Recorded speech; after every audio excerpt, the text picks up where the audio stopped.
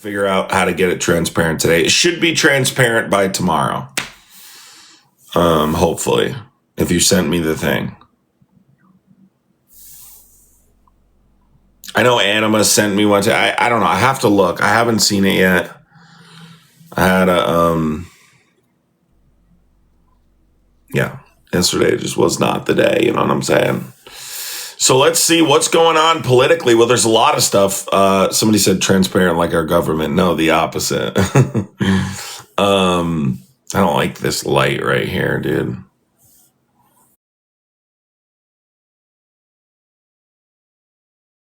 Here, dude. All right, well, there's nothing I can do about that right now. We'll just deal with it. Shouldn't be that big of a deal.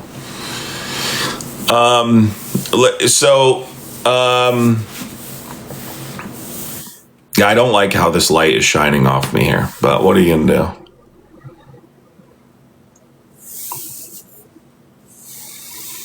What was I talking about again? Oh, what's going on? So yesterday I saw a video of, I'm on YT too. By the way, guys, if you're over here, I'd appreciate running over to YT and just dropping a like and making sure you drop a follow too. Even if you're over here, even if you're watching the live this morning over here, I would appreciate going over there as well. Yeah, I know I need to get a PO box. I haven't even set that up yet, just for like personal stuff. Metal Dude, thank you so much, Metal Dude. Appreciate you, Metal Dude, for the $10 super chat. Appreciate you, buddy. Yesterday, I saw an interview with Gavin Newsom. Sorry, I have toothpaste on my lip. This is a disaster.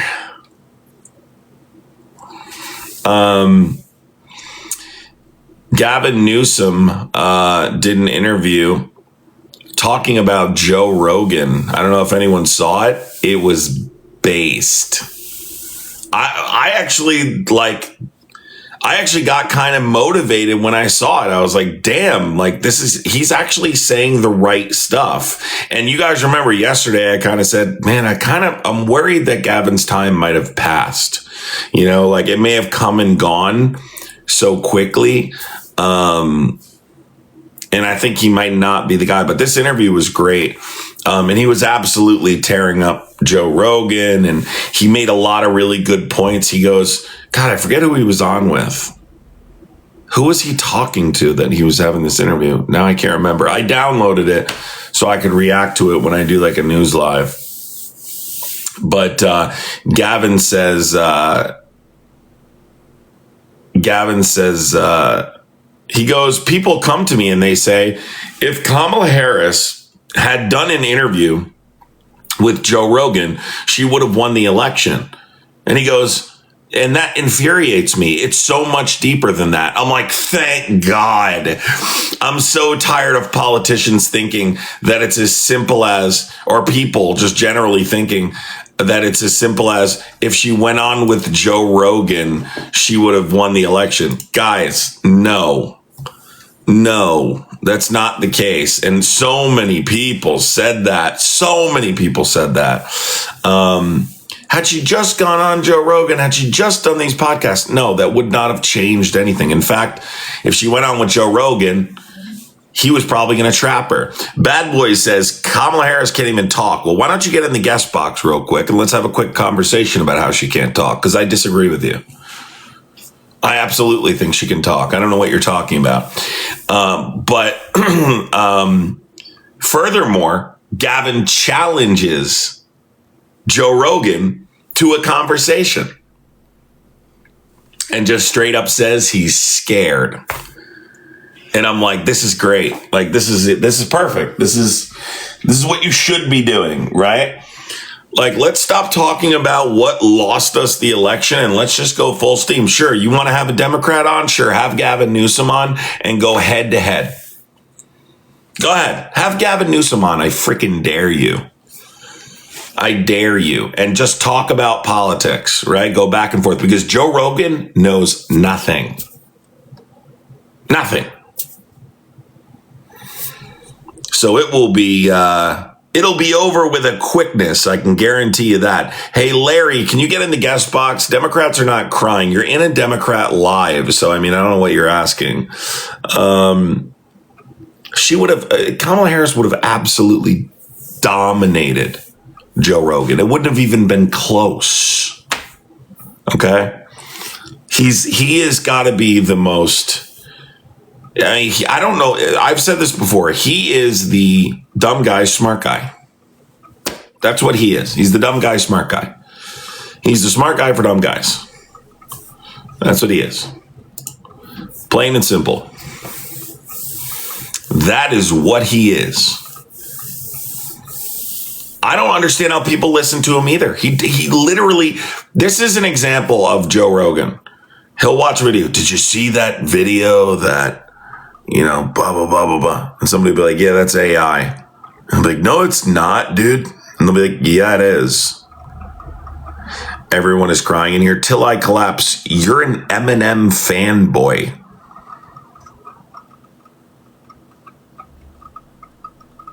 So you shouldn't even be talking.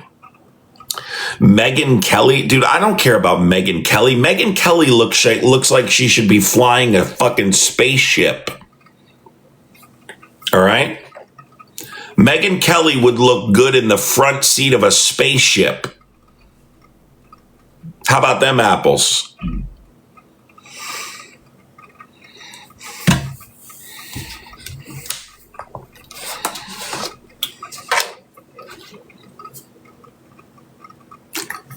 When they step off the mothership, I'm going to be expecting Megyn Kelly. Seriously, Megyn Kelly looks like the pilot of a spaceship. An alien spaceship. Why do we send 40? Get in the box, Ringer. I actually agree with you. So you're a Trump supporter. Cindy Gigi says, you're so mean. You spelled your wrong.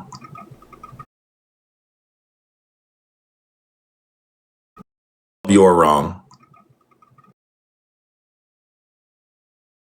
You spelled your wrong, Cindy. Cindy, we don't defend bigots in here. Do I need to block you? Don't defend bigots. Don't defend bigots, Cindy, and learn how to spell your if you're going to. If you're gonna, make sure you got your and your down.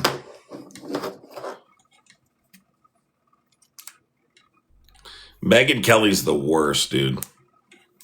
The absolute worst. Talk about a flip-flopping, zero integrity, zero backbone. Can't stand her.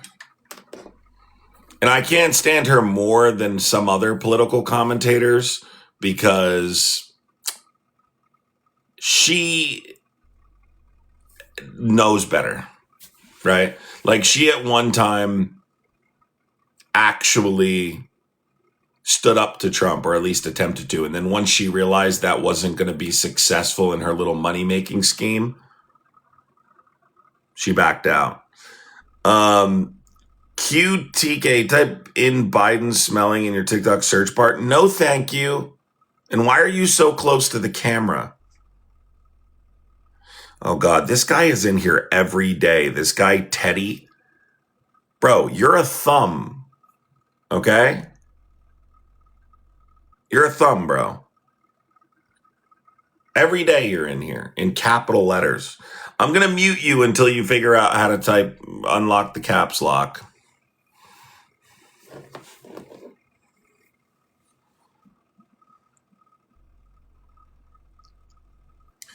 I know. Well, listen, they really love Trump, QTK, when someone calls you a bot, they don't necessarily think that you're like a robot, right? They're calling you an NPC. That's what they're saying. They're saying you're an NPC. That's exactly what they're saying. You think he texts his wife and kids in all caps? Big facts. Not only that, probably texts them like hateful things about Biden. You know, he has a daughter that supports Biden and doesn't talk to him anymore.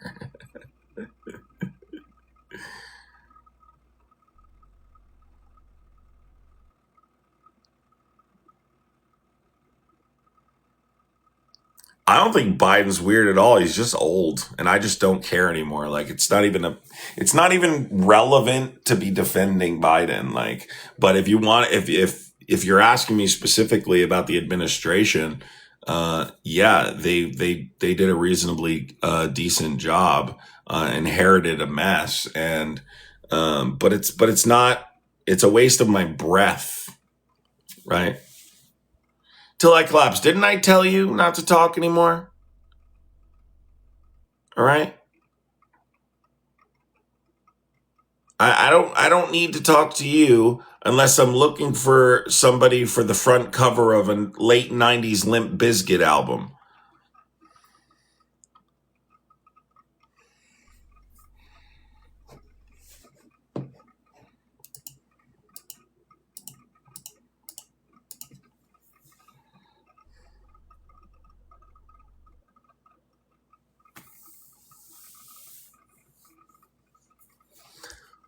It was nice not hearing any crazy late night rants every day when Biden was president. It really was. That's why we called him Sleepy Joe, because we could sleep at night. That's why we called him Sleepy Joe, because we could actually sleep at night. That's why we called him Sleepy Joe. They just didn't get the joke.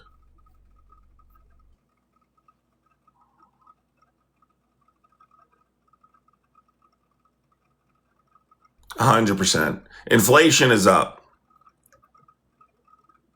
Oh my God. QTK, I'm gonna mute you if you don't get in the guest box and debate. So you're running out of time. When you start to like spam and draw attention to yourself, you either come in and debate me or we silence you. Right? You can talk, you can't spam. Spamming means you have a lot to say.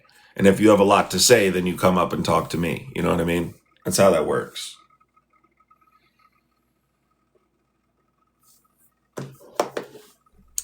Eggnog? I love eggnog. Absolutely.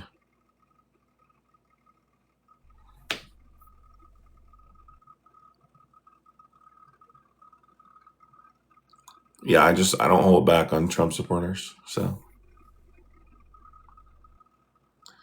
you are a mute boy. What? Bad boy. Can you get in the box? I really want to talk to someone named Bad Boy. Can I talk to someone named Bad Boy, please? It seems like it would be such a pleasure.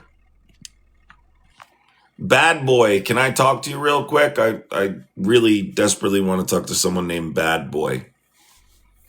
Are you a bad boy? He's a bad boy. I'm one of those bad boys.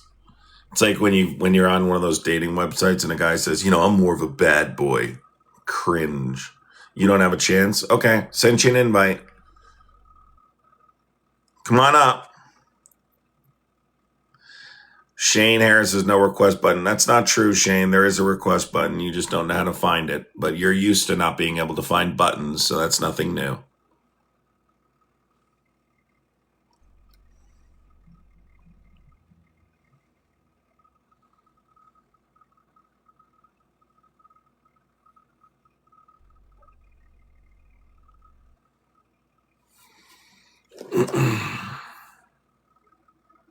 And now Shane doesn't come up when I send him the invite. Shane, I sent you the invite. What are you doing? Is this a habit with you? Even when you point to it, you still lost? Dear God. Even when you point to it, you're still looking for it.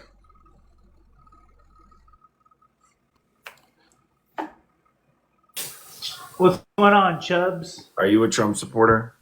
Absolutely. Yeah, he doesn't debate. That guy doesn't debate. He's a clown.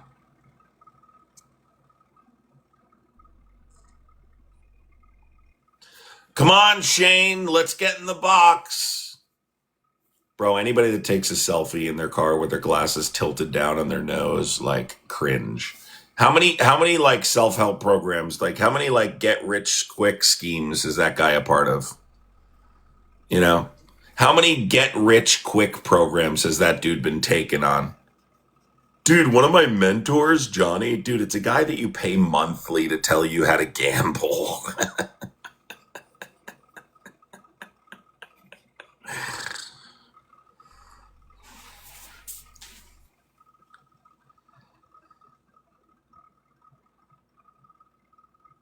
Let's bring this guy up here. RDGT. Let's go, RDGT.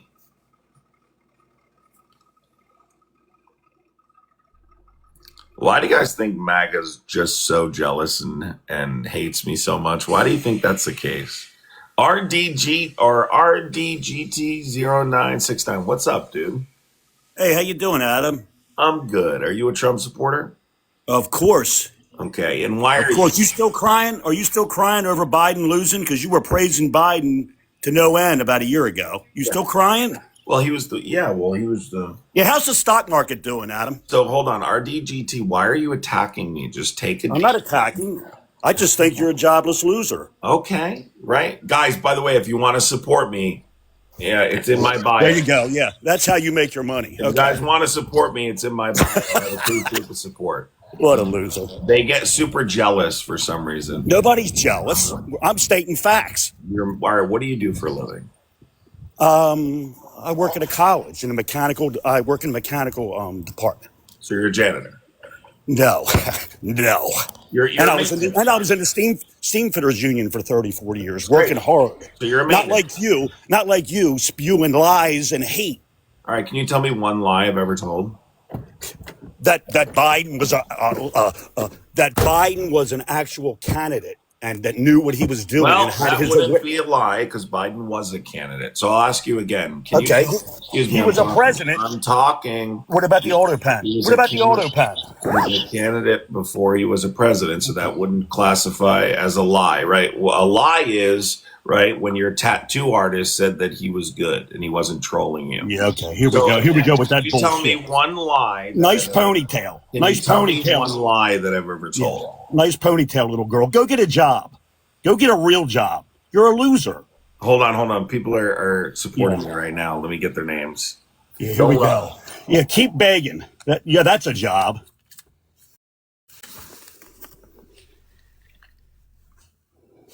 Erin, Christina, and Andrea. Thank you so much, Erin, Christina, and Andrea. Keep begging.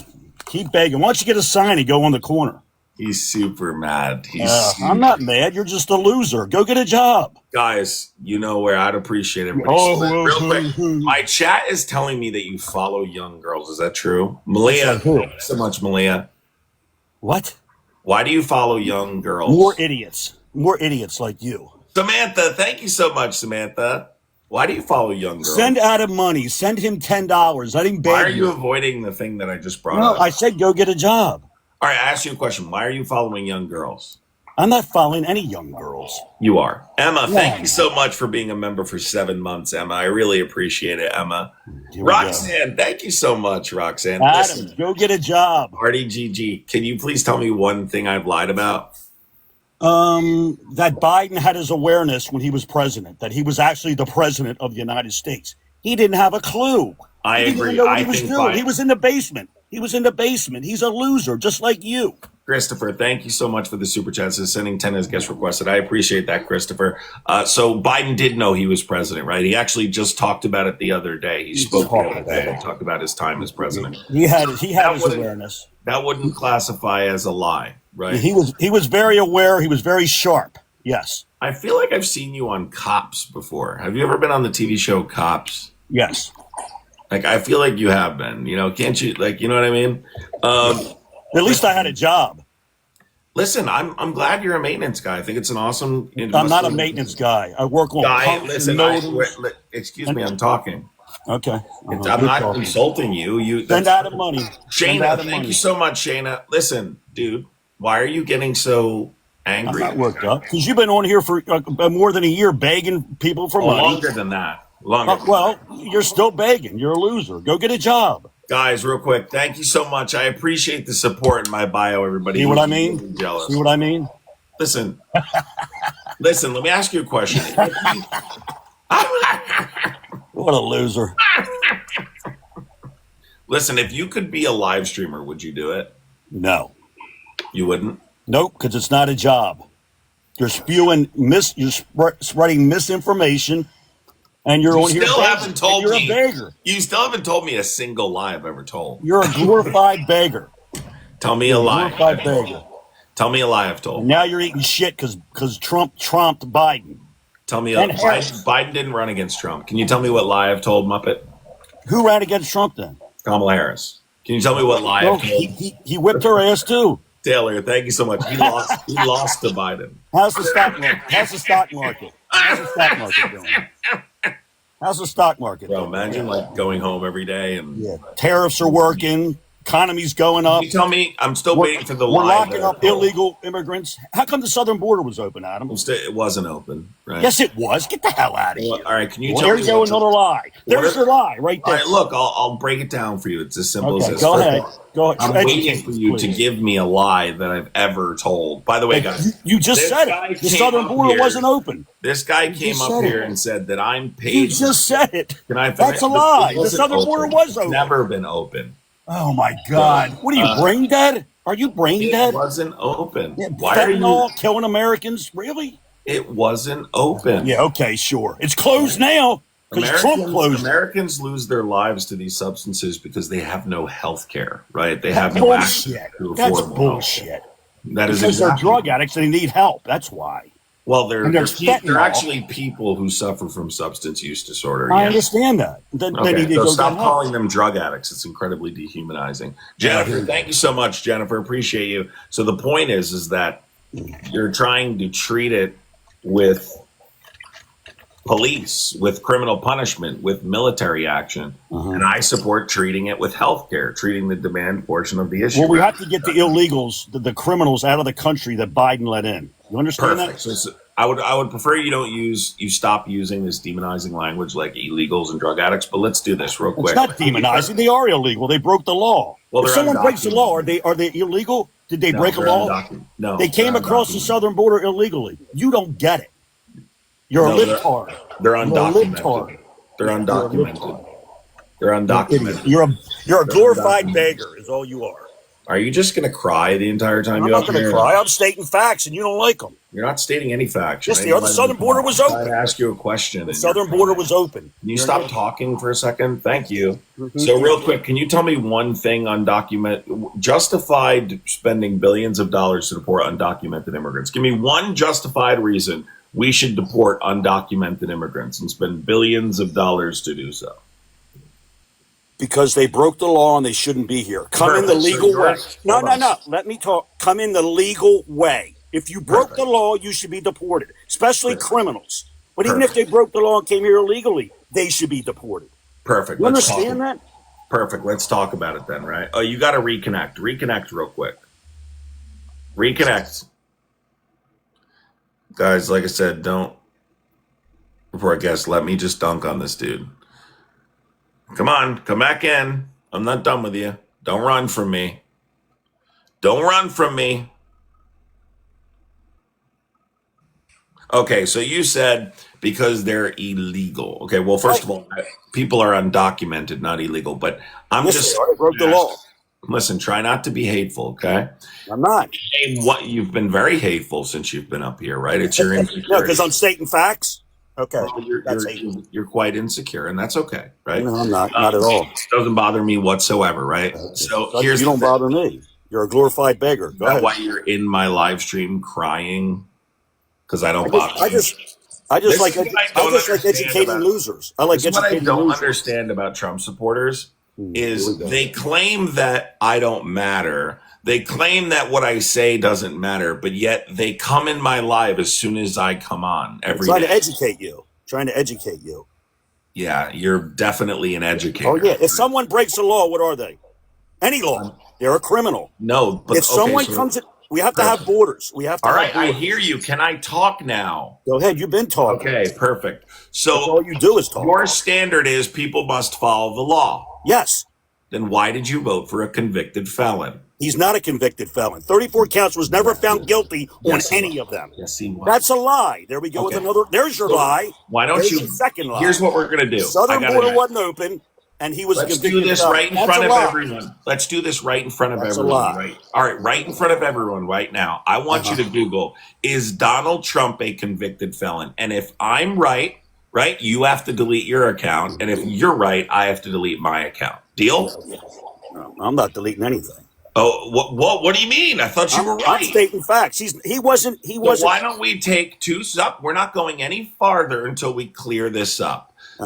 Again, Donald Trump was convicted in the state of New York for falsifying business records to hide campaign finance violations. Okay. He received, no, he wasn't. He received an unconditional discharge. He was found guilty. He is, in fact, a convicted felon. So if you Google right now, which you're going to do, right? Or you can run, but that's the only two options you have. I'm not running. Why are you scared to Google facts it? and you don't like it. All right, so I'll Google it. I'm Adam. going to Google it. I'm going to Google it right now. And Get a skill. What it says. Get a skill and go get a real And job. if I'm right, you have to delete your account. You're a leech. Go get a job. This is not a job, what you're doing. Yeah. This is not a job. What you're doing is not a job. Guys, You can laugh all you want. Guys, if you want to support, Yes, send him money. Send in us my loser bio, money. everybody. In my bio, everybody, if you want to support. So here we go. He's begging. Here's the answer. Here's the answer once we Google. Yes, Donald Trump has been convicted of a felony in New York related to his hush money payments, where he was sentenced to an unconditional discharge in January 2025. This makes him a convicted felon as of that legal ruling. Okay. So, would you like to apologize for all your insults? Nope. So what does it feel like to think something's true, be so confident about it, but yet be so wrong? I'm just Guess curious. what? He's the greatest president we've had since Ronald Reagan. All right, cool. That's great. Ronald Reagan. Look at the market. So hold on. Whoa. Let me talk. All right, hold on. I'm going to let you talk. Ready? Go ahead. Tariffs. So if you think we're going to pivot, we're not. We're going to finish our conversation. You said, my standard is the law. I said, why did you vote for a felon? You said he's not a felon, right? That's where we are. So now that I've established that just because he didn't go to prison, he received an unconditional discharge, he was convicted in the state of New York, right? Why specifically do you think undocumented immigrants should be deported? Why should we spend billions of dollars to remove undocumented immigrants? Give me any reason you can possibly think of. Obviously, it's not the law because you voted for a convicted felon. Guess what? Keep crying. He's the president. You can say what you want. It doesn't matter. He's still the president. Get over it, Adam. 3 more years, baby. And then 8 more for Vance. Is that all you got? Keep crying. Keep crying and begging. He can't answer the question, everybody. He can't answer. I'm telling you, it doesn't matter. He's still the president. And he's doing a great job. 10 times better than Biden. He's embarrassed right now because I'm not embarrassed at all. I'm stating facts, and you're a libtard, and you can't handle it. You're absolutely embarrassed. You can't handle it. You're absolutely embarrassed. No, I am not at all. Answer the question. Why can't you answer? I already answered. It doesn't matter. He's doing a great job. Tell me. All politics. One thing undocumented immigrants are doing that justifies deporting them. You got one? Adam, my advice to you is to go get a job. He has nothing. Remember RDGT, right? You don't know as much as you think you do. I know your little friends at your mechanic job might not check you on this shit, but I will. You're wrong. You don't know what you're talking about. You voted for a convicted felon. And he's doing a great job. Thank you. You can't even substantiate that he's doing a great job. You don't know what you're talking about. Is inflation up or down? It's down. Wrong. Gas prices. I don't know what you're talking about. It's not even worth wasting my fucking breath anymore. It's down. See you later, my guy. Good try. Anybody been to the grocery store lately? How's that working out for you? I'm doing good. Trump supporters get super triggered when they can't answer questions and they start crying about me being a live streamer. Stop being a live streamer. You need to be a mechanic like me. Stop being a live streamer. You got to tie your boots in the morning. Victoria, thank you so much, Victoria. It's pure jealousy. That's what it is. And it's fucking hilarious to watch them stew. Bro, I can't imagine thinking that someone is not a convicted felon. You voted for him and then find out they're a convicted felon. That's embarrassing. That's actually embarrassing. Green Mom, are you a Trump supporter? Green Mile, are you a Trump supporter?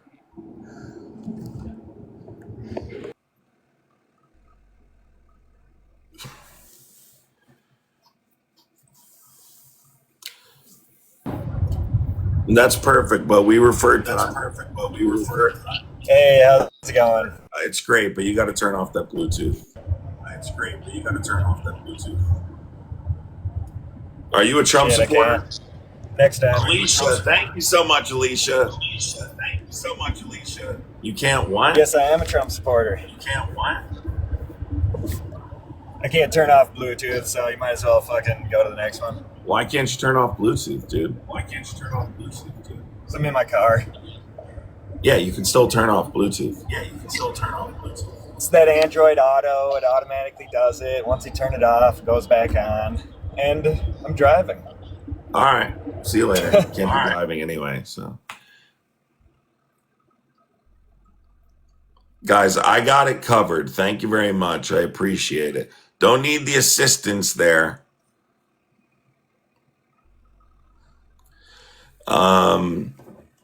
That's just embarrassing, man.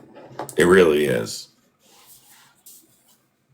Android user. Listen, guys, I'm tired of Apple anyway. I don't even care about this feud between Android and Apple anymore because we keep getting fed the same product anyway. Are we the goofs?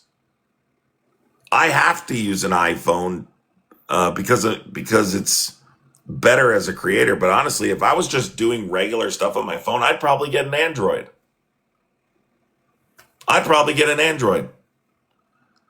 The only reason I even use an iPhone is because I'm a creator. If I wasn't a creator, I'd probably use an Android. I mean, yeah, I would. I bet you I would. Android's better for just regular, everyday stuff. And I'm not doing, like, this new iPhone looks ridiculous as well. So Logan says, wow, your opinions are silly all the way around. All right, let's bring Logan in here. Let's see if he's willing to come up and actually substantiate his position. Victoria, thank you so much, Victoria. I really appreciate you, Victoria. Logan, are you a Trump supporter? I think he was the better option to win that election. Logan, stand 10 toes down on who you voted for. Who'd you vote for? Well, this is silly. You're just sitting here. Support Trump or not? Yes. Okay. What are you asking me about streaming? What'd you say? Well, this is all you do. Yes. Yeah, I'm a political live streamer. Have you been here before? Goofball. No. So why No, do you I haven't been here, goofball. Okay, well, welcome to the internet. I'm telling you this. He was the better option. So what are we doing Okay, here? Logan, why do you support why did you think he was the better option? Why was he not the better option? And then I'm saying, if you think he should like get thrown out of office for some reason, who would you put in? If I had my way, I would have elected Kamala Harris. And so if you could get Trump out of office right now, you'd put Kamala still? It's Kamala. You just heard me say it, and you still mispronounce it. That's what I said. Kamala is a wrestler. Can you tell me why you supported for Donald Trump? Because I think he was a better option. Okay, why did you vote for Donald Trump? Well, I didn't vote for him, but he had done it before. She hadn't even done it before. What do you mean you didn't vote for him? I didn't vote for him. Who'd you vote for? I didn't vote at all. I live in Illinois. Okay, so you're a non-participant then. This is silly, though, but you're just creating, You like... keep calling me silly, right? You little Christmas ornament. You didn't even vote. Of course it's silly to you. You didn't even vote. This is silly, dude. What are we talking about here? Do these people live in the same country as me? Have you turned on the television in the last fucking 6 months? Holy God. This is silly, dude. What are we doing? Everything's fine. Like, what the fuck? What? Everything's fine? We're on a fast path to losing our constitutional republic and everything's fine? This is silly. What are we doing? This is silly, dude. You're talking about political shit. Like, this is silly. Logan, if you didn't vote, you shouldn't even be talking. It's that simple. Don't know how you do it. I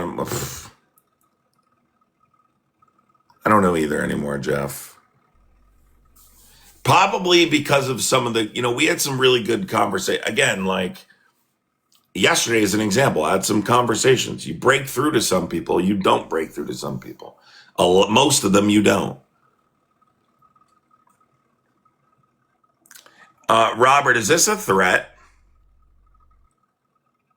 Robert, I wouldn't need a bodyguard for you. Okay? I bet you carry bodyguards. Why would I carry a bodyguard? Like in my pocket? Robert, do you think like someone would need bodyguards for you? You can answer the question. What's the question? You know what the question is. I've asked you 4 times. What you're doing is you're steamrolling.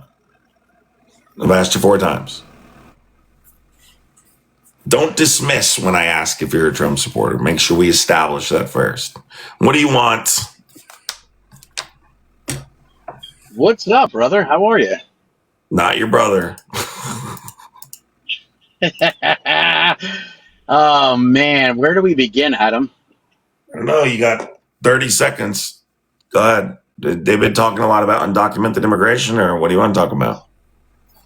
Well, by the way, let's kind of change topics. Hold on. I see this guy's name is Showcase Toronto. Do you live in the United States, Showcase Toronto?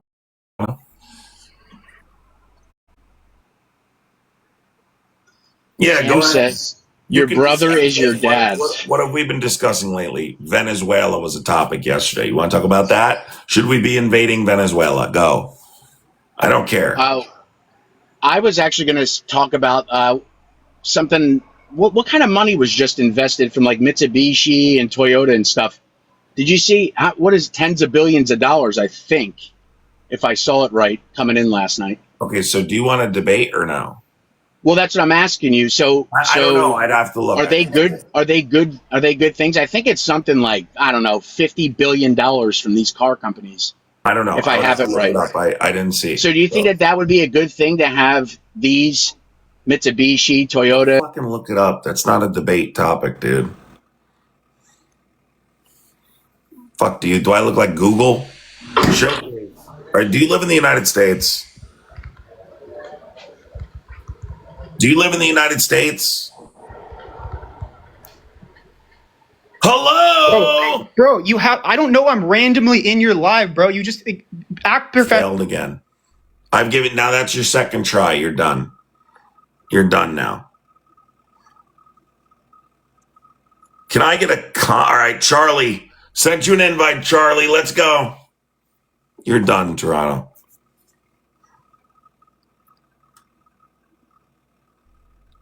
Charlie, you have a request. Let's go. He's randomly in my live. Yeah, okay. Because that's possible.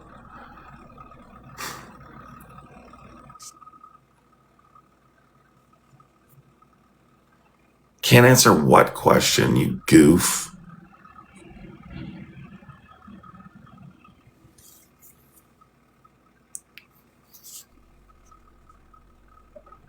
I've literally explained in depth why undocumented immigrants have a positive effect on our economy, on American society. I don't know what more I could possibly tell you.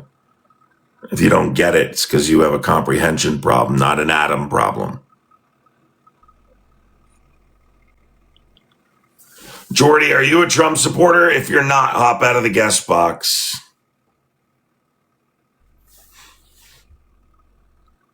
No, we just get too many Muppets, dude. Like, you know, even if I say like, hey, let's do this, they still do it. All right, Jason, you were in here yesterday talking big too, so send you an invite, Jason. He's have bad allergies right now.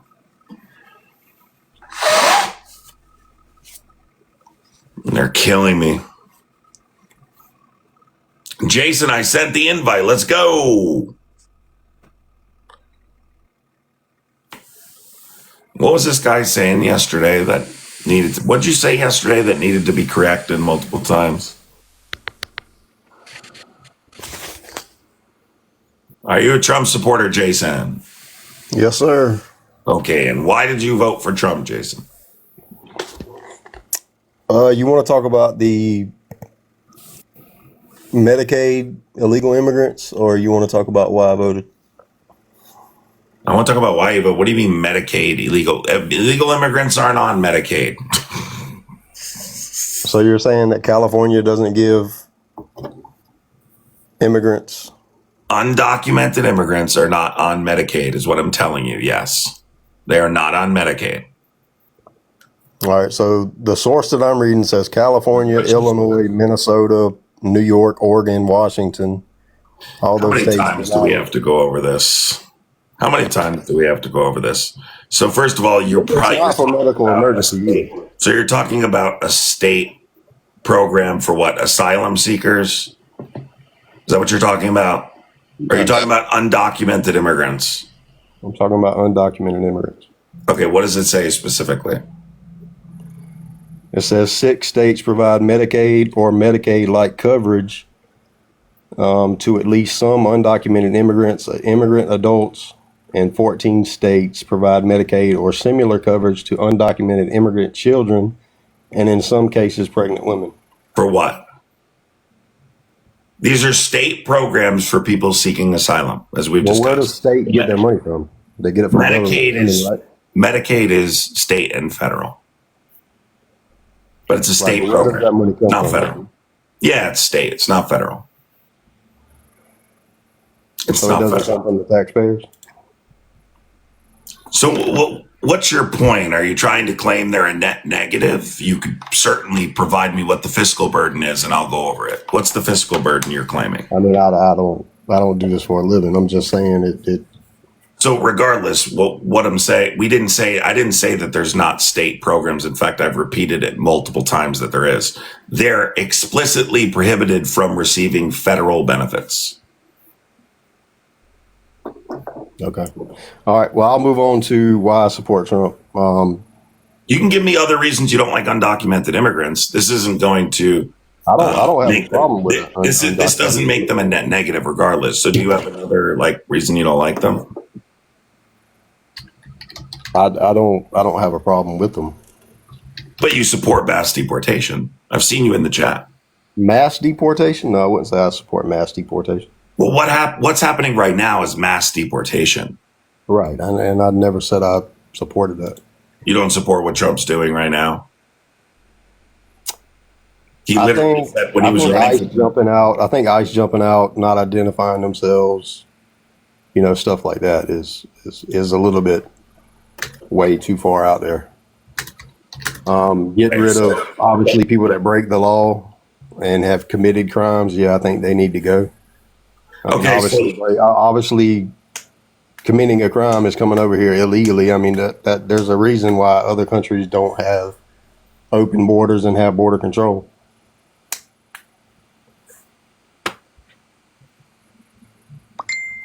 Sorry, I disassociated. What are you talking about? Medicaid again? No. Or Medi-Cal, rather.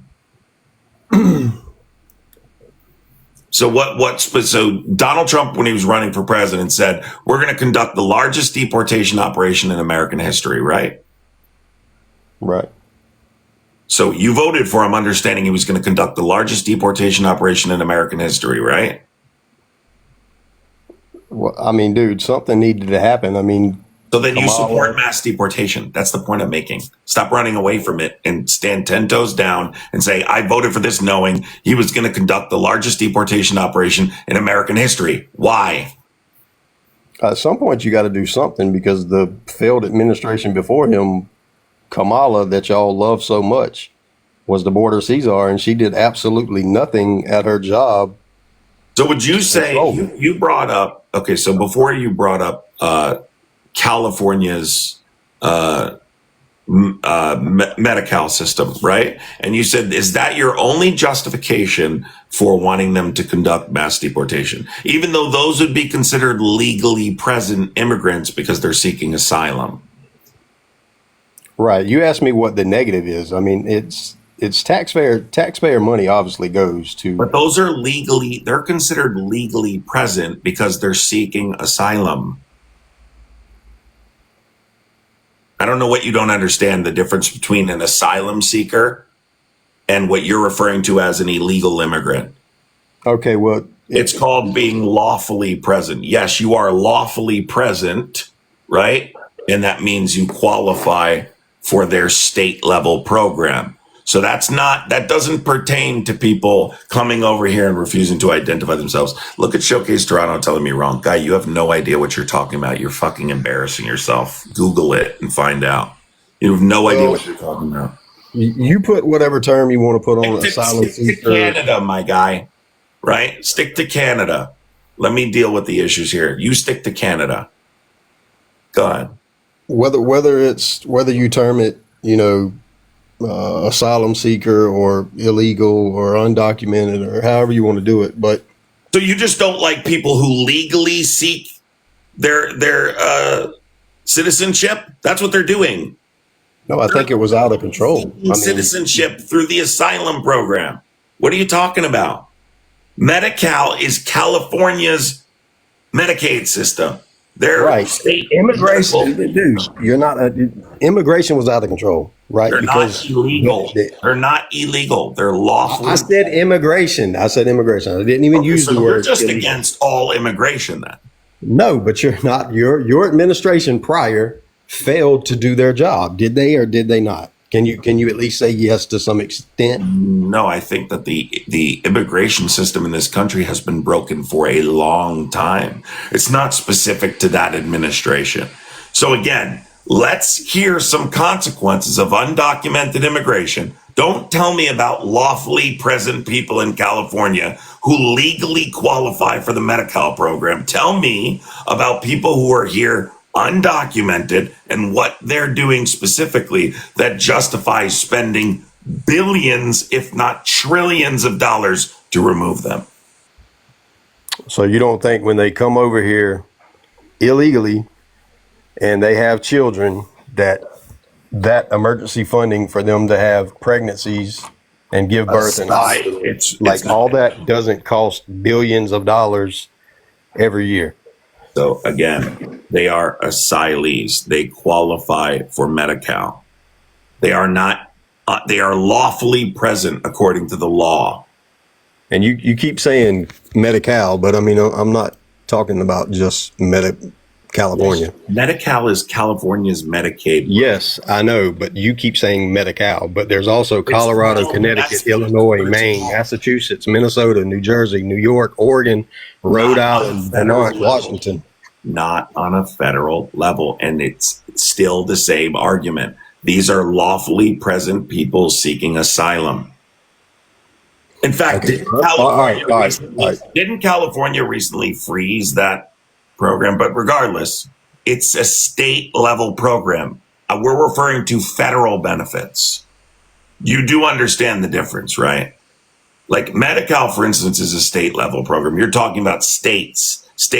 Yeah, again, you keep referencing Medi-Cal. I just named off 10 other states. But they're still state, is what I'm saying. Those are state level programs for the exact same reason. Are you this dense? Dude, I'm serious. Are you trolling or are you dense? There's no way. Level programs for people seeking asylum. Medicaid is funded by the federal government. You can keep dancing around it and saying it's a state program. It doesn't change the fact that it is a federal government. No, they're state programs. They're state programs. What are you talking about? Unauthorized non-citizens may or may not be eligible for Medicaid, depending on their income, where they live, their age, and whether they're pregnant. They are Under federal law. Undocumented immigrants are ineligible to enroll in federally funded There health you care go. coverage, You just read it. Read that sentence again. except in limited circumstances, right? Oh, what limited circumstances are undocumented immigrants receiving federal benefits? Tell me, what benefits are they receiving? And what's your source you're reading from, by the way? You just read the answer that we've been trying to fucking tell you out loud, and you're still arguing it. Federal, federal, federal, federal, federal, federal, federal. So what I'm saying when I say that they're contributing $100 billion into the taxpayer system, they're subsidizing those programs that American citizens primarily benefit from. Get it?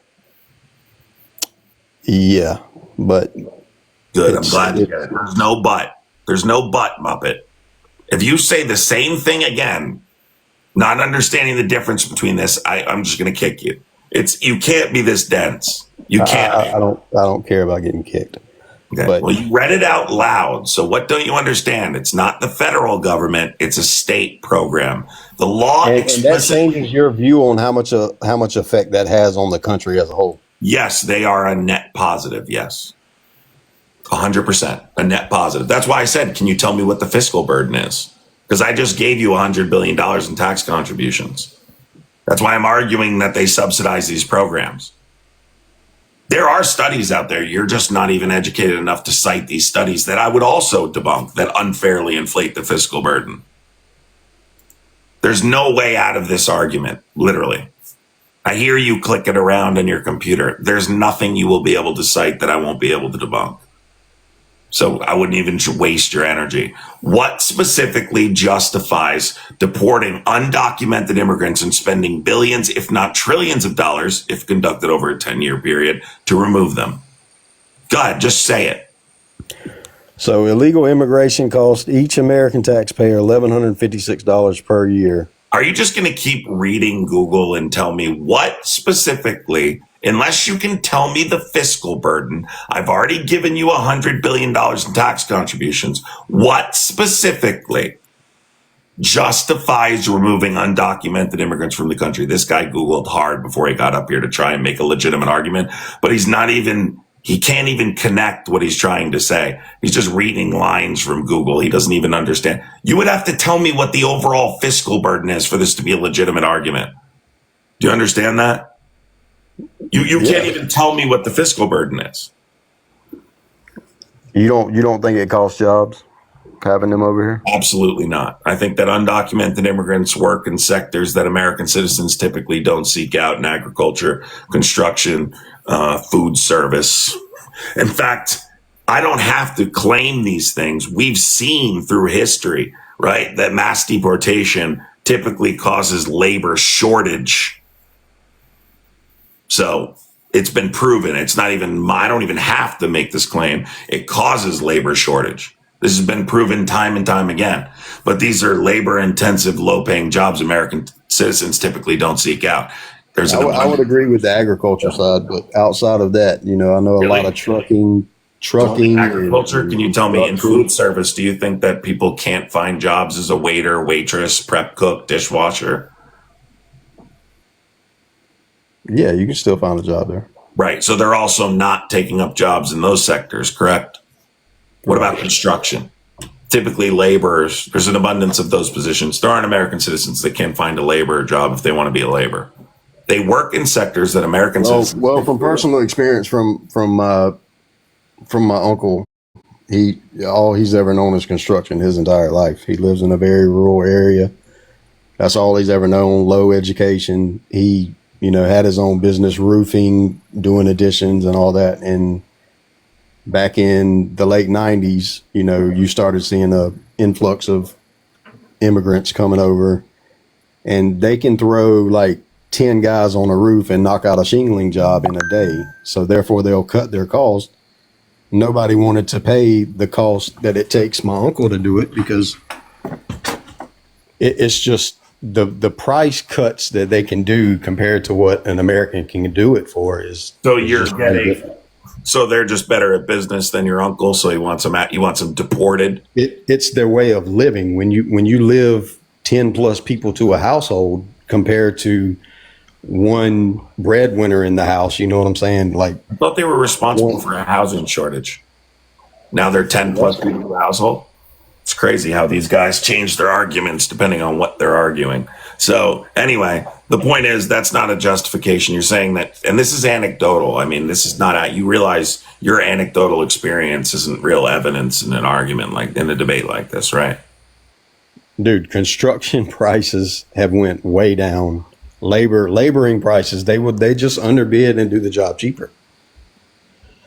I mean, trucking, the same thing goes with trucking. They're running routes and doing routes cheaper than what the average American can do. Are you providing a source or something, or are you just giving me your anecdote? I mean, I know all these from being in the industry. Yeah, anecdotes don't work.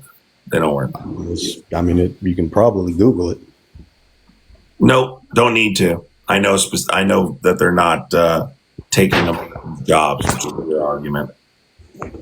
So can you give me a justification for deporting undocumented immigrants, mass deportation, anything at all?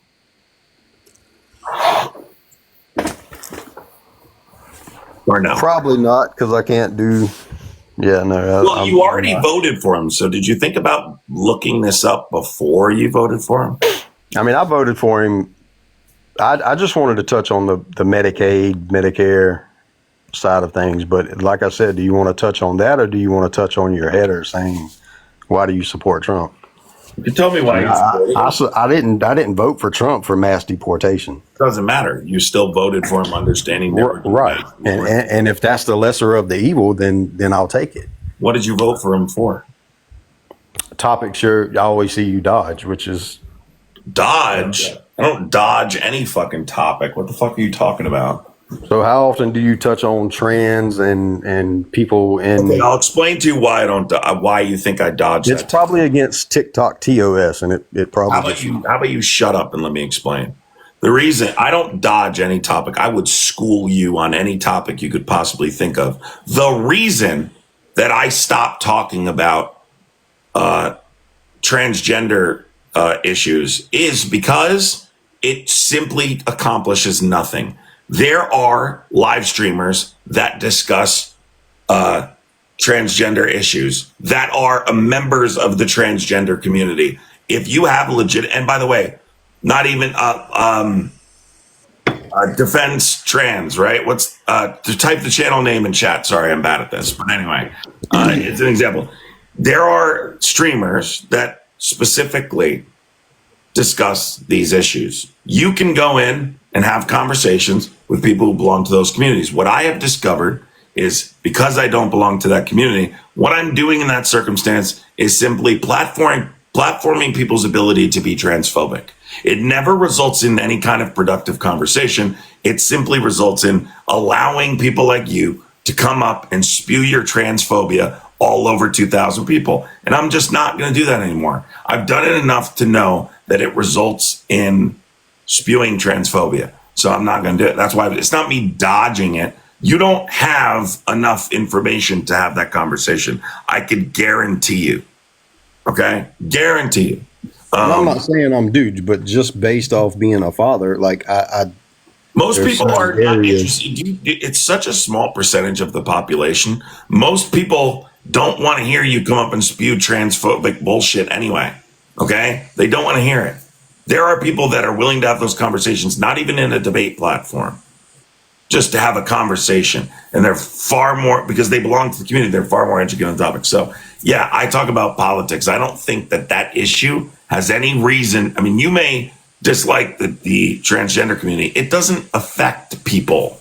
Okay? It's not a real issue. It's made up by bigots. Okay? It's not actually something that affects the American people. I think that's why the Democrats lost.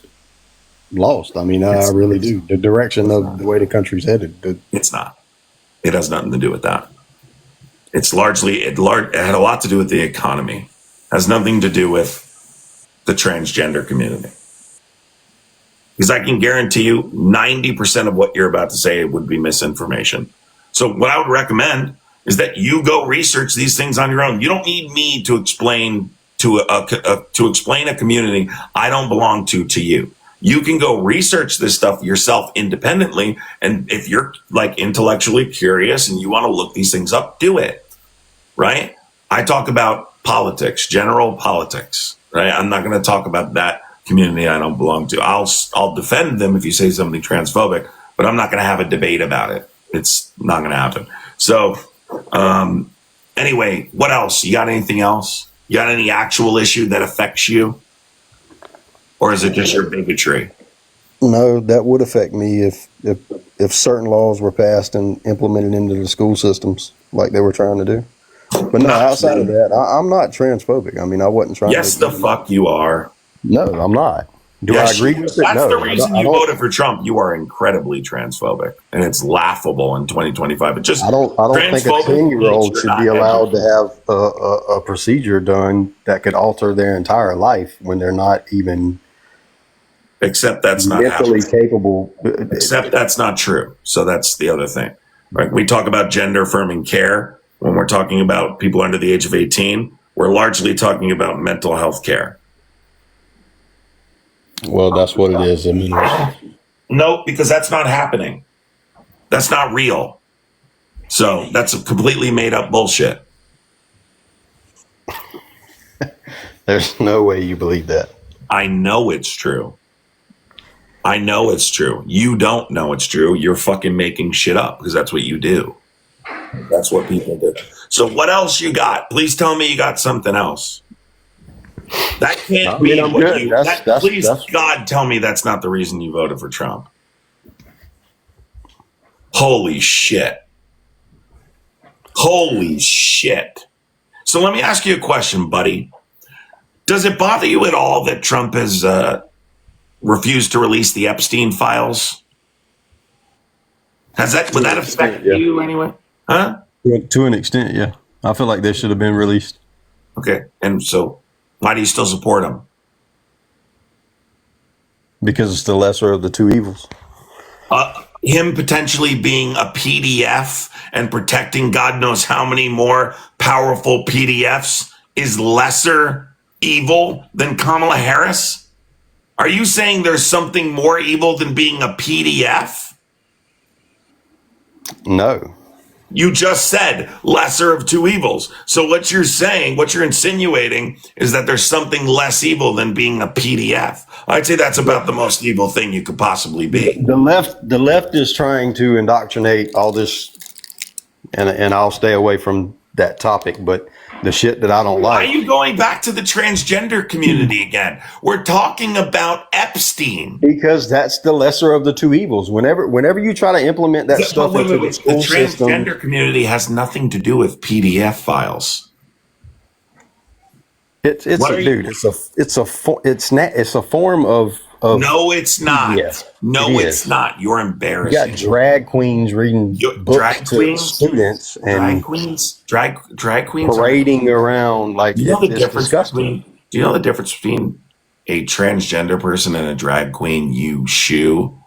Yeah, one dresses up, one actually goes through with it. Yeah. You're just not capable of having these conversations. So I'm just going to explain this to you because since your back's against the wall and you're trying to fucking pivot because you can't answer the fucking question, right? Why are you supporting PDF files? I'm not. Why didn't Biden release it?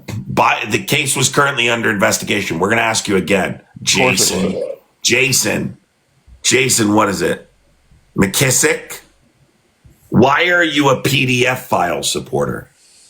I literally told you I wasn't. And yes, you are. We're all witnessing. We're all witnessing you be a PDF file supporter right now. No, you're not. I said it was the lesser of the two evils. We're all watching. If Trump did something 20 plus 30 years ago, I had no kids at that time. Do I agree with whatever happened back then? Absolutely not. But whenever the left is trying to indoctrinate all this other crazy shit into everyday life, that's what I chose.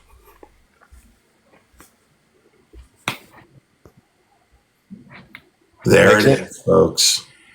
He just said, if it happened before I had kids, then it doesn't matter. No. That's not what I said. Literally what you just said. That's I literally can't, what you what I'm just saying said. is I can't change what happened 30 years ago. I can try to help what goes forward. Does that make sense? So you would still support someone who's committed that action 30 years ago? If it's between multiple evils, yes. I mean, how could you not? And another thing, it's not even proven that he is a. Remember when I said he's a PDF file supporter? He just put his own foot in his mouth. See, these bigots are really just projecting their insecurities about their own evil onto communities like the transgender community. This is proof right here.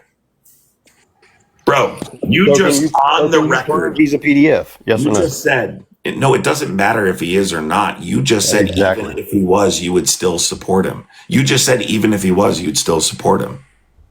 You Right, just but can you prove it? Do you have proof? Wait, you just said even if he is, you'd still support him. So what does it matter? What I'm saying is I cannot fix what happened 30 years ago. You just said I can you help would still support fix him what's if going he, forward. You said if he committed this action, you would still support him.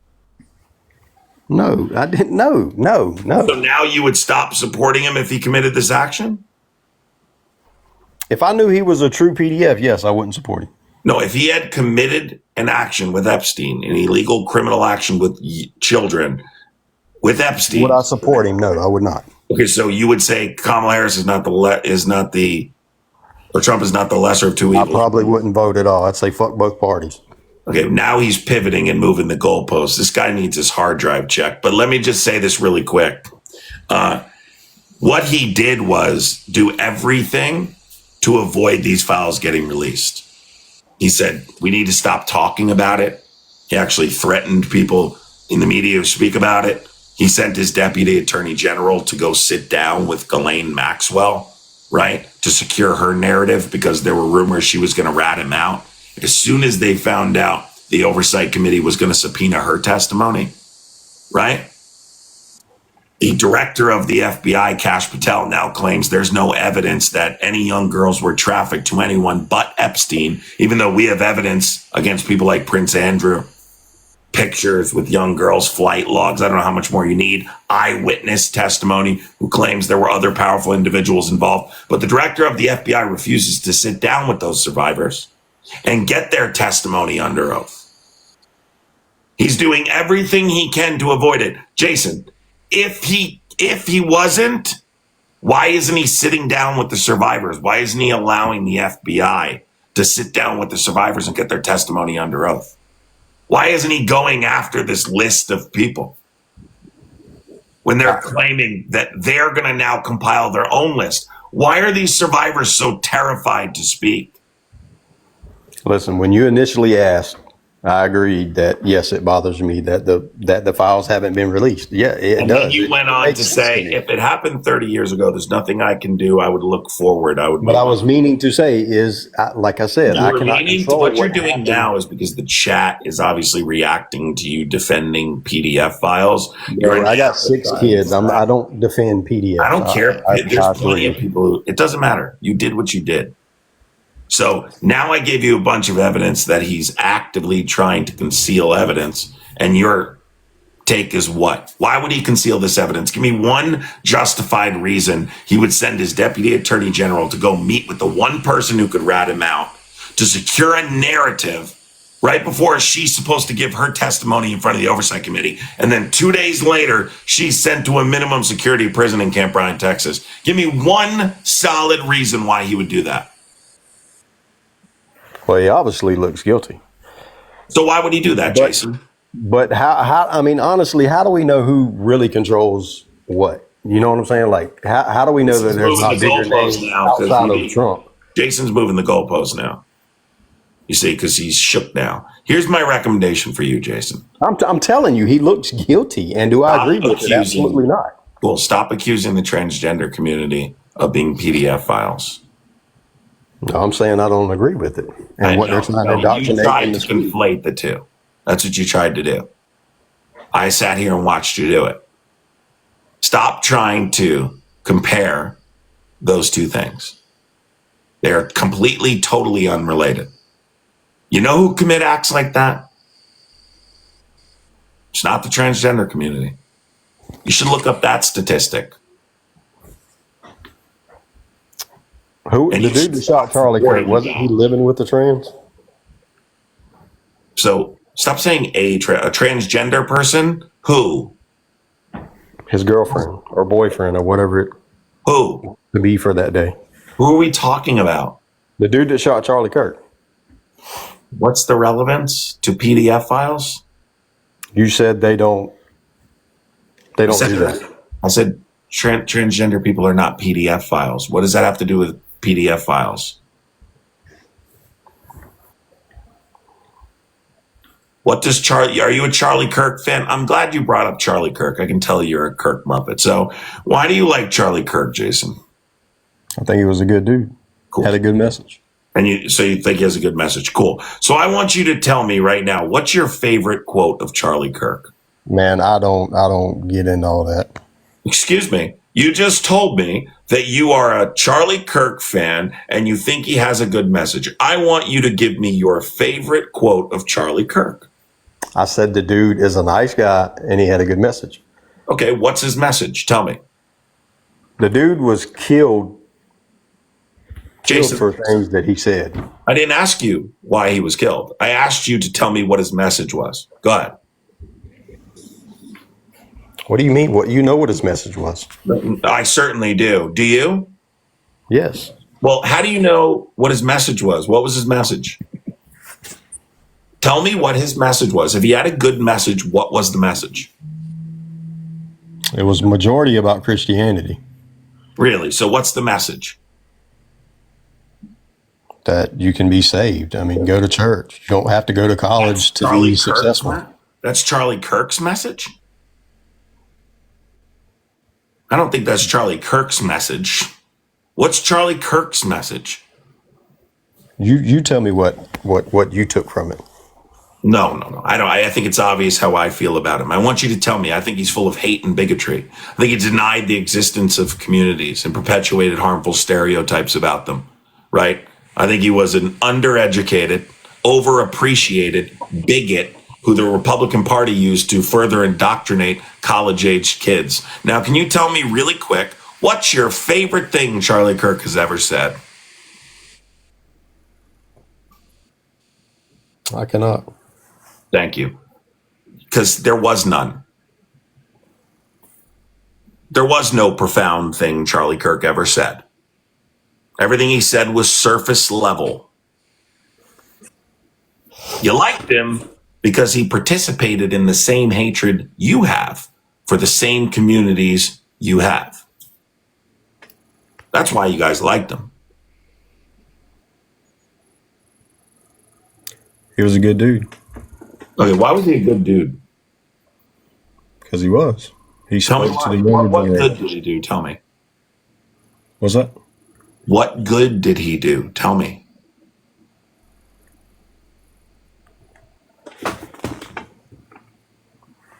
So I mean, you got a lot of people crying about losing their jobs over something they say, but in Kirk's situation, he lost his life.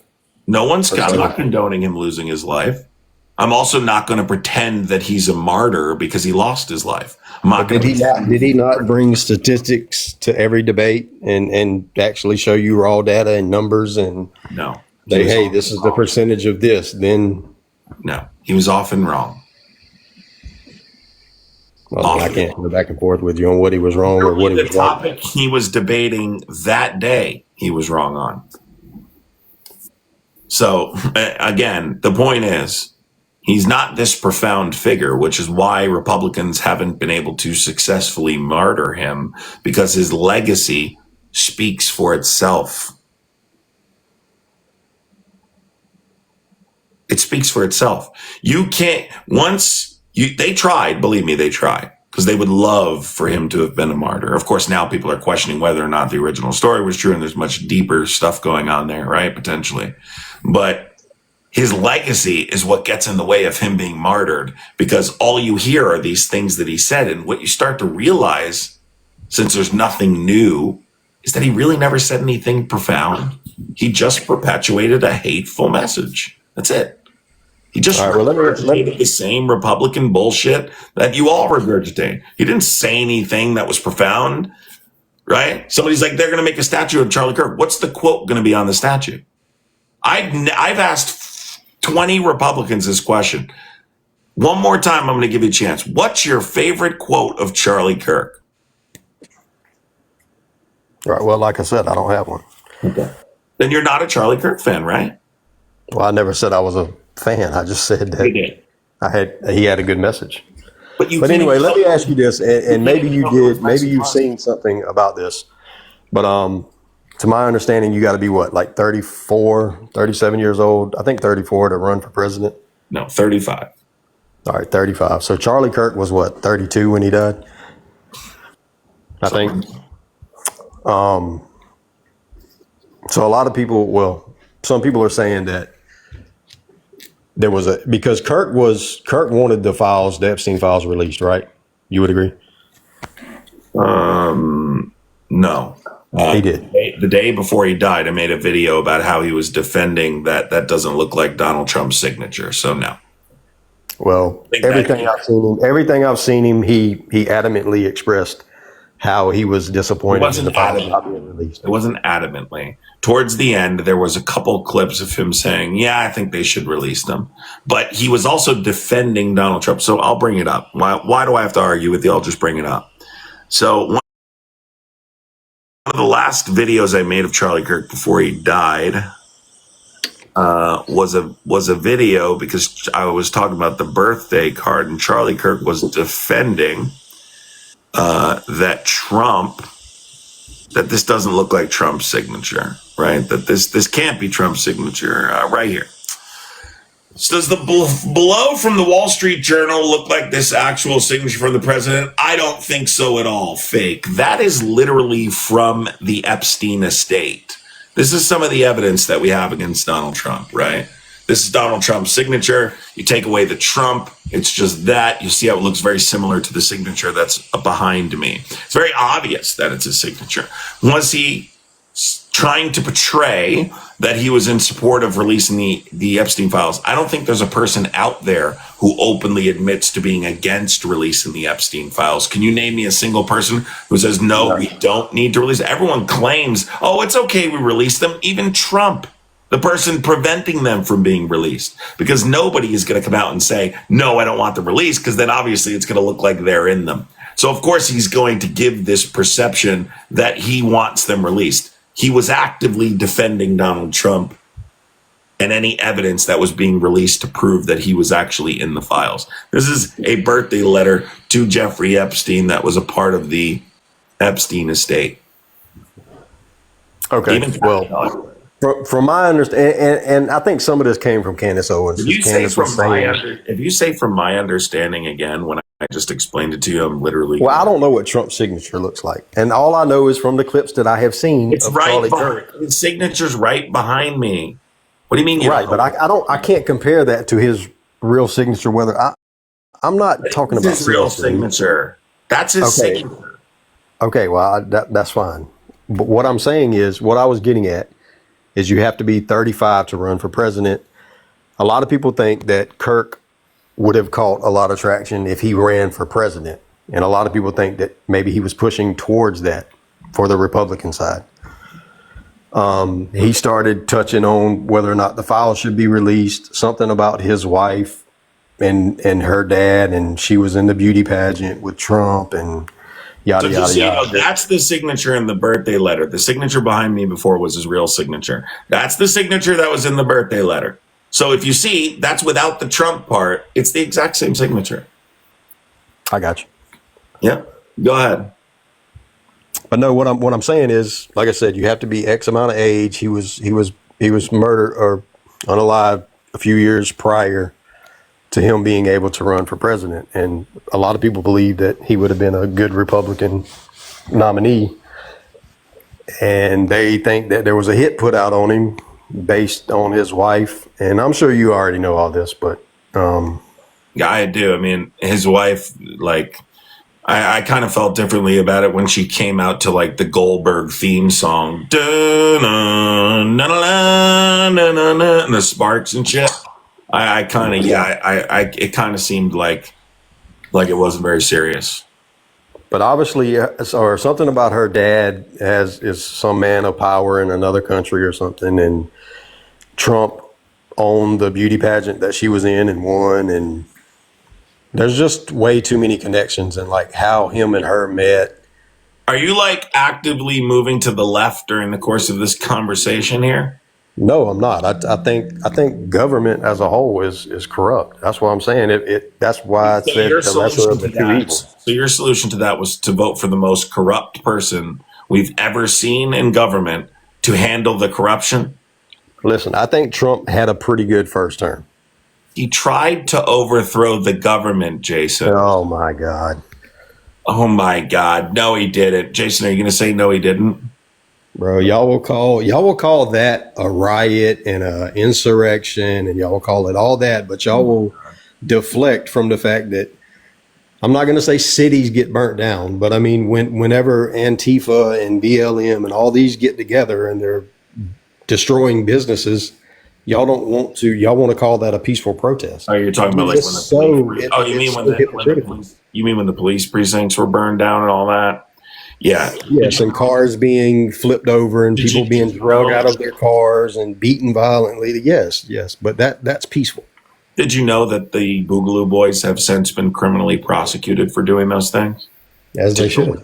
To deliberately make it look like BLM was being violent. They were criminally prosecuted for burning like down the police precinct in Minneapolis for the sole purpose of trying to make it look like BLM was being violent. Did you know that? You should go look it up. They were bragging about it on social media, as a matter of fact. They didn't think they'd be arrested. Mario says Boogaloo Boys are Antifa. Boogaloo Boys are fascists. They support Trump. Aren't the founders of BLM like white dudes or something? What? No. BLM? What are you talking about? What's that have to do with January 6th or burning buildings down? Well, I'm saying the riots and protests with BLM, Antifa, any of those organizations, or you won't call it an organization because it'd have to have funding and. Here's the thing with you, Jason. I'm getting that you're not grasping anything I'm saying. Even though you know I'm correct, ultimately you're going to continue to spew the same bullshit when you get off this live. Is Antifa a criminal organization or an ideology, Jason? And by the way, you said January 6th was an insurrection. I'm not going to debate January 6th with you. I'm just going to state for you the very obvious. It's an insurrection because they stopped a constitutionally protected process. Do you know what that constitutionally protected process was? The movement of one president to another. What's that called? I don't know. There's multiple steps to this process. What was this part? The passing of power or whatever. So the certification. Okay, there you go. Yeah. The certification. So this was a constitutionally protected process that was interrupted by Donald Trump and a group of supporters who stormed the Capitol because he perpetuated a lie that the election was stolen. That is why, according to its traditional definition, we call it an insurrection, according to the Constitution. It is absolutely an insurrection. It is a constitutionally protected process. He stopped the will of the people for over 7 hours. But didn't he offer National Guard to come in and help? And what's her name from California turn it down? The drunk lady. No, also another Republican talking point.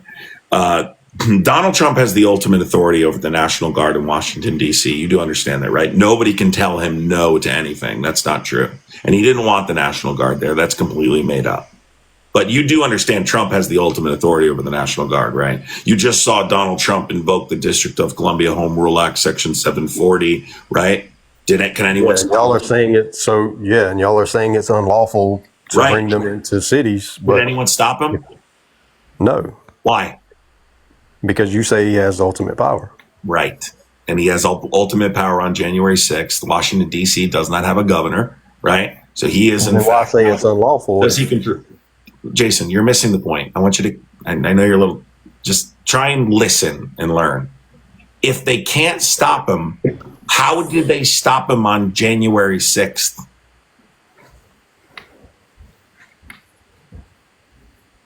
What do you mean? How did they stop you?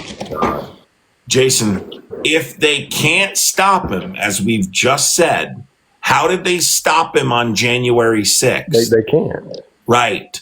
So then Nancy Pelosi didn't interfere with him having the National Guard there. Nobody can stop the president from having the National Guard present at the Capitol building. If he wanted them there, they would have been there. I mean, Now, I get it. is Antifa an organization? Let's address this other part. An organization or an ideology?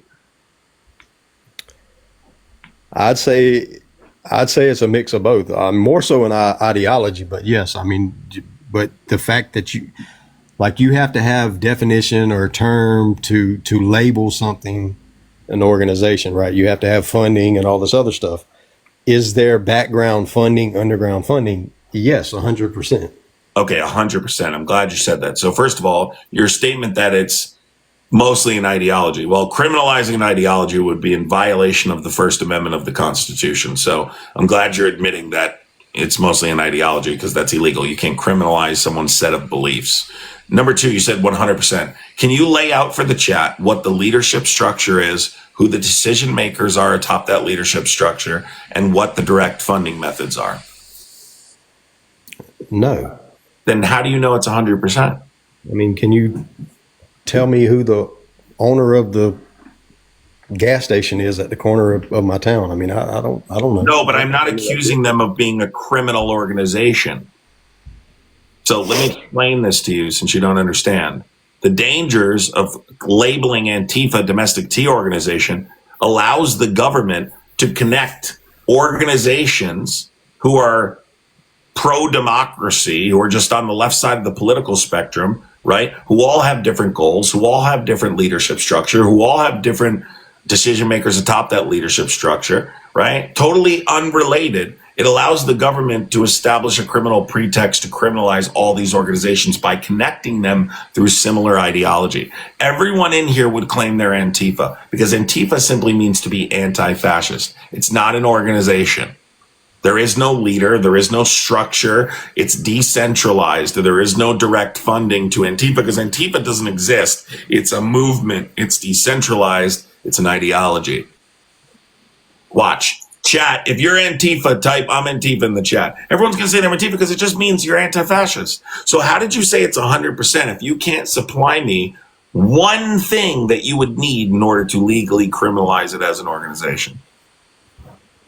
Well, you can't directly pinpoint, how they get their funding or whatever. I mean, it's the same thing with underground elites and anything else. I mean, it's like Bloods and Crips and any of that. Yes, there are violent. It's not like Bloods and Crips. Bloods and Crips have been criminally prosecuted using things like the Racketeer Influence Corrupt Organization Act because the federal government conducted an investigation which proved they have leadership structure, they have decision makers atop that leadership structure, they have funding, they do violence in furtherance of the organization. You can't provide me any of these things to prove Antifa is an organization. You just think so because of two things. You disagree with them and because Trump told you so. So can you provide me one piece of evidence that proves that Antifa is some kind of criminal organization for the chat? Go ahead. I mean, I'm just asking, has Antifa been associated with violence? That's not what you were doing. Can you prove to me who owns the gas station down the road from me? Like, no, I can't prove to you who funds Antifa, dude. You said 100%. So is it not 100% anymore? It's like without knowing. You know what I'm saying? Like, Trump is a PDF, right? You know that. What claim am I making about the gas station that not knowing the owner wouldn't substantiate? I'm saying I can't tell you who their people of power is under Excuse me, you organization said or 100% they were a criminal organization. Can you substantiate for everyone? let's do 99% because no, I can't prove it. But Trump is a PDF though, right? Well, here's the difference. I've given you evidence of these things. You're not providing me any evidence. I gave you evidence. You didn't give me. And I just asked, is Antifa, have they not been jailed for violent and No, they haven't, because they're not an organization. People who are anti-fascist certainly probably have been to jail. Has MAGA been to jail? So it's a loophole. Yes, So MAGA. let's simplify this question for you, since you're clearly getting confused. Can you give me an example of one thing that Antifa has done that MAGA hasn't done? Let's simplify it. I usually ask this question to people who can't substantiate then that it's a criminal organization. You believe that only because Trump said that. One thing Antifa's done that MAGA hasn't done. Go. You can't, because both of them are idiots.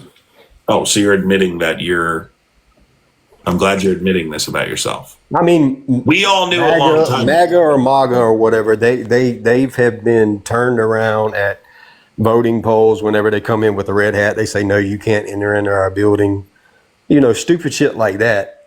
Listen. They try to get kicked out of restaurants and, it just for wearing a hat. I mean, they go to school with it. Or they may have a MAGA hat or a MAGA shirt. They get kicked out of school, suspended. Like this is all things that happen. Jason, MAGA, right? People who believe in the Make America Great Again movement literally stormed the United States Capitol building. They've unalived people. They've done all sorts of things, right? But if Biden came out tomorrow and said, I'm going to criminalize MAGA as an ideology, that would be illegal, because MAGA, it's illegal to criminalize someone's set of beliefs. It's against the First Amendment of the Constitution. So if Biden I don't disagree. If Biden came out and said, I'm going to criminalize being, conservative, I'm going to criminalize being on the far right side of the political spectrum, you'd be opposed to that, correct? Yes. Okay. It's the same thing. The point is, you said it's 100%, 99%. You can't provide me one single fact that substantiates this to be true. So to me, that's a loophole in the system. It's a workaround. What's a loophole, Jason? You're coming to the end here. We're within another minute. This guy keeps talking about this host smokes cigarettes and doesn't sleep. Dude, I talk literally hours and hours a day, and you're surprised my voice is hoarse, Muppet? Wow. You're real. Why don't you work on some critical thinking? Why would adamcrai's voice be hoarse? I wonder why. Holy shit. So, Jason, I'm about to remove you now. I've had enough fun with you. Stop spreading misinformation, okay? I'll do it. All righty. Take care. Later. The host must smoke cigarette. No, it's not that I talk for hours every day. No, it has nothing to do with that. Jesus Christ. Guy thought he was eating in the chat. He typed it literally 40 times before I addressed it. 40 times he typed that in the chat. Host must not sleep at night and smoke cigarettes. I bet he's going to read this and be offended. Rosita, are you a Trump supporter? Rosita with the dimples. Don't just run. It's close to Christmas. We're doing 90s Christmas.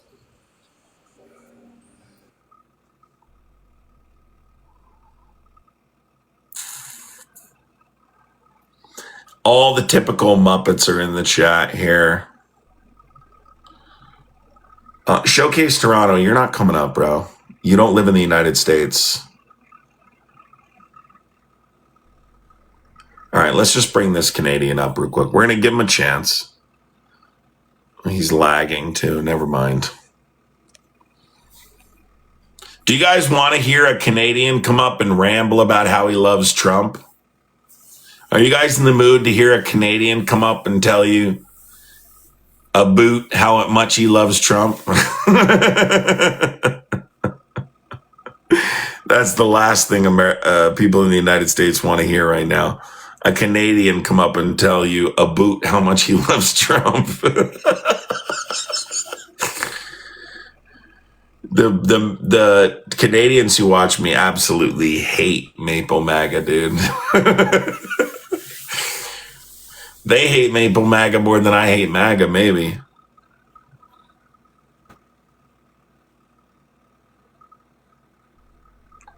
Big one. Yeah, not bringing you up.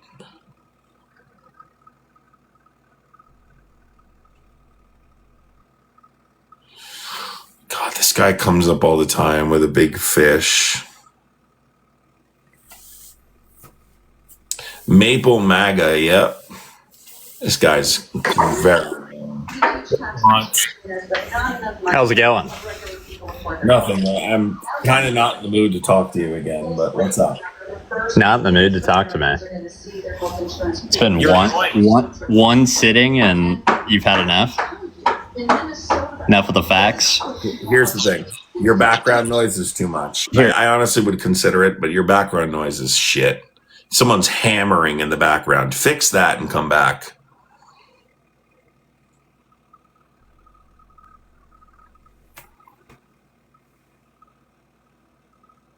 I don't say a boot, do I? Probably. I don't know. I don't think it stood out, but maybe.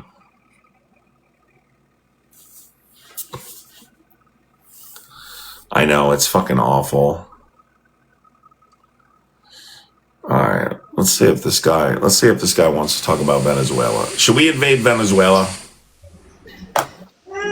I mean, no. I don't think they need regime change. What did I just say to you? I think we should just keep our interest in America. You know what I mean? Yeah, so we should stop handing out money to all these other countries and use it here. Right. So why don't you tell us the Trump? Well, I mean, this is a both party issue. Like, I mean, Democrats spend money overseas. I mean, we've got people running for local governments who are from other countries and their interests obviously lie with their home country. Like, I mean, it's a crazy world we live in here, Adam. No, it depends on the circumstance, right? So what you're advocating for is an isolationist position, and isolationism ultimately resulted in world. Yep, isolationism and a little bit of nationalism. That's great. So that means you're a fascist. Great. Those are tenets of fascism. So sure. Well, do you know isolationism ultimately resulted in World War II? Are you? Which country are you referring to? Just curious. The expansion of the Third Reich. Would that be expansionism or no isolationism? All right, so explain to me how one wants to. That's isolationism. Sure, I'm trying. Didn't I tell you to eliminate the background noise? Yeah. Hey, son, you got to be quiet. No, don't do that to your grown man. Don't do that to your son. Oh my fucking God. It was more or less a joke. I just picked him up. Don't do that shit, dude. Yeah. Does your son have someone there to take care of him?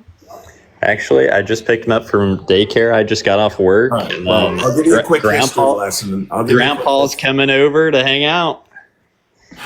Is he a MAGA Muppet too? Yeah, he is. Well, I mean, I wouldn't say we're really mad. We're pretty center of the road on most things. It's just the left has lost their goddamn mind. All right, let me explain this isolationism thing real quick.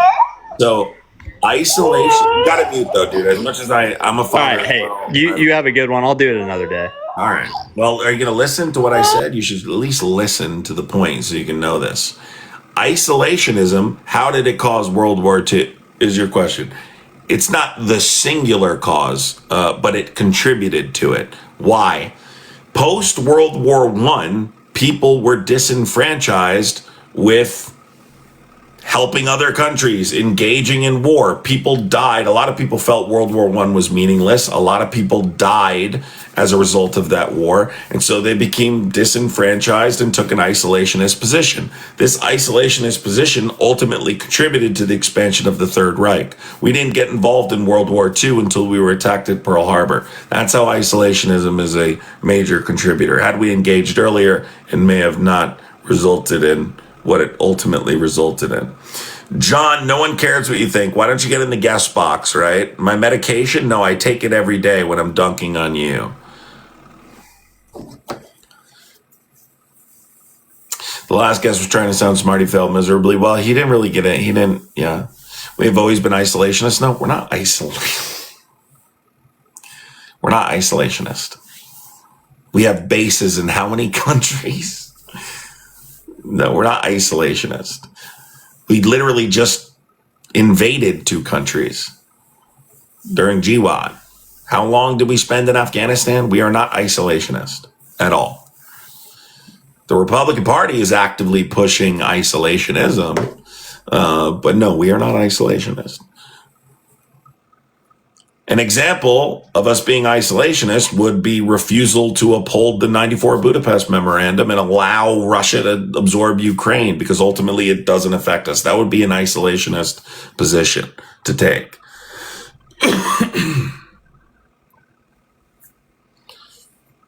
Let's see if we can get another Republican up here before. When he said isolationism and a little bit of nationalism. So.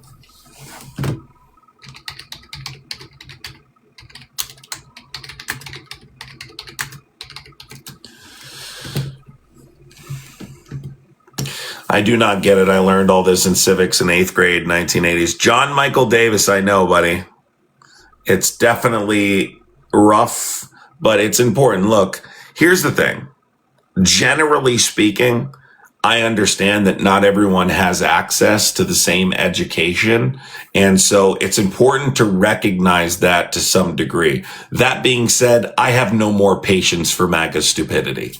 So I'm not going to take that position with them specifically. If you're MAGA, you're quite literally destroying the country, right? You're destroying democracy. You're destroying our constitutional republic. Information is easily accessible today more than it ever has been in the history of the world. So there's a lot of factors there. I do recognize the difference in between access to education. But my patience for that is just zero now when it comes to MAGA.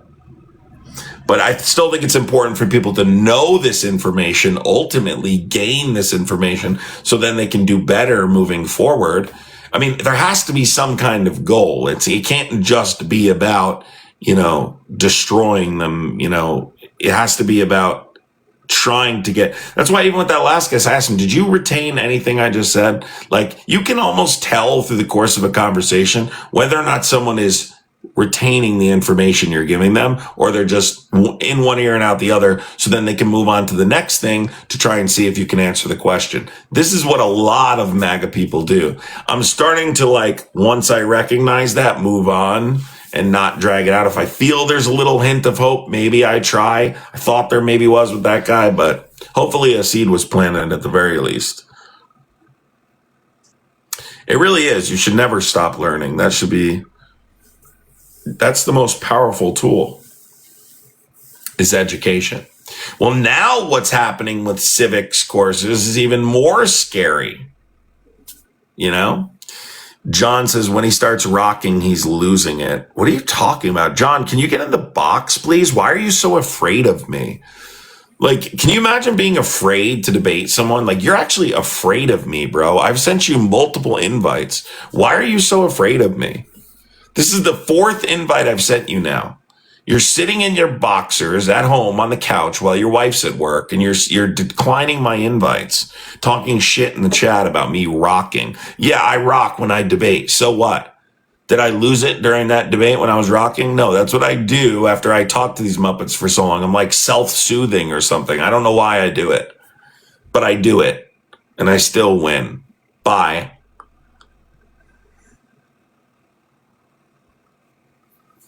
He's not a child. He's a grown man.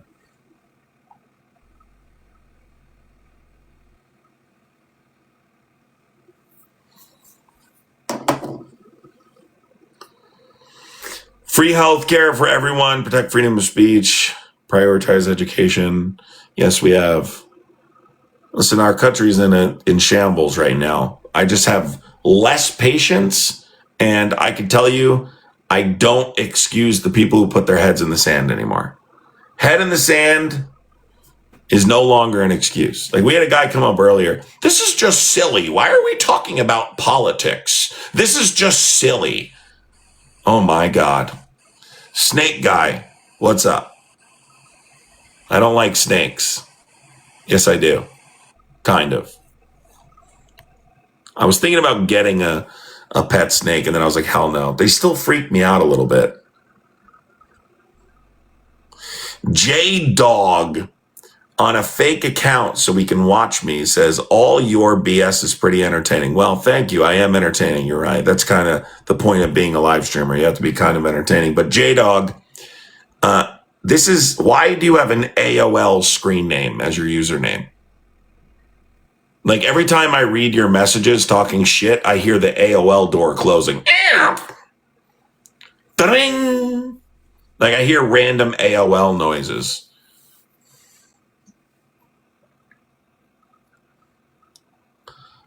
J-Dog sent you an invite.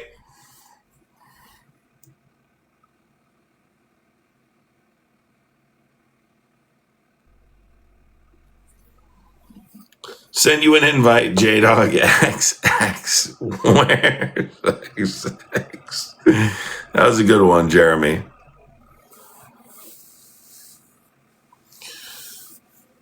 You need a dog? I know, I'm thinking about getting a dog. J-Dog in the house? J-Dog, I sent you an invite. Come on. Just pretend like it's 1998 or the mid 2000s, and that song's on ba ba ba poker face, ba ba poker face, and we're in a basement with fucking strobe lights. It's like a pig to shit.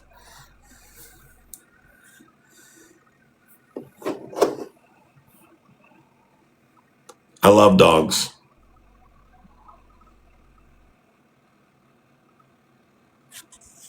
Thank you, Brenda. I'm glad I help your mental health. I've seen a ton of Christina Aguilera costumes this year. I've seen a lot of really good costumes this year, but the best costume I saw was this kid dressed up like Biggie Smalls. That's the best costume that I've seen.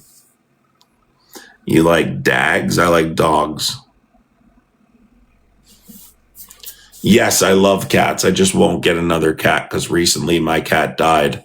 And I have still not gotten over it. So, let's not even talk about it.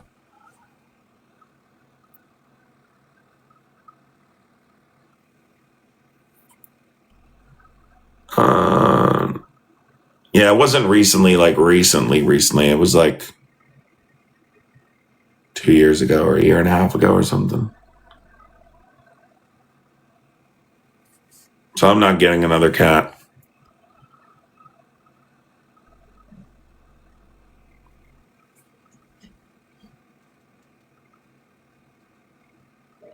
Yeah, let's talk about something else. I don't want to talk about that. Yeah, I love Hamburger Helper.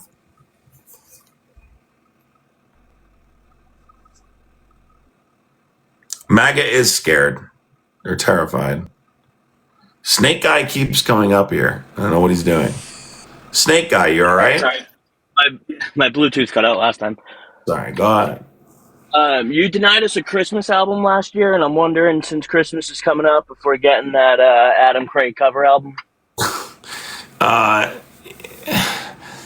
I don't have the time to do it, but I will be singing Christmas songs. You can guarantee that. We're doing 90s Christmas this year. I don't know if you guys have heard, but if you celebrate Christmas, we're doing cheap 90s Christmas. It's not this new expensive tacky shit. We know it is tacky. That's what we like. You know, just the 90s kind of style. So if you guys are not in the loop yet, that's what we're doing. So everyone's doing that. Plus, I don't have the same voice that I used to have. You know, I used to have a good voice, but it's gone. Trump supporters ruined it like they ruined everything.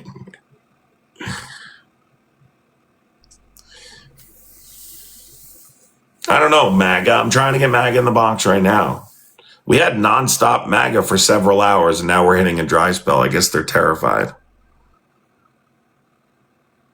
Yeah, I used to sing. I used to sing in chorus. Believe it or not, I used to be a tenor. And then I switched to a baritone. This person says, I'm in your mom's box. Wow, that's a good one. I sent you an invite, Hot for Teach. You can talk about people's mothers. Can you get in the guest box? I sent you an invite.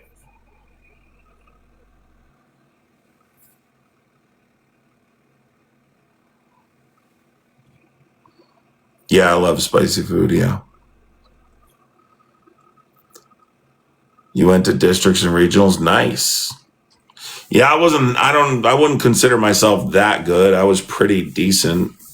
But like some of these altos, like I remember watching like some of these altos, and I just can't believe how talented.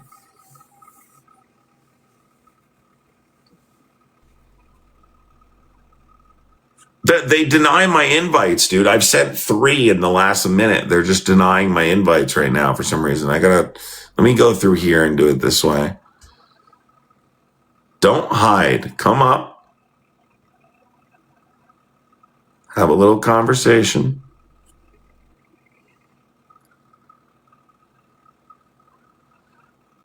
Here no Teddy Swims.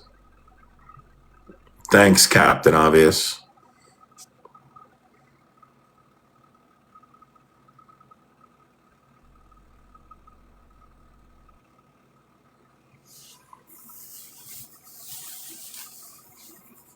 Yeah, I do. I think it's very possible that we go to war. I'm not even kidding. Send Venmo, making sure it's you. You just have to send it to the one in the link tree in my bio. It's me. I only have one V, and it's adamcrai politics, one word. There are fake ones out there with like an underscore and numbers. People make fake accounts to make it look like me, just like they always do. So you have to make sure you use the one in the link tree in my bio. But I'll check if you want.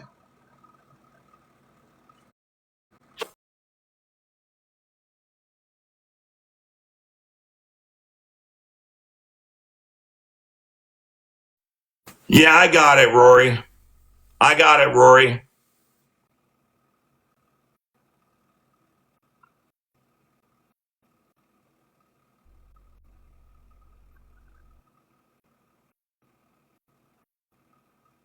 Let me bring this guy up here. Sent you an invite, debating gamer. Are you a Trump supporter? Oh, me? Nah. I'm actually independent. Who'd you vote for? Nobody. Well, neither choice was good. Why is your name debating gamer? Do you debate? I debate while I game, yeah. What do you debate? Anything, literally. I mean, literally from conspiracies to government politics to shit. If you like anime and you want to talk about anime theories, I do anime theories. You know what I'm talking about? I know it all. You do? Okay. Well, why didn't you vote? I mean, well, so with Kamala, I knew how this. Yeah, sorry, Kamala. My wife says that to me all the time. I know, because it's important. But so with her, I wasn't gonna vote because of the simple fact of who she was running against. I knew something fishy was gonna happen, and sure shit enough, something fishy happened. You were gonna vote for her?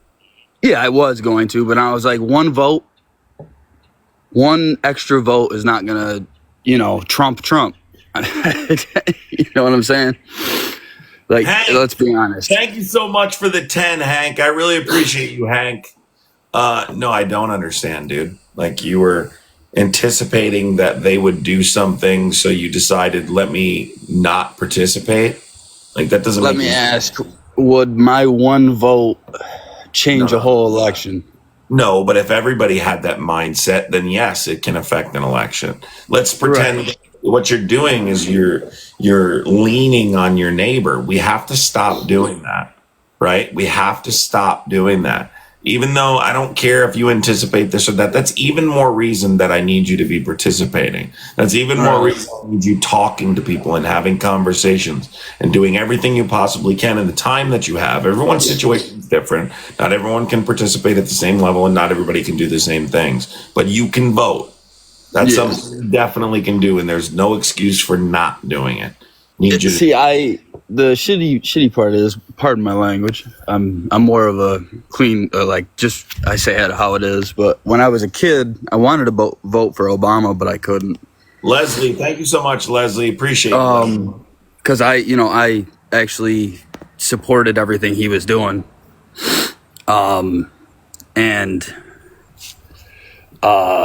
So you're opposed to Donald Trump right now, what he's doing. Oh yeah, dude. It's a damn shit show right now. I mean, we're in a government shutdown, but yet he's just spending money, sending money, sending it everywhere. Gen X Lisa, about to starve. Gen X Lisa, thank you so much for the support. I really appreciate you, Gen X Lisa. Thank you for the support, everybody. I appreciate it. If you do want to support, you can in the bio. I appreciate it. Yeah, if you didn't vote for Trump, then I really. But I do want to encourage you to vote. I'm trying to be nice. No, I plan on it next election.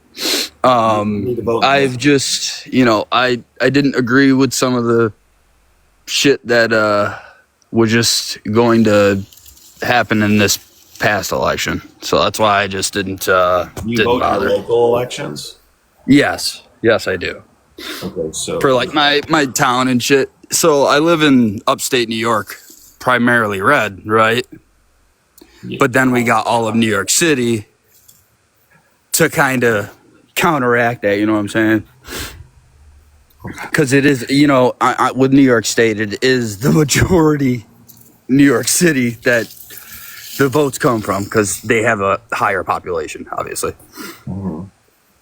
Okay, well, all I can say is I really encourage you to vote. It's just unacceptable. How old are you? 27. Yeah, you gotta be voting, dude. You're a grown man, right? Let's get voting and encourage everyone around you to vote too. I mean, my wife and her whole family votes. All right. So, well, I hope you do it. Thanks. Yeah, I respect it. Take care. Yep.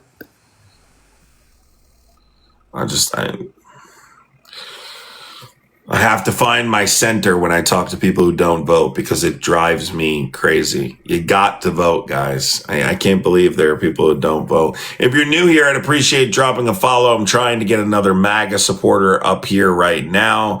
We were debating MAGA for a few hours straight, and now we've run into a dry spell. Not sure if I could always restart too, and that usually gets me back into the algorithm, but I don't think I need to. MAGA's just so scared to support their position. They hide, and once they get dunked, I don't know. I don't want to restart yet. Medic Mike, are you a Trump supporter? You type Don Jr. in the chat. But yeah, what I was about to say is, yes, I think we absolutely could go to war with Venezuela. Yes. Somebody asked that up there. I've said this before. I think it's very, very possible. I would give it, I don't know. I think it's very possible. I think he's trying to provoke conflict right now, so he has a legal justification for an invasion. Chevy. That's Shevy. Chevy, thank you so much, Chevy. Appreciate you, Chevy. Gonna be a quick one. Again, if you're talking about just unaliving civilians, maybe. But I don't know. Yes, they are. The purpose So the reason that he's bombing these vessels is he wants to provoke war.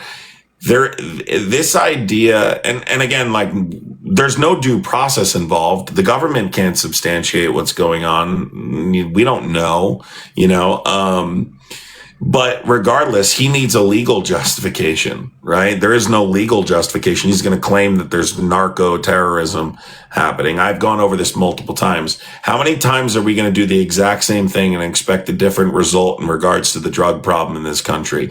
You're not going to fix the problem by bombing vessels. You're not going to fix the problem by putting people in prison. You're not going to fix the problem by doing any of these things unless you have a healthcare system in place that is affordable and accessible and people can enter treatment when they need it. You have to address the demand portion of the issue and stop attacking the supply. If only we had a competent government. Oh my God, not this fucking guy again. Fudlum, I can't bear to, I can't even talk to you anymore. I can't bear to talk to you anymore. Are you that fragile? Do you need a hug? Do you need a hug, Adam? Yeah, okay, you said they're a terrorist organization. Okay, tell me how. Well, Donald Trump has said that Trinidad is a T group. Like, how complicated does this really need to be for you, Adam? Well, it's not complicated, but you don't bomb vessels without due process. Okay, they're T groups, bro. Did you say? Hold on. So what? Do terrorists not get due process? No. Oh, they don't? Nope, not in international waters. Yeah, well, excuse me. It's against international law to just bomb vessels. You don't need to lean on U.S. intelligence. Hold on. Do we, as the United States, do we abide by the international court? Do we abide by the international court? Because if we did, Obama and Bush would be incarcerated somewhere. Yeah, so like for Obama, you're referring to like a specific circumstance in which one of the most wanted terrorists in the world was unalived and was currently being visited by his son, who was an American citizen. The Obama administration was not aware that that person was in his presence. And number two, that terrorist, what was his name? Al-Awlaki. He was incredibly dangerous. In fact, he's the guy who radicalized the Tsarnaev brothers to commit the Boston bombings. He had put out so much literature. If you remember, his magazine, Inspire, is responsible for a number of lone wolf attacks across the United States and Europe. That's Adam. The only problem I have with you is that you're not consistent with your morality. No, I'm consistent. I'm not justifying his death and not saying that, hey, I don't believe in the perfect world. He should have received due process. But that's not a deliberate act committed by the administration. That was a terrorist who was targeted, who was specifically, we know with evidence, was a top member of Al-Qaeda and was committing specific acts of terrorism and radicalizing people to commit lone wolf attacks across the United States and Europe. This is indisputable. These people, I don't have evidence, and evidence hasn't been shown to the American people that these people are in possession of these narcotics that they're claiming. I don't know if it's true or not. This is an administration that has lied a number of times in the past. I'm not going to give them the benefit of the doubt. These are two entirely different circumstances. As far as Bush goes, I don't know what you're referring to specifically, probably the war in Iraq, right?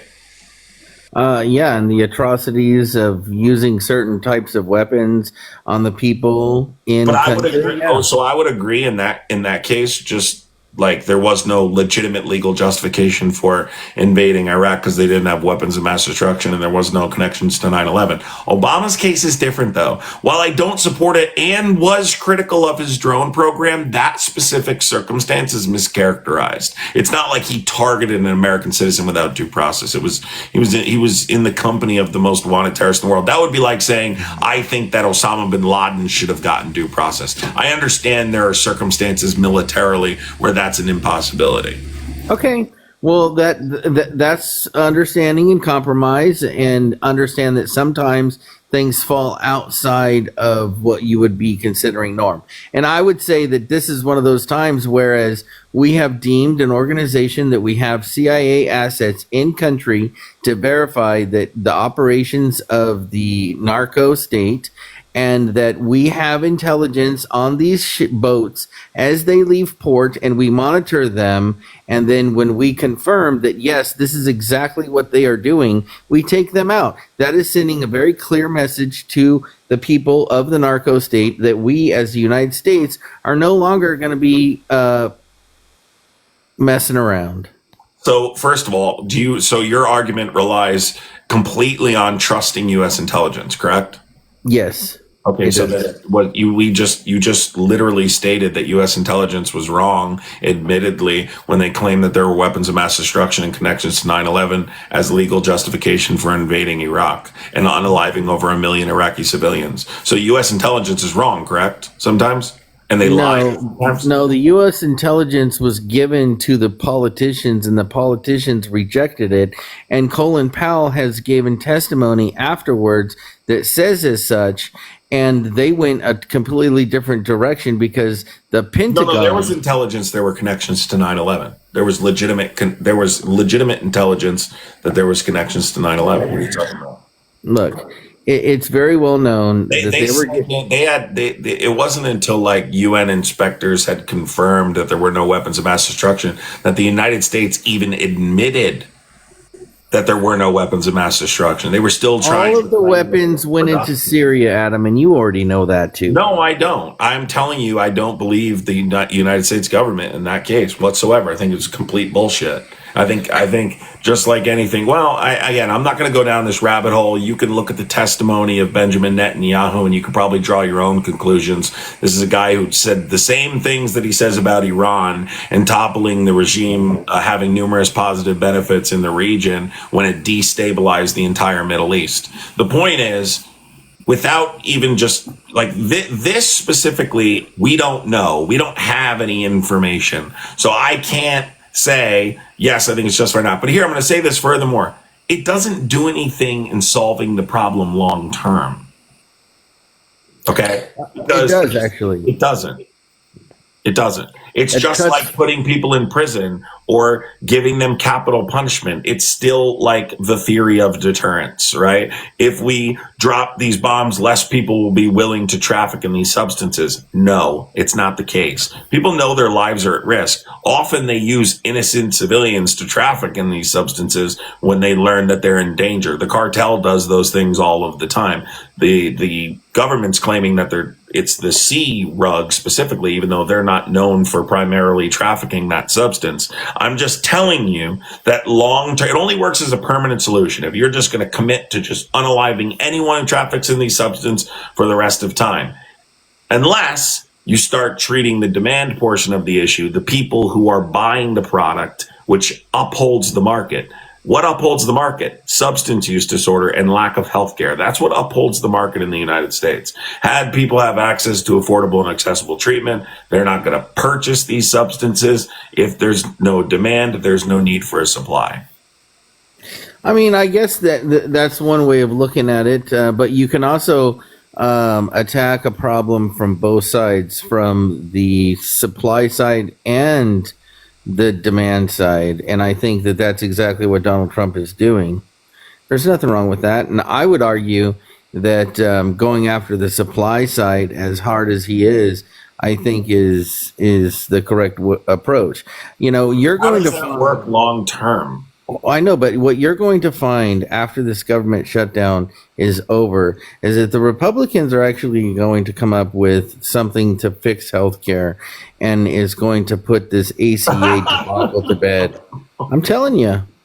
Yeah, we'll see when that happens. Listen, but even hold on. Let's just pretend for a second that's true, which it's not. But let's just pretend for a second that's true. This government that we have, and it's not specific to Republicans, although Democrats are far more sympathetic to this situation. They don't even look at substance use disorder and people suffering from these consequences as human beings. They consistently dehumanize them.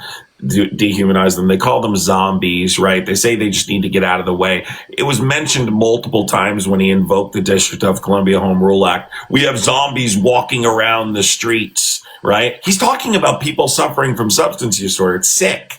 You have to look at these people like people who have a disease, who suffer from an illness that need medical treatment. That's the first step, where he's not even willing to go there. So no, I don't believe this administration will make it so people have access to healthcare or affordable and accessible treatment. Well, I don't think that you're ever going to ultimately solve the rug issue. I mean, it's not isolated just to the United States. Europe's got a big problem with it as well. Even like in the Islamic State, you have a lot of abuses with the rugs. And I would argue that there's always going to be a space for that. You know, look at prohibition, you know, what they did with that. And it's just a part of life. Some people are just going to do said things. But I would argue that we have an epidemic in this country of people that, you know, get hooked on, you know, medications because they coming out of a surgery. Sure. And then because of that, they fall into this chain of medicines that take them down this very dark path. I would argue, yes, you have a point that if we had, you know, some more access to healthcare, things would be better. But I think that you know, some people, you can lead them to the trough, Adam, but they're never going to drink. I mean, you can't force people to do things. Why do you think that the United States has the highest drug overdose rate globally per capita? Because we have the most medicine coming into our country, thanks to China and Mexico. Healthcare, quite literally, is the difference. Let me address your point real quick on prohibition. Prohibition is different because it's easy to produce alcohol. Like, it's not difficult to make alcohol, right? It's pretty easy to make alcohol. It's not nearly as difficult to make. It's far more difficult to make some of these other substances. That's why prohibition ultimately resulted in empowering underworld criminal organizations, because it was highly profitable and it wasn't expensive to make, right? It's much more difficult in this case. That some of these things don't even grow in the United States. So if we're talking about like the poppy plant and stuff, so it's apples and oranges. They're not the same thing, right? You can't compare this to prohibition. But let me just say really quick, why the United States has such severe problems with this, because we don't have a healthcare system. We don't have a healthcare system. That's why it's so bad. Look at the way our politicians talk about people suffering from these illnesses. Do you think these people are getting better? Do you think the things they hear our government saying encourages them to enter treatment? No, it doesn't. It scares the shit out of them. We stigmatize the shit out of it. So people don't ask for help. They don't go and get treatment. We advocate against safe injection sites, which have been known for reducing overall drug-related death, the spread of disease, and properly introducing people to treatment. Well, this was just discussed in the New York mayoral debates. Okay, yeah, right. So let's talk about that. So the number one reason why people that are homeless don't seek help to become unhomeless is because a lot of times it requires them to go into some type of an abuse treatment plan facility, and they're unwilling to do that, so therefore they stay homeless. So I mean, this assertion that you're making about, you know, these people that are homeless, that are, you know, sick with this addiction problem, is because they don't have access. I would argue that it's the exact opposite. It's not that they don't have access, it's they don't have the will to change what they're doing because of their addiction. Their addiction is more important than their circumstance. The reason that you held this position is because you have a fundamental misunderstanding about the genetic component involving substance use disorder, right? It doesn't have anything to do with will. It has to do with people are, number one, there's physical dependency, right? Mm-hmm. That's number one. So that's not just about will.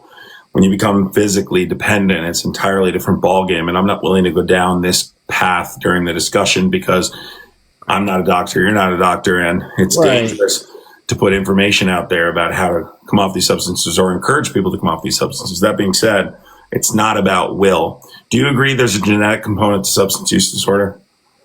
Yeah, I think that it's somewhat hereditary. Absolutely. I mean, somewhat. Well, I think it also has to do with what we deal with as children when we watch our parents having certain behavior. I think that there are environmental factors as well, but there are environmental factors for cancer and diabetes and every other disease. So what makes it not a disease? Well, I think it's the cycle completing itself. So if you have, for example, grow up in an abusive environment as a child, you're 8 times more likely to be in an abusive situation. We're talking about traumatic experiences. Yes, we acknowledge that trauma absolutely can cause this to happen. Yes, people's circumstances can lead to a higher likeliness of suffering from this disease. But that doesn't dismiss that it has a genetic predisposition, right? That people are genetically predisposed to it. The point is, right, this country is the only country that doesn't look at it that way, right? Yeah, I would argue that to a large part, even though I'm a Republican, I can see that, when Ronald Reagan closed down a lot of these insane asylums, in this country and took a different perspective, we did have a different take on, people that suffer from mental illness. And I will give you that. And I would like to see that change. But on the other hand, I think that a lot of people, including myself at one point in time in my life, had a very negative perspective when it comes to mental health. I was basically the guy that was like, oh, well, just take your medicine and you'll be fine. But unfortunately, now that I've had experience with certain people that have diagnosed issues, it's just not that simple, It's so now you're agreeing with me then. So if you're acknowledging that it is a disease, right? Then think about this. Why would you apply a criminal solution or a military solution to a disease with a genetic component? You would. It sounds ridiculous when you actually sit down and have a conversation about the fact that it's a disease. Why is the government so unwilling? Now, again, this sends a lot of people down conspiracy rabbit holes, and I'm not going to go there. But why would the government be so unwilling to treat the demand portion of the problem, acknowledging that it is a disease with a genetic component? Is it more profitable? I personally, I think that for once in our conversations, we're both right, which can happen. No, I'm right. I think. Come on, bro. I'm 100% right. I am. Okay, so let me just say this to the farmer in Peru, right, who has to feed his family. You can either make money with the sea, or you can make money growing like some other crop, right? But the sea is more profitable, and there's people telling you that if you don't do the sea, that they're going to come after your family. Now, which one are you going to do if you're that farmer? That doesn't change the circumstances, though. I understand that, but you have to change the situation in country as well. You're still as you address the supply portion. You have to give them. You have to give supply meet demand. If there's a demand for something, but that's why we're both right, Adam. No, what you're missing is you think that there's a long-term solution. By the way, I'm not talking about something within a 30-day period. I'm talking about a long-term solution to fixing this problem. In 2023, 105,000 overdose deaths in this country. 105,000. That is insane. In this country, still in this country, there is not affordable and accessible treatment for people actively suffering from this disease. If that's not a disease, 105,000 people in 2023, then I don't know what is. So long term, you're never going to fix the issue if you don't address the demand portion of the problem. So are you arguing that Donald Trump's administration cannot curtail the transportation of these illicit substances to the point that it's going to effectuate change in this country? Is that what you're saying? Correct. Okay. Well, I think that if you'll watch, you'll see. It won't. It will do nothing. It will do absolutely nothing. It will make him look better. It will make him feel better to people on the right who see a vessel being blown up, and then the bottom says drug traffickers unalived by President Trump, and they'll feel good about it, right? They'll feel like something's being done about it. It's just a moral victory. It doesn't actually do anything to solve the problem. I'm talking about creative solutions that actually solve the problem. Putting safe injection sites in every city in this country, making treatment affordable and accessible to everybody who needs it, making sure the most successful form of treatment, MAT, is available in every county in this country. Making these things happen are the only way to significantly reduce the rate of overdose deaths in this country. You cannot apply a military or criminal solution to a healthcare issue. It's a healthcare issue, plain and simple. It would be like saying let's bomb boats that are bringing over donuts because people have diabetes. It makes no sense. Okay, no, I follow what you're saying. You treat the diabetes. You don't go after the people who make food, who what specifically contributes to it. Right? It doesn't do anything long term. Okay, so then you would be in support if the Trump administration said, "Hey, we're launching a national program that would allow a person to put themselves into rehab and solve their addiction problem. It's going to be this voucher, and it's good for the next 24 months, and any and all people that want to take advantage of this national program, it's What's available for recovery." No, because people enter treatment voluntarily. I don't think you could give them a 30-day window. No, 24 months. I don't even think that's long. Why is it only 2 years? Like, what are we doing? Why are we? Because at some point in time, Adam, you need to. There's the will, there's the way, and then there's the accountability. That's how it works. When the addiction began, like, what are we basing it off of? When they became physically dependent? No. People become. This happens daily. Somebody today is going to take something without knowing their family history and go on a 30-day run as a result of that. So, and being predisposed. Yeah. No. What I'm saying, Adam, is let's say January 1st, the program starts of 2026, and you have until 24 months to take advantage of the national government program that will pay for your recovery, right? Of any and all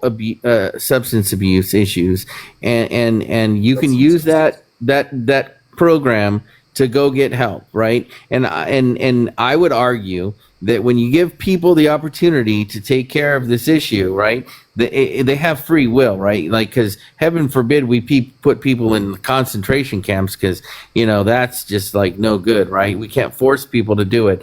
And with that perspective that I've heard the Democrats say time and time again, you give people 24 months to make the right decision for their lives, right? And we give them that opportunity. But after that 24 months, then we have to deal with the epidemic from the accountability perspective. There you go. So you want to hold people accountable for having a disease. We're still back to punishing people for having a disease again. But Adam, you can't have a zombie apocalypse, bro. You cannot have a zombie apocalypse and call yourself the first world country. Out of a healthcare issue. You cannot punish your way out of a healthcare issue. There's a number of different aspects to this. Number one, you advocating for social programs is incredibly funny. But number two, I wouldn't be opposed to the government paying for people's treatment, even if it was for, obviously I'm going to say sure, but in terms of solving the problem long term, no. I mean, it's not going to solve the problem long term unless it's a permanent solution. We're talking about permanent solutions, dude. Permanent. Not for a year, not for 2 years, permanent solutions. Okay, Look, so what you're finding out through the course of this conversation is it makes sense. There isn't a criminal solution. There isn't a military solution. Okay, so what if he's now advocating for socialism when in the beginning of this conversation he was justifying illegal attacks on vessels in violation of human rights law. You don't know they're illegal. That's an assumption. Well, they are illegal. They're absolutely illegal. There has to be due process. You can't bomb vessels. You can't just bomb on a live beach in violation of international law. Adam, this is why the Democrats are so ineffective. So let me just say this. Let's modify the program to say that every American citizen has a so close to advocating for universal health care, guys. I got him so close to advocating for universal health care. Listen, every person gets a one get out of addiction free card, and it's good for your whole life. It's a one-time deal, right? Like you get your shit caught up into some stuff, and you have this one get out of addiction free card from the government for your whole life. So let me, first of all, what you're not understanding is when you have diabetes, like, do you think that you get treated for 30 days and then you're done? Or do you need like continued forms of treatment?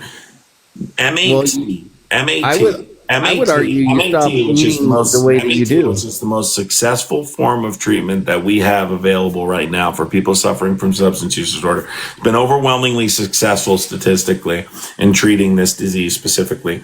Involves continued treatment over an extended period of time, potentially a lifetime. So that's therapy. That's the combination of therapy and medication right now, currently. So no, it wouldn't solve the problem long term because as soon as they stop treatment, you're increasing statistically the chance that they're going to relapse. Look, all I'm saying to you is I don't want to get too much down this substance use disorder. Yeah. I'm simply stating for you that you're admitting now that it is in fact a healthcare issue. So therefore it's idiotic to attempt to apply a criminal solution or a military solution to a healthcare issue. I got you so close to even, you're almost advocating for healthcare, for socialized healthcare is what you're advocating for on a limited basis, but you're advocating for socialized limited basis, sure. But dude, you're a MAGA supporter, and now I have you advocating for socialized healthcare. Why? Because through the course of this conversation, you're coming to understand that it is not something that can be criminally punished. Outside of this, does Trump have unilateral military force authorization? Yeah, he does. No, he doesn't. So you think Trump has unilateral military authorization force? He's a commander in chief, Adam. That doesn't matter. So wait, then why can't the president officially declare war if he has unilateral authority? Because what he's doing right now is not declaring war. I'm going to ask you, why can't the president declare war? We didn't even declare war in Vietnam, Adam. No, we haven't officially declared war. Well, we haven't officially declared war since 1942, I believe. Exactly. But that's not what I'm saying to you. I'm saying it requires congressional authorization. If you have unilateral authority, right, for military authorization of military force, why does he need congressional authorization to declare war? Because that's what it says in the Constitution. And the laws, which means he doesn't have unilateral authority. He has authority all the way up to declaring war, like operations and strikes. Yes, he does. So he can conduct certain strikes. Yeah. It depends, but again, he also would need a legal justification for that congressional authorization, which he does not have. He's trying to claim narco-terrorism, but again, without any real due process, how the fuck do we know these people are committing narco-terrorism? So, real quick before I move on, would you be in support of invading Venezuela? Yep. Wow. So how many civilians can die to make it worth it? It'll be something like we did in Panama, I imagine. No, I'm asking you, how many? Well, the Venezuelan government and military is arming their civilians, so I don't know. It would be like a combatant force, so I don't know. It'd be hard to say whether they're really civilians just because we're in civilian clothes, because they're arming their citizens. And you know that, Adam. Again, so how many civilians did you say is okay? Well, preferably none, but we both know that that's not the case. But there's always casualties of WAR, right? Casualties, yeah, but there's not, again, like we're talking about. So do you think that the government of Venezuela should take accountability for turning into a narco state? Casualties of war as a result of like a legally justified invasion, I think are a little bit different than claiming that there's narco terrorism and then as a result killing civilians totally unaffiliated. So again, Adam, do you think it's okay for the government of Venezuela to become a narco state? Should there be some responsibility for that said government? Not for the United States. Okay, so it's just up to the people of Venezuela to hold that government accountable? I don't think it's the job of the United States. The United States needs to stop toppling regimes and swearing to install some kind of democratic system. That's been a repeated failure over an extended number of years. You just literally admitted the United States lied about U.S. intelligence to invade a country, right, to create a legal justification, toppled the regime and destabilized the entire Middle East. So, yeah, I don't think it's a good idea.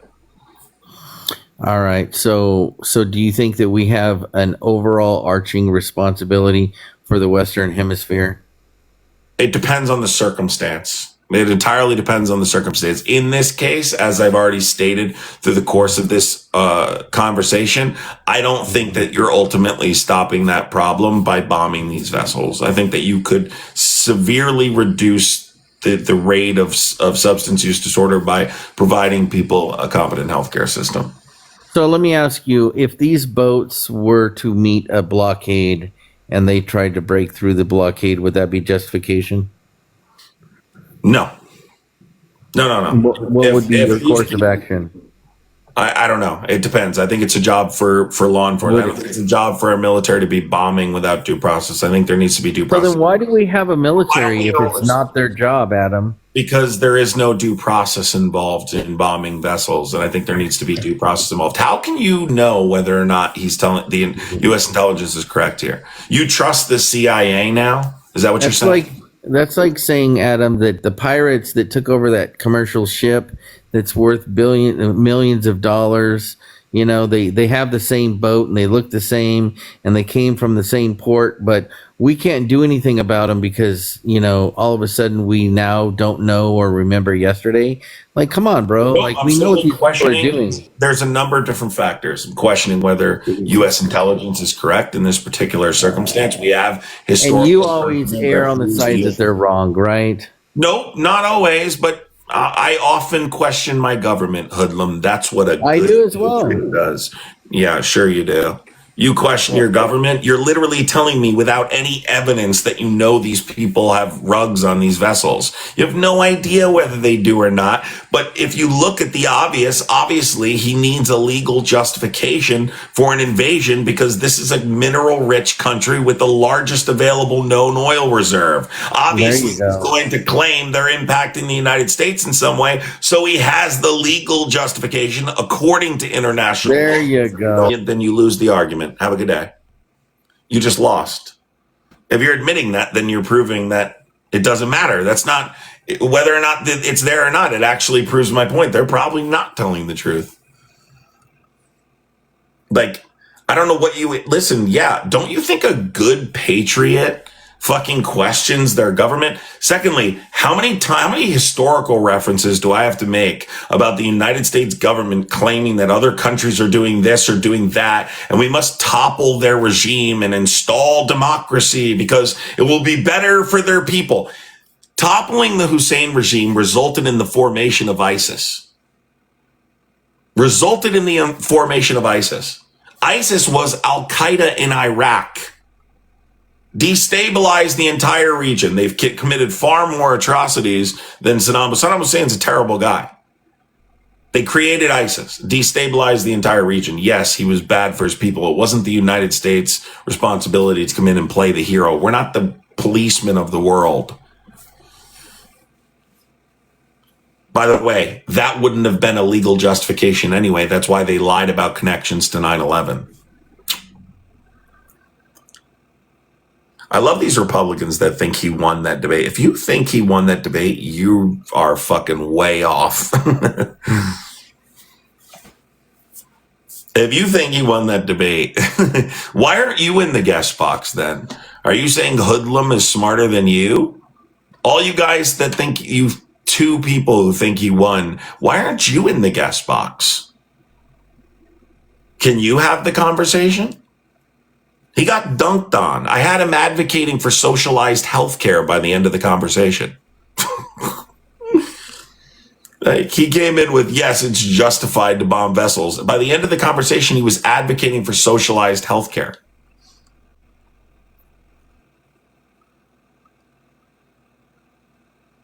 Mikey, why are you getting in the box? You clearly didn't listen to the debate if you think he won. He got fucking schooled. And it's not the first time either. Alicia, can you be quiet? Did you even listen to the debate? Why don't you come up and debate right now? Alicia, I am cool. Let's see if you can debate. Join. Let's see if you can debate, Alicia, since you're so loud in the chat. Are you a Trump supporter? Hello. No, absolutely not. No. Okay, so why are you Hate Trump. How did Hoodlum win the debate then? Tell us. I didn't say you did. I said, did you kick him off? Yes, at the end of the debate. Oh, that's why people are saying he won the debate, No, because you closed it. That's not why they're saying that. They're saying that because they're incompetent. Well, I agree with you. I totally agree with you. I just wish you hadn't kicked him off because he was in the middle of a sentence. How long would you like me to go on arguing over the same thing, Alita? It wasn't the same. I mean, it was the same thing, but it wasn't Alicia, because he was trying to make a point that he didn't get across, and you cut him off. And I just wanted to hear what he had to say because I agree with everything that you said. That's not what happened. The argument was complete. I listened to the whole thing. I've been listening for 4 hours to you on here, and I love it. What was the last thing he was discussing? Tell me. Oh, geez. I believe it was when y'all were talking about. No, it's not funny. You were talking about. It's it's not funny. Can you stop? Yeah, talking? I know, and I'm. It was 5 minutes ago, and now you can't remember it since you listened to the whole thing. He said we're repeating the same thing over and over again. Eventually, we move on from the debate, Alicia. Well, no. When y'all got onto the oil topic, is what I wanted to hear about, and that's when it ended. When we got onto the. What did you want to hear about oil? Alicia? I wanted to hear about it. I want to hear your take on it. I gave my take.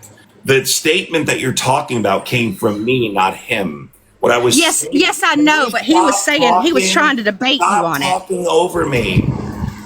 Jesus. Well, you keep interrupting me, actually. I'm not interrupting you, Alicia. You just don't know what you're talking about. So if you'll stop. I do. I'm talking about the.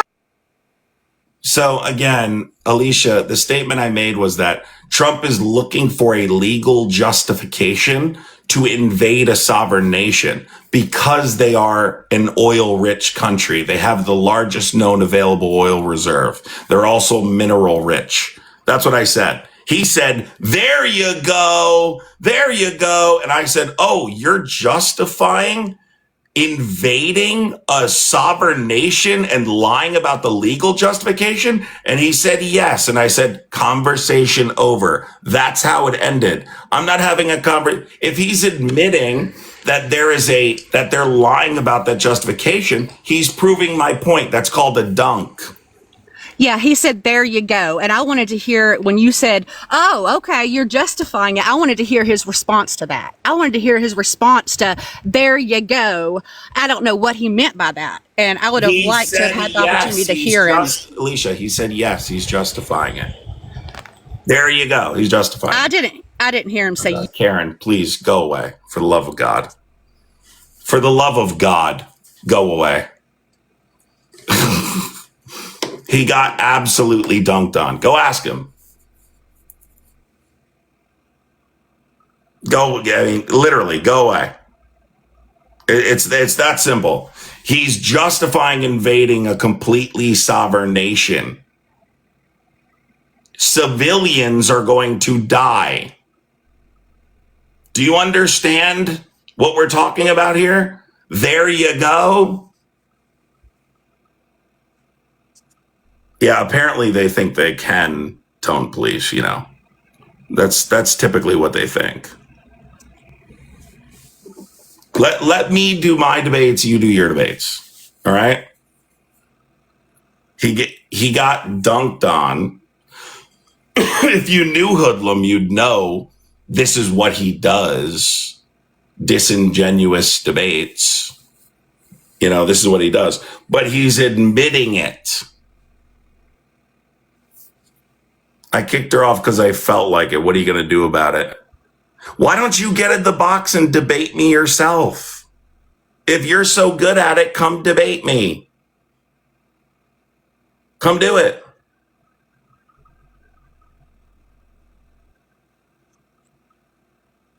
Come do it.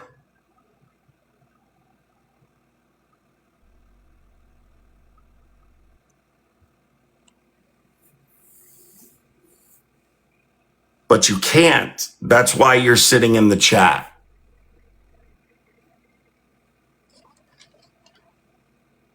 Is Hoodlum the best you guys got?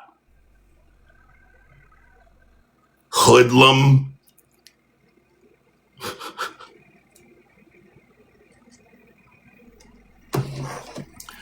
Imagine coming up to defend Hoodlum.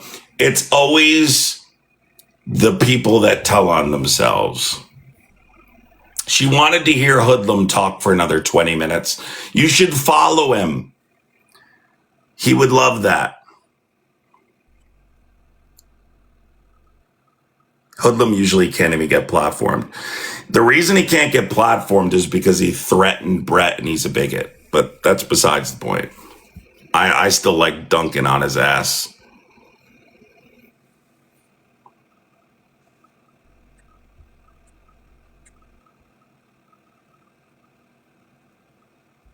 Let me block this person up here too, talking shit. Listen, if you don't get in the box, I'm just gonna block you. It's as simple as that.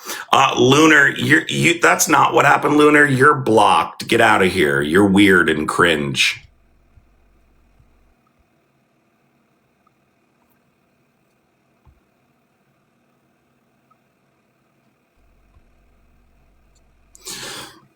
Yeah, there was something that went down with Brett. I wasn't there.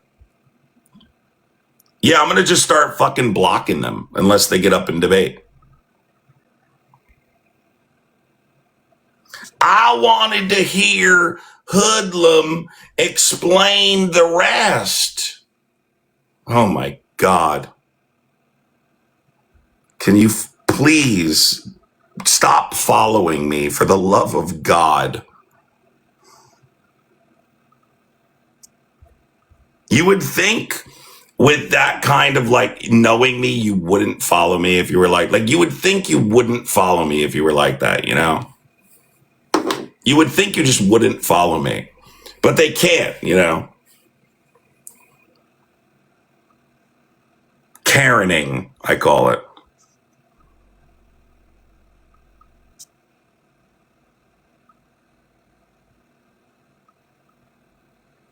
Hoodlum was advocating for socialized healthcare by the end of that conversation. You should have left him up here for another 20 minutes. Did you see the AI videos of people abusing food stamps? No, but let me comment on this. There are Republicans that are pretending that they're on food stamps, lying about abusing them. So you should be aware of that as well. That is also happening. Lying about being on social benefits and pretending they're abusing them so that way other Republicans can believe that to be true and run with it. There isn't a single study, and not a single Republican will get up here and prove it, a single study, right? That proves, not a single one, that proves that over 1% of people on these benefits abuse those programs. It's Mike Johnson bullshit and it's fucking lies. People are not abusing their benefits. Get lost.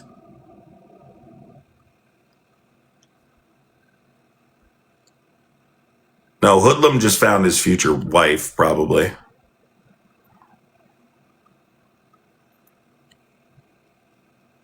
Let's bring this guy up here. The Nightman cometh. I love these grown men that have names like they're in a Call of Duty lobby. The Nightmare cometh. No one's scared of you, bro.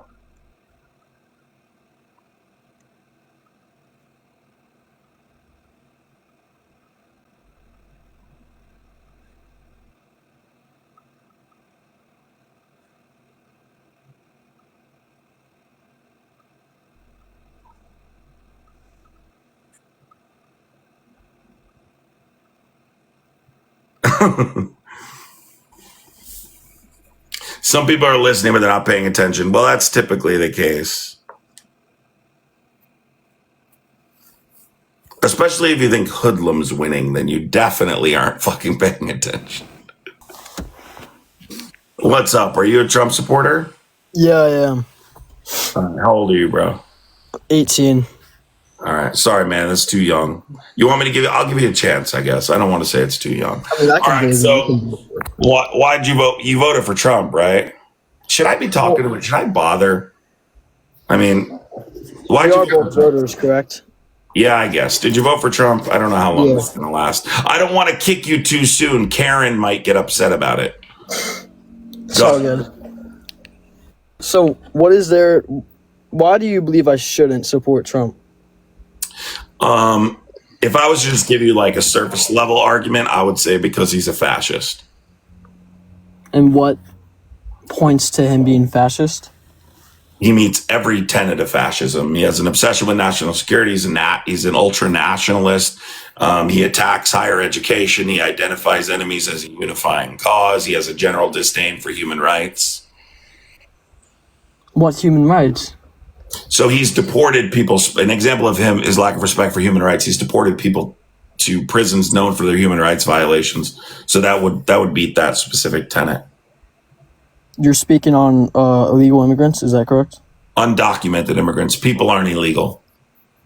They very much are illegal. If you're here without documents, yeah, that is illegal. I don't know what your argument is. No, they're undocumented. So people who commit crimes don't become illegal people. Well, it is said if you enter the country undocumented, that is breaking the law, which would be illegal.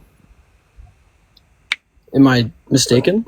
No. So let me break this down for you. You're a Trump supporter. You voted for Trump, right? So your standard is the law. Basically, everyone must follow the law. I'm just trying to grasp what your belief system is. Well, it's a pretty, I guess, common knowledge law. If you're gonna break into somewhere, That's not what I asked you, right? I asked you, your standard is everyone must follow the law, right? That's why you're basically against undocumented immigration. Two laws that I think are just, yeah, I do believe. But so you get to pick what laws are just and what laws aren't just. That's not how this laws works. that I have an opinion on. Okay, so why did you vote for a convicted felon? Well, when I vote for someone, I'm not voting because of their appearance. I'm voting because of their political standpoint. I never said anything about it. I never said anything about his appearance. I said he's a convicted felon. Well, I'm talking more about his social appearance. I'm not talking about his social appearance. I said he's a convicted you just said felon. Right. And that's not a social. I understand that's legal, but is that really why? So when you voted for Kamala, I'm assuming, correct? Kamala, yes. So you voted because she wasn't a felon? Is that what you're trying to get at? She wasn't a felon. She was a prosecutor. Had she been a felon, I would have taken that into consideration, yes. Absolutely. So you vote for someone because of their history, not because of their policies? Is that what you're getting at? 100%. If someone was a convicted PDF file, would you ignore the fact that they were a convicted PDF file? Well, I could say the same thing. If someone had no record and was making dumb policies, let's say, hypothetically, their policy was to, I don't know, deport every white person. But they're clean record. You're going to vote for that? Over the person who has good policies? Normally, I would kick this kid, but I don't want to upset that hall monitor. Well, I'm asking you a question. It's a dumb question. I hate to be. Well, you gave me a hypothetical, so I can give you a hypothetical. I've said it for you as clear as I possibly can. He's a convicted felon. You haven't answered my question. What's your question? I'll let you try again, because that question was state it again. Go ahead. I don't you understand. not listen to Does the anyone person? else understand the question? I don't understand the question. Moral of the story is I'm not voting for someone because of what they've done. I'm voting for someone because of their policies. Okay, so you don't care if, policies, especially his immigration policies. so what you're saying is I don't vote for someone if the criminal conviction's not related to their political career. Well, when I'm voting for someone, I'm not voting for. I'm not looking at their past, going like, "Huh, okay." I'm No, but looking at would you policy. consider the conviction? I'm looking at what their eye of vision is for the country. What's your first name? I'm not calling you MAGA. You can just call me MAGA. No, I won't. I'll kick you though if you don't tell me your first name. You want me to pick one for you? Yeah, sure. That's okay. Muppet. Let me explain something to you. His criminal conviction is related to his political career. So yes, I would take it into consideration. He was literally convicted of election interference. He interfered in an election. So yes, I'm going to consider that when I vote for him. What? Biden did have fake votes, but that's another story. That's not what the criminal conviction was. Do you even know what the criminal conviction was? Well, I wasn't talking about Trump right there. I was talking about Biden's. Biden's never been criminally convicted of anything. You're right, he hasn't. But you're saying that 2020 election was fair? Yeah, I would have kicked this guy 5 minutes ago, but I don't want to get a ticket. You're not answering questions. Stop talking. Like what? What questions, bro? This is crazy. What do you ask you? Do you think that the 2020 election was a fair, 100% clean trial or clean election? The 2020 election, yeah. Well, I have nothing else to say than you're just a lunatic. Yeah, so you can't debate. You should stop debating. You haven't gave me anything. Bad at it. I have. You claim no, because every time I give you something, you go, "Oh, I should have just kicked this guy a couple minutes ago." So what are you asking me? What's your profound question? Let's hear it. Give me the most profound Well, I question. said what I wanted to say. I guess you could, well, because you are disagreeing with me, but. Can you give me the question? What's the question? I love how this guy that I embarrassed. I've asked you 10 questions, and you haven't asked me a single competent question. But keep saying that because the hall monitor in chat will be the only one to believe you. So American Dude 1776, I just want to say this for the chat real quick, is in the chat spamming host is a joke. He's the guy I had up here last time who couldn't tell me what's the significance of 1776. This guy came up talking shit. I pulled him up in the guest box and I go, why do you have 1776 in your name? You know, so what's the significance of the year 1776? He goes, July 4th. Bro. Okay, well, that's not me. He's still mad about it. He's spamming the chat host as a joke. Bro, just stop talking. All right, what's your question? I'm ready. Go. Well, I guess we can continue talking about immigration. I'm trying to, but every time I do, you cut me off and say, ask me something. Every time I try to, you bring up something unrelated. You claimed, right? No, I've let you speak, but. You claimed, right, that your standard is the law. You said, no, I claim that people that come here illegally are not what you said undocumented. They're illegal. Yeah, people are undocumented. So anyway, you said people should follow. Illegal, but... Well, how about this? I'm gonna come to your house today. Is that fine though? I'll just stay there for a little bit. I would love you to. I would honestly love you to. Yeah, that's exactly why someone like you should never be in the seat of the country. In the seat of the country. If that's what you think. You know the three branches of government, right? Legislative, judicial, and... Judicial. Wow. What's the other one? Give me a sec. I don't want to pronounce it wrong. You need to spend a lot. Now, hall monitor, can I kick him yet? You need to spend less time, right, playing this pseudo-intellectual debate game and trying to talk to people, and more time reading. Okay? I'm trying to have an honest conversation with you. Well, you haven't, but... I tried. That's why I don't talk to people who are 18, because you're typically not going to be able to have the conversation. Okay? So I'm asking you, right, very Very simply put, if your standard is the law, why did you vote for a felon? It's a simple question. Well, I'm voting for his policies. I made that clear. Okay. What policies? His immigration policies. His immigration policies is not a policy. Can you name one? Yeah, that is one of his policies. What are you talking about? It's not the name. What's the name of? Give me one policy. I've already stated. I'm confused. You can't give me a single policy, but you're saying you voted for him because of his policies. Well, then again, you are also the same person that's saying that here comes the illegal whataboutism. people should be allowed in this country, but it's fine, I guess. No, what I said was, right, and you can pivot all you want, undocumented immigrants shouldn't be called illegal because they're not, human beings can't be illegal. They're just undocumented. Stop demonizing people and dehumanizing population. It's not dehumanizing. Calling someone an illegal person, it's the same terminology that was used during the Holocaust. It absolutely is demonizing and dehumanizing. That is a crazy analogy you brought up, but I don't understand. Because I call someone how is that dehumanizing? What are you talking about? Crazy analogy. How is that dehumanizing? Because there's no such thing as illegal people, and there's historical context. The reason that Republicans call them illegal. So if someone broke out of jail, what do you call them? We don't call them illegal people. We call them criminal. No, yeah, we call them a criminal. They're not an illegal. Yeah, well, so is I guess if you want me to say, yeah, undocumented people are criminals. Right. Yeah. So the reason, let me explain to you the reason why. The reason why we don't call people illegal, okay, or illegal aliens is because that's what the Republican Party uses to justify harsh policy. They specifically don't want you to think of these people as human, which you often don't. They want you to think of them as, well, subhuman in a sense.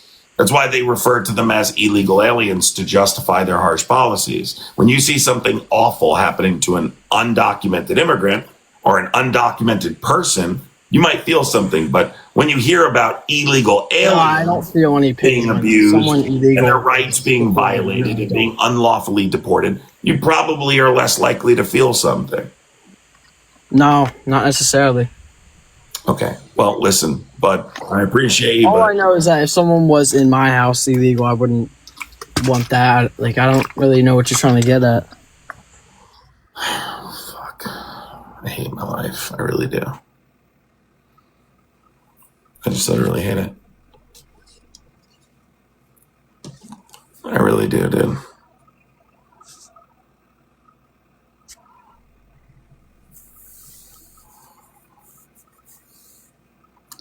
I wanted to hear what he was going to say about.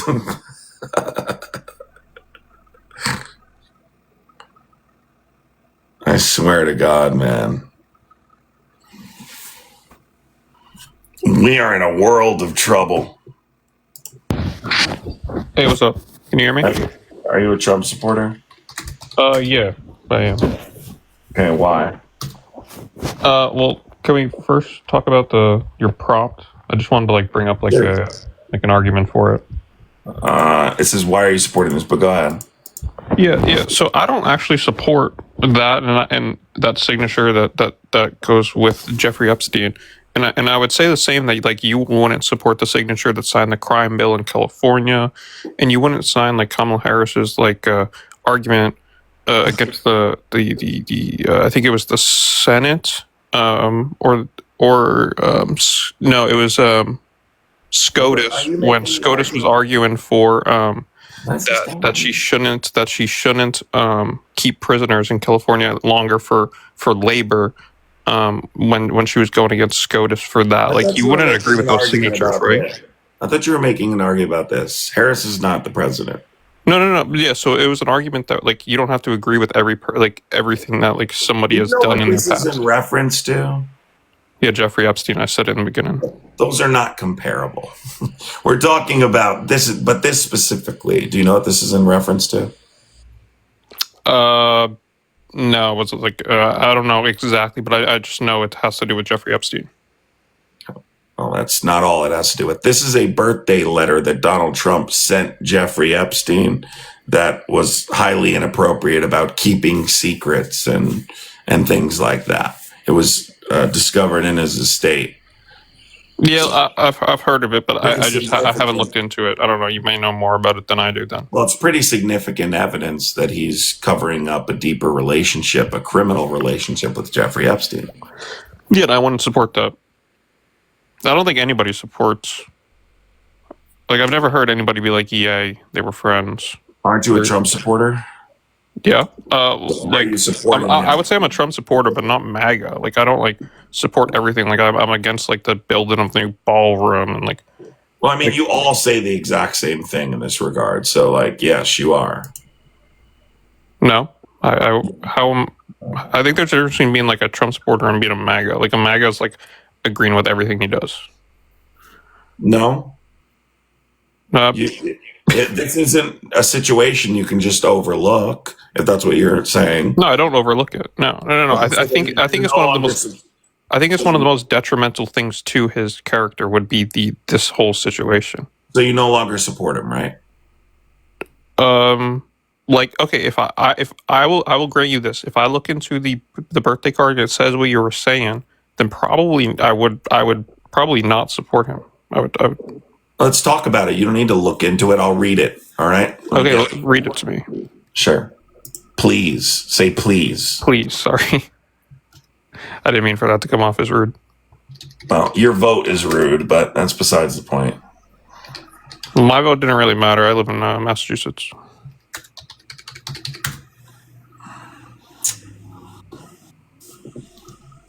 Let me just pull this up real quick.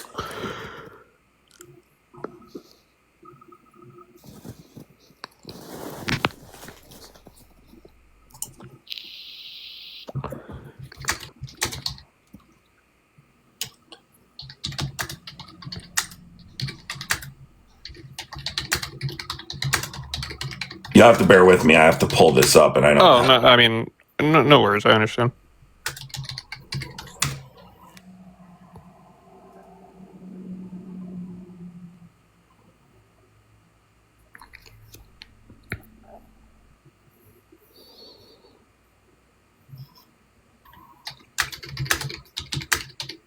So, have you been a lifelong Democrat, or? Yes. Yep.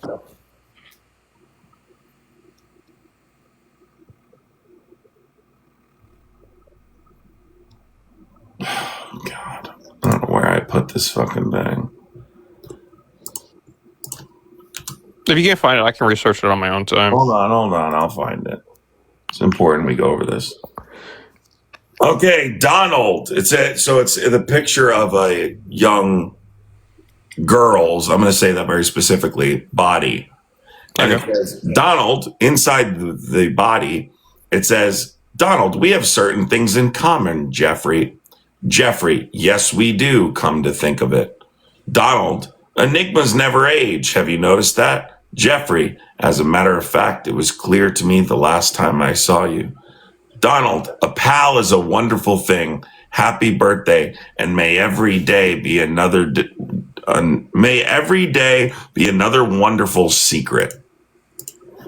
Yeah, so I think that's messed up. If you're saying it for verbatim, then yeah. Yes, I'm reading it right off the actual letter. Then yeah, I don't think there's a reason to support a how do I say this on TikTok? Right. Well, you know the word I'm looking for. You know what he means by enigma, right? Can you say it in TikTok terms? Enigma? Like, I've heard of the term, I just can't think of it off the top of my head right this second. Yeah, it just means something difficult to understand. Oh, okay. Sorry, I didn't know if it meant something to do with like children. No, but that's related. That's what I'm saying. Yeah. Okay. Well, then yeah, I don't see why you would support somebody like that. Like, he's writing that to the world's most infamous PDF, so it's quite concerning. Yeah. So I don't see a reason to support them, but that doesn't mean that I support. But so you no longer support Trump, right?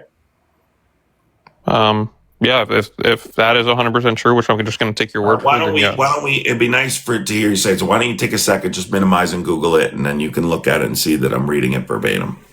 Because I wouldn't lie. No, I believe you. I believe you. I mean, you're not going to lie in front of. I'm sure somebody would have called you out here if you were lying. There you go. But this doesn't mean I support Kamala Harris or like I would say like I'm kind of at a point where I don't support anybody.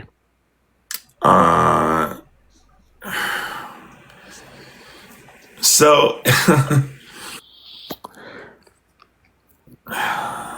okay, well, have a good day, dude.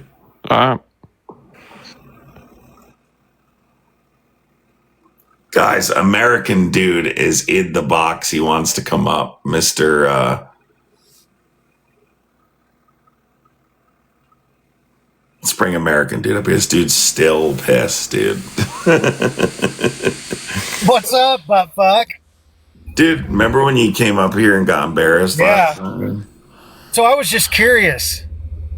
What definition of 1776 will work for you?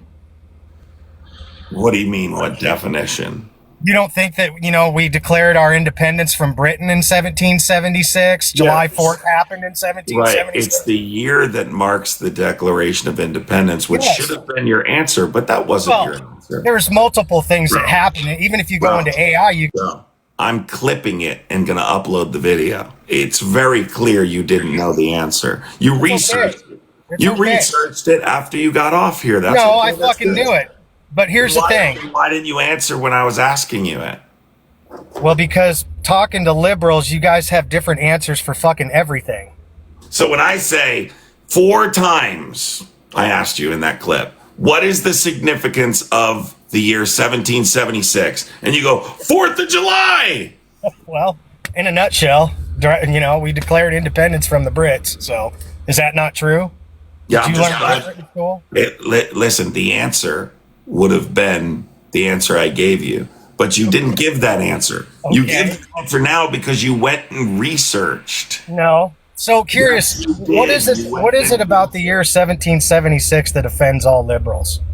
It's not. It's typically used as a dog whistle, though. But all the liberal lives I go into, I don't even have to say anything, bro, and they freak the fuck out. I'll tell you why, because it's used as a dog whistle. Every time you guys put that year after, you either don't know its significance, and then you use it to communicate with each other. Yes, we all believe in similar ideology. It's a dog whistle. Well, isn't getting our independence, getting away from... We're not offended by the Declaration. You're missing the point. We're not offended by the Declaration of Independence. We're not offended by the year 1776. It's the fact that you all put it at the end of your name without actually understanding its significance. You use it to communicate with like-minded people who believe in similar MAGA ideology. Okay, cool. All right. Well, hey, have a good day, dude. Oh, you're not going to debate me? Nah, there's no point, dude. You're a horrible debater, bro. You suck at listening. He's scared. No, you're just kind of a fuckhead, dude. You're like here to press people off. Scared. No, I'm not scared of a fuckhead like you. You're absolutely Anyway, scared. take it easy, butt fuck. You're scared. You're scared. You're scared. He's terrified, dude. Oh, man. There's nothing more satisfying than the fear in his voice. He's terrified. See, you can Google something in 2 seconds and look it up, but he knows if he debates, we're going to find out very quickly, he knows jack shit. Know-it-all of nothing, loudmouth MAGA supporter.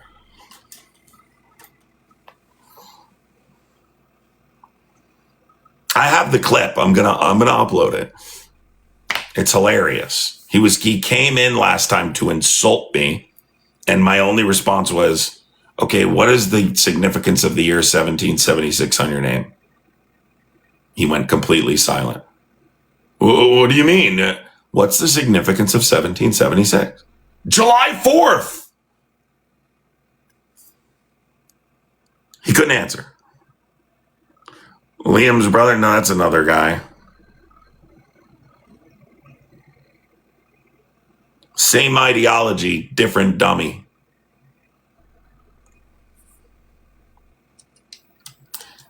Over on YouTube says the youth's brains have been fried. Yeah, dude, I usually don't talk to people who are 18 years old because it's not really a productive conversation typically, but it's not universally the case. You can have productive conversations. I've had productive conversations with people who are 19, 20. Age doesn't really matter in that regard. But when you're a MAGA supporter, it tends to be you're not willing to accept the information, I think, as much as you should be. I guess it's probably the best thing I could possibly, that's the best way I could possibly say it. It's MAGA people who are 18 are just, how do I say this? It just seems like it's very hard to get through to them at that point. What's going on, dude? What's going on, Adam? I just saw that last guy and was sitting here laughing to myself because, it's like people are afraid to have these conversations sometimes, but you can tell pretty quickly when somebody's not coming in good faith. And then you can just kind of, move on in real life from that. So I love what you're doing so much because you bring somebody in, you just ask him one regular question, the guy crashes out completely, comes back to try to throw some shade at you. And just right off the bat, it was, well, do you want to talk about anything? And nothing like that. So we've all got to understand that, there's 30% of the population that is rock-headed hard, that doesn't know anything because, honestly, it's their pride. I bet you most of the times that you're getting crap thrown at you and somebody who's freaking out, it's probably a guy, too, because we've got trouble with our pride. We've been told that we're special, that if you work hard, it's you getting ahead. And that's where we just got to understand, y'all, that it's only 30% of the population that think that way. A lot of us don't. And then if you come and you encounter someone like that is acting like they go, they're not ready to hear it. They're not emotionally mature enough to have these intellectual conversations. And then you just move on, and we all applaud Adam for having the patience that he has to expose everything that we see with MAGA with the other side. So just wanted to appreciate you once again. Hop on up, man. It's frustrating, again, and thanks for coming up. It's frustrating because you have to remove that manure off the top, but you do find people you can get through to. Yesterday, I think there was 2, right? And that may not seem like a lot, but that's 2 people that I'm talking to directly. There's other people that are hearing that going, you know what, maybe I can change too. I thought that too, but I don't have to be wrong. I don't have to be willfully ignorant, and you don't have to be. You can be one of the people in here knowing what you're talking about and listening to the people who don't. You don't have to be one of the people who don't know what they're talking about. It is an option, right? And it's so many times it is their pride, I feel like, because obviously that person came in looking to get their pride back restored in their own mind. So they came in looking for a fight and trying to do all this. And as they're running away, shouting insults was really fun to watch too. That's what they do. And it's about bringing people together that all think the way that we do. But then we're saying, hey, we have got to understand that just because there are people that are pushing against the wheel of progress doesn't mean that the rest of us can't just push it on through. And that's where, if I could plug Blackout real quick. So we've got a full-on economic boycott coming up November 25th to December 2nd. And I saw somebody ask earlier, hey, is that going to work? Well, y'all, we know that generally one single boycott, that's not going to take down the economy. It's not going to take down the entrenched financial positions. Just like Adam having one of these conversations isn't going to change all of MAGA.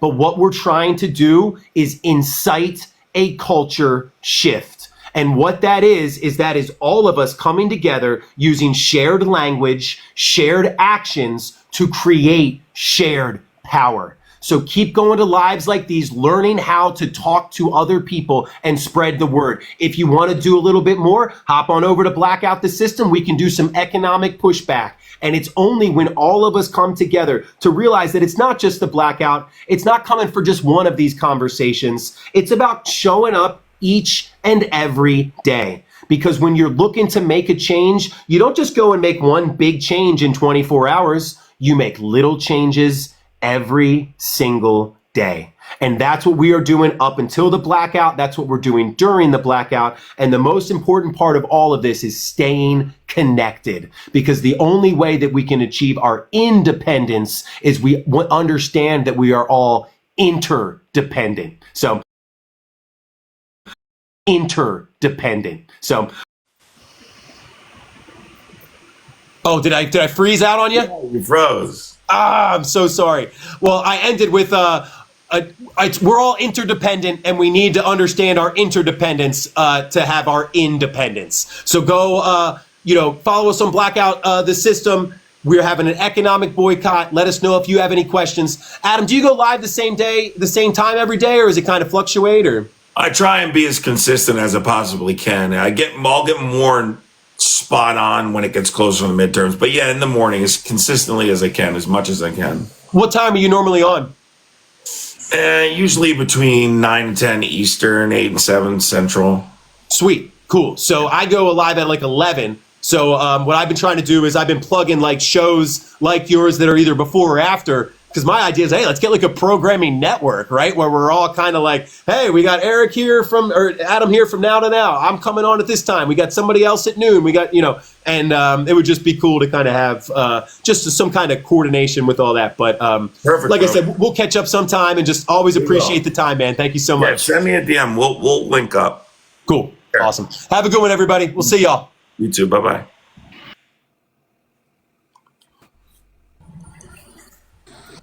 Billy, what's going on? What's happening? Trump supporter, right? Oh yeah, of course. Okay. I was gonna ask you what you thought, or like what you would tell the people of Memphis or areas like that are thankful. You see them on videos walking around in disbelief almost that they can walk down their neighborhoods without getting mugged. What would you say to those people? I know you're not for the military or any kind of troops being put into cities, but what would you tell those people exactly, if you were looking at them right now, that are happy that they can take their family for a walk down the street? What would you tell them right now? So you're saying there were videos of people saying thank you to the military for occupying the street? Yes. In fact, there's other videos of other people in other cities say, please come here because I can't, because we're just getting overtaken by criminals. So I was just thinking, like, what would you say? I know there's a lot of people that don't live in those areas that will say, like, oh, this is bad, but what would you say? I mean, I think you're a pretty fair, open guy. I mean, we don't agree on much, but I think that you're fair. But what would you tell those people that feel safe in their neighborhoods for the first time in so many years because of policies that have been put in by liberals, really? I don't believe that I've seen any videos like that, but I do know there are fake videos going around of people saying, and they're very obviously fake. Okay. Thank you very much for the military. I mean, it literally has the tag on the side. I don't know. Can you show me? I don't.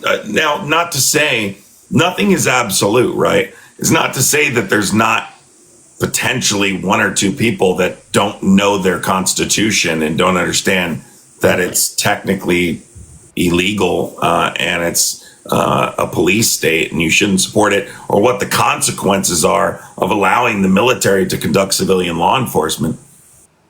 I mean, and so are you saying that basically are you basically saying that you don't believe that those videos are to be true?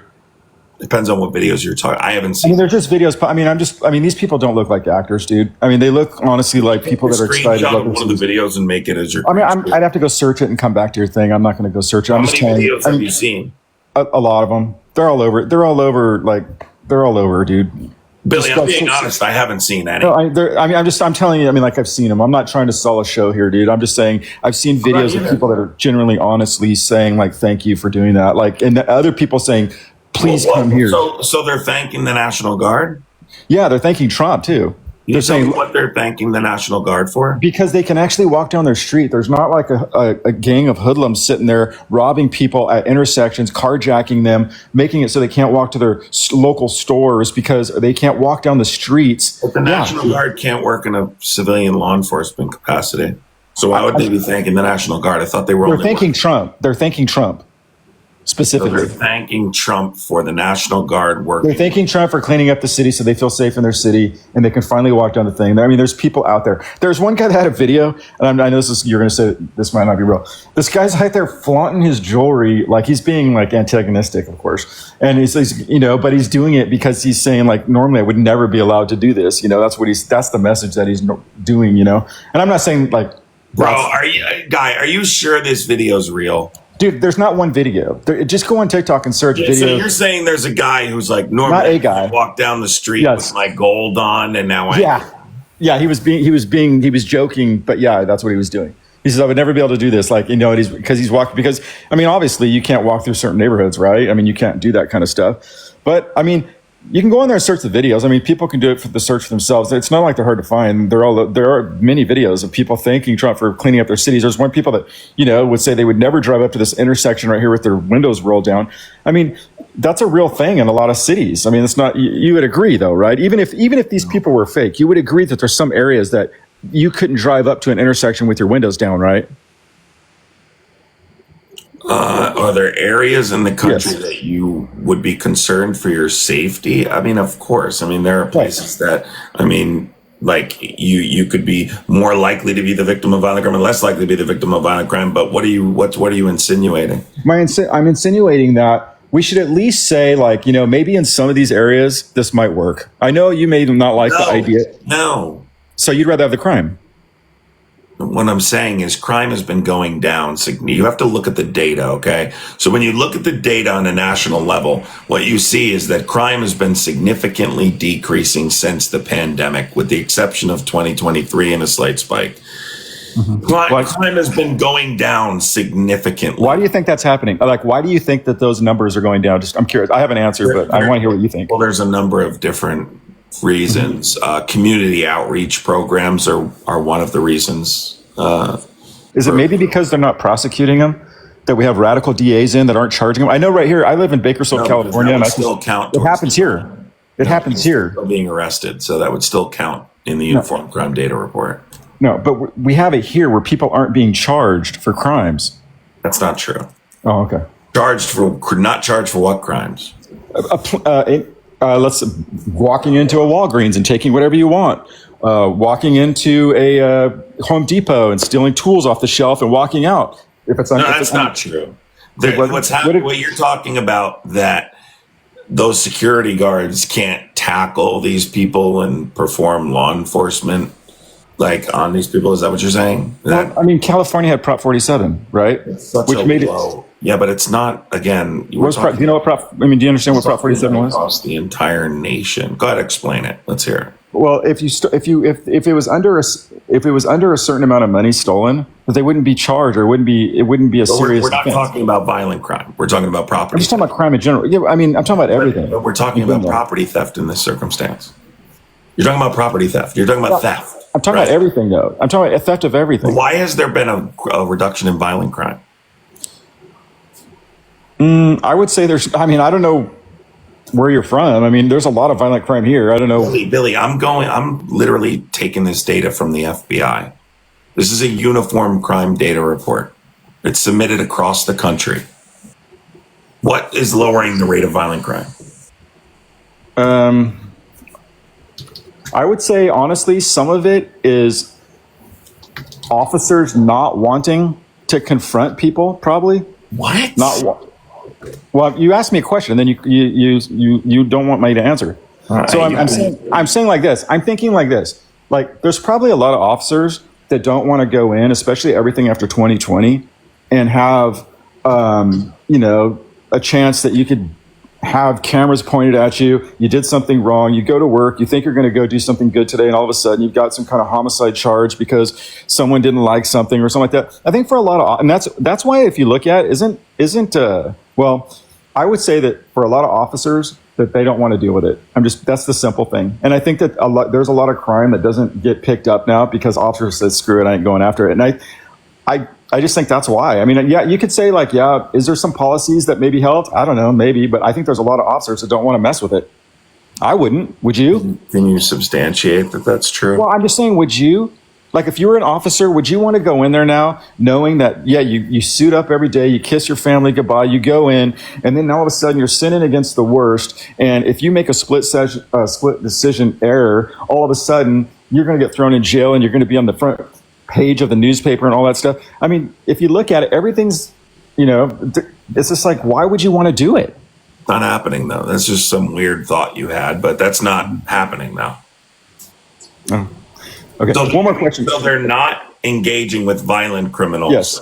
Yes, as much. Yeah. I think instead, they're violently attacking people who are unarmed.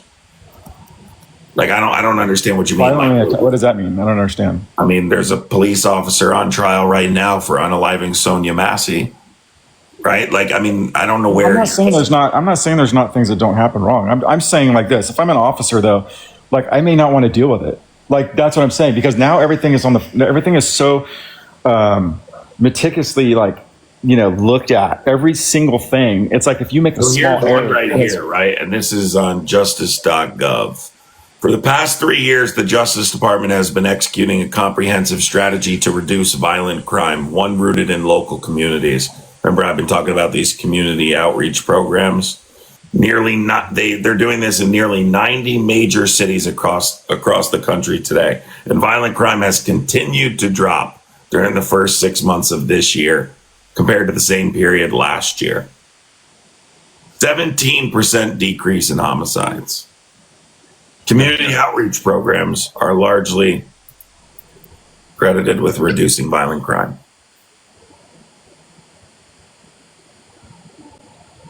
Okay, so so we go back though. So are you saying that these areas though, these people, what they're saying, it might not be true because your stats say that the crime is better? Is that the data says that crime is decreasing on a national level, right? In DC specifically, we know there was a 14% reduction, or that violent crime specifically is 14% below pre-pandemic levels. That's not to say it's 0%, but we've seen a significant reduction. This was prior to calling in the National Guard. So why would the people in DC be thanking the National Guard when crime was already reducing prior to invoking the act? Right? Like crime was down almost 27%, violent crime specifically, 11% overall. Do you think that, like, I'm just looking at a headline from CNN right now. It says DC crime falls, tourism takes a hit too. What's the date on this article? Let's see here. September 9th, 2025. Okay. So what does it say? It just says, well, I mean, of course, they're not going to like Trump, right? They take it as like... Why are you scared to read the article now? No, I'm going to read it to you right now. It says I'll just read the headline. It says DC crime falls, but tourism takes a hit too as Trump's federal surge reaches a 1 month mark. Right. So the occupation of Washington, D.C. has resulted in less tourists. Has resulted in people wanting to be present in Washington, D.C. as a result of the police state created by invoking the District of Columbia Home Rule Act, Section 740. That proves my point. People are afraid, even innocent people, of the military and their presence in Washington, D.C. Sure, temporarily, maybe you could say, okay, there's a slight reduction. Sure, there's a slight reduction. Does it work unless it's a permanent solution? No, it doesn't work unless it's a permanent solution.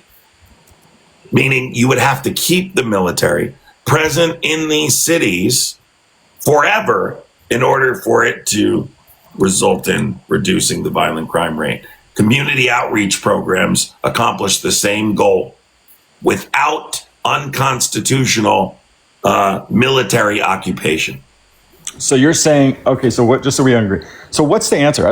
And you're saying outreach is the answer. So like, if we want to, you're going to go up to these people that are like community-based prevention and intervention programs, right? Comprehensive violence reduction programs for the community, right? Yes, there's as well as with the data. Of course, there needs to be some police, but I don't think more police results in less crime being committed. I don't think they solve any crime. So I think ultimately these are the best ways to go about it. Do you think criminals are like take advantage of weakness, or do you think that like some criminals only listen to the iron fist? I think people primarily commit crime out of necessity. So I don't think this idea that people are criminals because they want to be criminals, that's certainly the case maybe for some people. They just want to break the law. But largely, it's because people their basic needs aren't being met. Food, housing, water, healthcare. To kind of change the subject just a little bit, what do you think about bombing those How much am I boats? getting paid for this interview? How much are you getting paid? I have no idea. I don't know. Look at your account. I thought you were interviewing me. Okay, go ahead. No. I said, what do you think about those boats that are getting bombed that are coming in from Venezuela and stuff full of drugs? Are you opposed to that? Yes, I think it's a violation of international law, human rights law. There's no due process. I think our government historically has made excuses to create legal justification to invade countries who are oil and mineral rich. So you'd rather see the drugs come in? That's a straw man. I never said that. What I said Okay, was well, how do you stop it? there are other ways to go about this. I just had this discussion last time with Hoodlum, and by the end of the conversation, he was advocating for socialized healthcare, and I'll do the same thing for you. Hopefully that fucking hall monitor is not in here, so I'll finish the conversation. So I look at this particular issue like supply and demand, okay? And the demand portion is people who uphold the market, people actively suffering from substance use disorder who participate in this activity, right? This is a disease with genetic predisposition, and these people have no access to treatment. They have no health care. I think it would be far more productive to treat the demand portion by giving people who suffer from substance use disorder access to treatment and affordable health care rather than use military or criminal action to deter people from trafficking in these substances. I don't care if people who commit this particular crime get punished for it, because they are technically exploiting people and taking advantage of people's illness. But ultimately, it doesn't work as a long-term solution. The only way this works as a long-term solution is healthcare. There were 105,000 overdose deaths in the United States in 2023. 105,000. We have a very particular problem here that other countries do not have. What's the issue? Healthcare. You're not taking care of the people who are upholding the market. Sick people with a disease with genetic predisposition, they need health care. You provide health care for these people. It lessens the demand, therefore there's no need for the supply. If there's a demand, supply will always meet demand. What about actually cracking down on the drug use? Like, for example, you can have someone shooting up right there on the sidewalk, right? Yeah, that's why we need more safe injection sites. Okay, well, all right. Look, I would argue that. Do you know what a safe injection site is? Yes, I would say it's happened in San Francisco, and I think if you go to San Francisco right now, you're going to see junkies on the street. I'm just saying. Did you see that dehumanizing language you just used? I'm sorry. Well, I mean, we're not. Come on, dude. We're not going to sit here and be offended. I'm telling you, it's thing we're talking about. Hold on, Billy. Do you want to actually have a conversation? That term you're using, junkie, is part of the problem, because it's further stigmatizes this disease that currently upholds the market, right? What's one of the greatest barriers to treatment for people actively suffering from substance use disorder? Shame. If they hear you calling them dehumanizing names like junkies, they're less likely to seek treatment statistically. What I'm saying is, listen, it's a supply and demand issue. You're attacking the supply without treating the demand. The supply will always meet the demand if there's a demand. If there's a demand for a product, supply will meet the demand. You have to treat the supply. You treat the supply with healthcare. You're trying to apply a military solution, a criminal solution to a healthcare problem. You understand how ridiculous that is? No different than diabetes, no different than cancer. You are trying to apply a military solution, a criminal solution to a healthcare issue, right? Environmental factors and genetic components. No difference. But wouldn't you say that the lacks of enforcement though of people actually doing drugs might have had an impact. I mean, think about it like this. I mean, you can go do it like I talked about before. You say safe injection. I'm willing to talk about that. So the scenario is this: someone goes in, gets a safe injection, then walks back out on the street, right, and is zombified, right? And I don't think that's an offensive term because they look like zombies. I mean, I'm not trying to be mean. They're not zombies though, so there you go. I know they're not. I said they look, but in appearance though, they're not in their right mind. It's they're just not. necessary, and you don't need to I know, say but how do you describe it? How would you describe someone sitting Would there? you say that about people who are sick with cancer? No, because that's not of their own doing. Excuse me? There aren't environmental factors for people who have Yeah, but it's not the same like I walk into a facility, an injection facility, take my heroin or take whatever I want to take, then walk back out on the street, and then I'm like sitting there and comatose. No, it's not the same. People don't smoke cigarettes and then get cancer and eventually look very ill and potentially even scary at a first sight. Well, yeah, but we've done a lot of things, but haven't we done a lot of things to like offset that? I mean, look at we don't talk about them in a dehumanizing way. Okay. Have some. What's the official term? Tell me an official term I can use where you wouldn't be offended of someone that walks out and they suffering from substance. No, but that doesn't illustrate. That's not the illustration. The illustration is someone sitting there where the bottom half of their body is standing and the rest of their body is tilted over. What is that called? A person suffering from substance use disorder. But how does that describe it though? If I told you that, there's that you're covering a wide range from someone who maybe smokes a little weed on the side to someone that is like applicable. Injection user. I mean, okay, so we know the visual, right? You've seen the visual. You've seen. You live in, I don't know where you live. Let's say Portland, San Francisco. You have these in San Francisco. They do have the safe injection sites. And there are people in that city, and there are areas, there are skid rows where people are standing with the bottom half of their body. The left half, the top half of their body is like fallen over. It doesn't even look. It doesn't even look. The horror. Well, I'm just saying though. So that how does an injection site you fix clearly that? haven't seen some of the horrors of other diseases because they're pretty bad. Okay, but I'm saying, but how does an injection site fix that? Sure. So safe injection sites do a number of things. This was just a part of the New York City mayoral debate. Safe injection sites ensure they lower the rate of they stop the spread of disease, right? Because you're providing clean paraphernalia. One of the top complaints. I agree. You gotta stop talking when I'm talking. I can't focus after hours of debating if you're talking while I'm talking. So it lowers the spread of disease, okay? Because they're providing clean paraphernalia to the people who are using these substances. This is often the complaint. There's needles all over the street. They dispose of them, right, in a safe way, so they're not all over the street. And they're using clean paraphernalia to stop the spread of disease. They're in the presence of Narcan, okay? So that way it lowers the rate of overdose death. And they're properly introduced to treatment the right way, which we know statistically increases their chance of recovery. That's the benefits of safe injection sites. And we've seen this not just in the United States, in New York City specifically, although I would say that I would make some slight changes, including adding more, but in other countries as well, where we have seen numerous positive benefits. You don't think it has any enabling effects to it? No. Safe injection, they're going to do it either way. It's not enabling. We're talking about specifically in this case, physical dependency. Okay. So no, they're doing it regardless. You're complaining right now about them doing it in the street.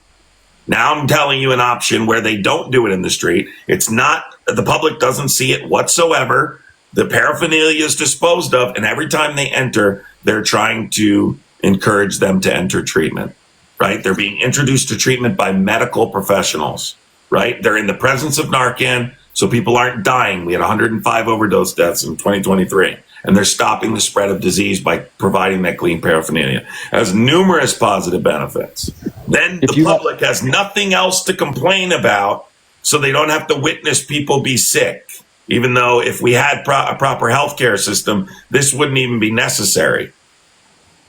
Would you want, if you had a family, I don't know if you do, but if you had a family, would you want a safe injection site around your house? If there was a rug problem in the area, yes.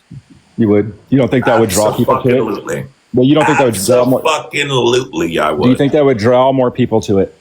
It doesn't, no. It doesn't draw people to it. It just the people in the area use it. You think someone drives to a safe injection site? No, dude. It's for the people who are walking around, who live in the area, who are typically using in the street. It gives them a safe place away from the public's eye in a medical setting, so they don't do it in public. They don't leave their paraphernalia in public, and they're in the presence of Narcan.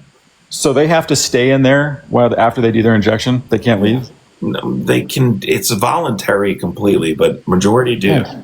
So I mean, you're basically saying that I agree with some of it. I agree with the disease part, right? Because you're right. They're going to get clean needles, and I'd rather see needles in there rather than out on the street. That I 100% agree. I'll give you that.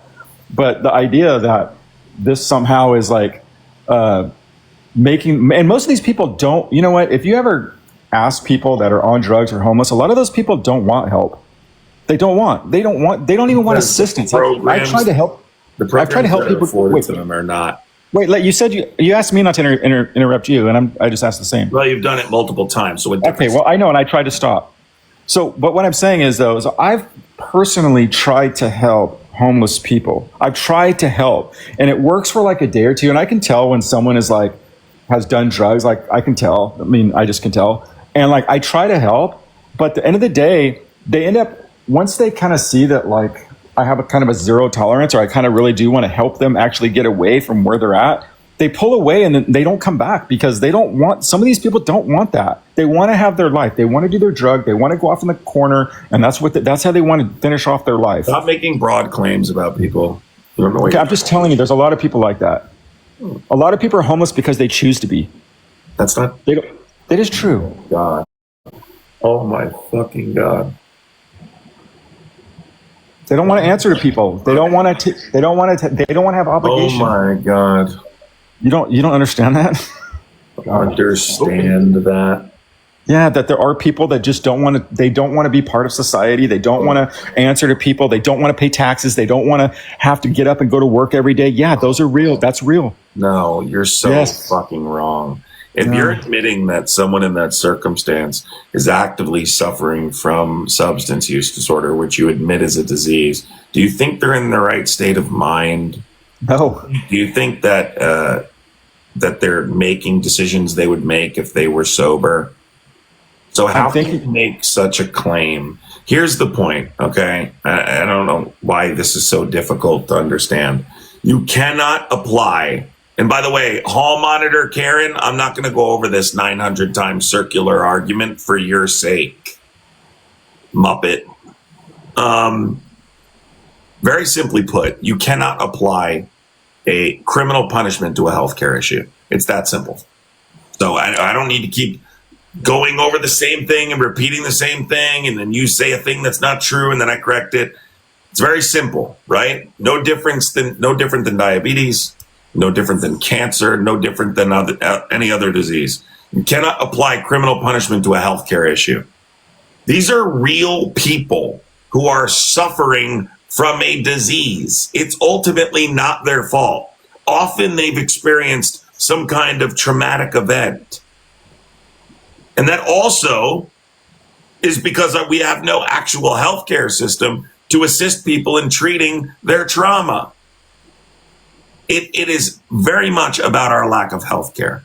That is what it's about. And you will never criminally punish your way out of this issue, ever. You will never bomb your way out of this issue. But I will say this. You should really stop being so naive, because the only reason Trump is even claiming this whole narco-terrorism concept is so he can create a legal justification to invade Venezuela. He knows he doesn't give he knows that's not a solution to the problem. Anyone with a brain does, right? But he knows he needs to create a legal justification. So you feel bad for those guys. You feel bad for those gang members, or not the gang members, the cartels that are trying to bring in drugs. You feel bad that they got their shit bombed and they lost their life doing that. Why do you straw man my fucking arguments? Because it doesn't make any sense. It's just like what you're saying doesn't make any sense. Everything I'm saying is making sense. Why is it okay? Why is it okay to unalive somebody with drugs? Why is that okay? And if it's not okay, why? Never said that. We take out terrorists around the world that try to unalive Americans, right? So why would you say that? Because they've got drugs, they get a pass. So first of all, there's been no due process. You don't know whether or not they have drugs. So that's number one. Let's just What the heck are those? They're barrels of stuff that they're trying to get. What is that? Really? You've seen it? What's in there? The administration reference the C rug, and they couldn't be more far off base. Let me explain something to you, right? Okay. Regardless, it doesn't work as a permanent solution. Yeah, I'm going to be opposed to anything that doesn't involve due process. It's in violation of international law anyway. But Trump's looking for justification to invade Venezuela. That's the reason he's doing it. That's the entire reason he's doing it. But you don't know what's in it because there's no due process. So you can't make this claim. But let's say it is. You're still never going to solve this problem by bombing these vessels. This problem gets worse every year. And yet we apply harsher criminal punishment. Donald Trump wants to apply capital punishment for people doing this domestically. You think that's going to do anything about it? This is deterrence theory. Who has taken on, you say this has been going on for a long time, but what president before Trump would you say has actively gone after the cartels both from Mexico or Venezuela that have been importing these drugs for years? Who do you think has done it right? None of them have done it right. Right, because they haven't dropped the iron fist. No. Unfortunately, that's all these people listen to. Not a solution. It is. I mean, it is though, because that's the thing is like the Western world thinks that the people in the Western world think. Do you understand supply and demand? Have you ever taken the people in the Western world think that the rest of the world, I mean, the rest of the world adheres to the way we think. They don't. Okay, the way the Middle East, unfortunately, gets handled is with an iron fist. That's the only thing that some of those terrorists understand. Cartels, same thing, because these people will take advantage of weakness. When you sit there and you act weak and you say like, oh, we shouldn't be doing this to these people, that is weakness. They will take advantage. There's a reason why Hamas goes and sits under schools and in hospitals, because they know. Oh, there we go. There it is. No, I'm telling you, they do that because they know that the Western world will not attack them doing that. So that's what I'm telling you. The West, you cannot go after these guys with weakness because they will take advantage of you, just like criminals. Criminals love weakness. So I got it. Your solution is, all right, guys. Hamas is doing this. All right. So what's the justification for unaliving children again? There's no justification. What I'm telling you. So it's irrelevant then, right? No. You prove my point right there. Why do they do that?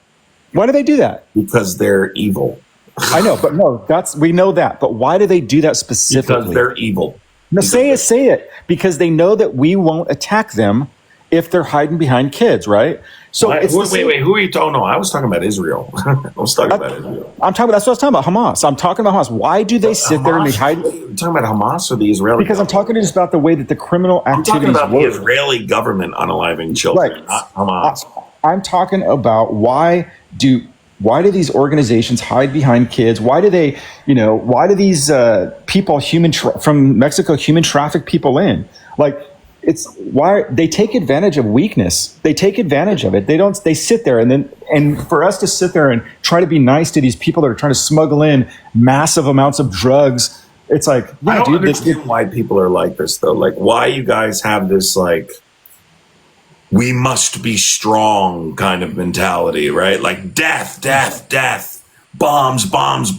It's never worked. But here's the point, Billy. Let me just simplify this discussion because I don't want to go round and round over the same thing again.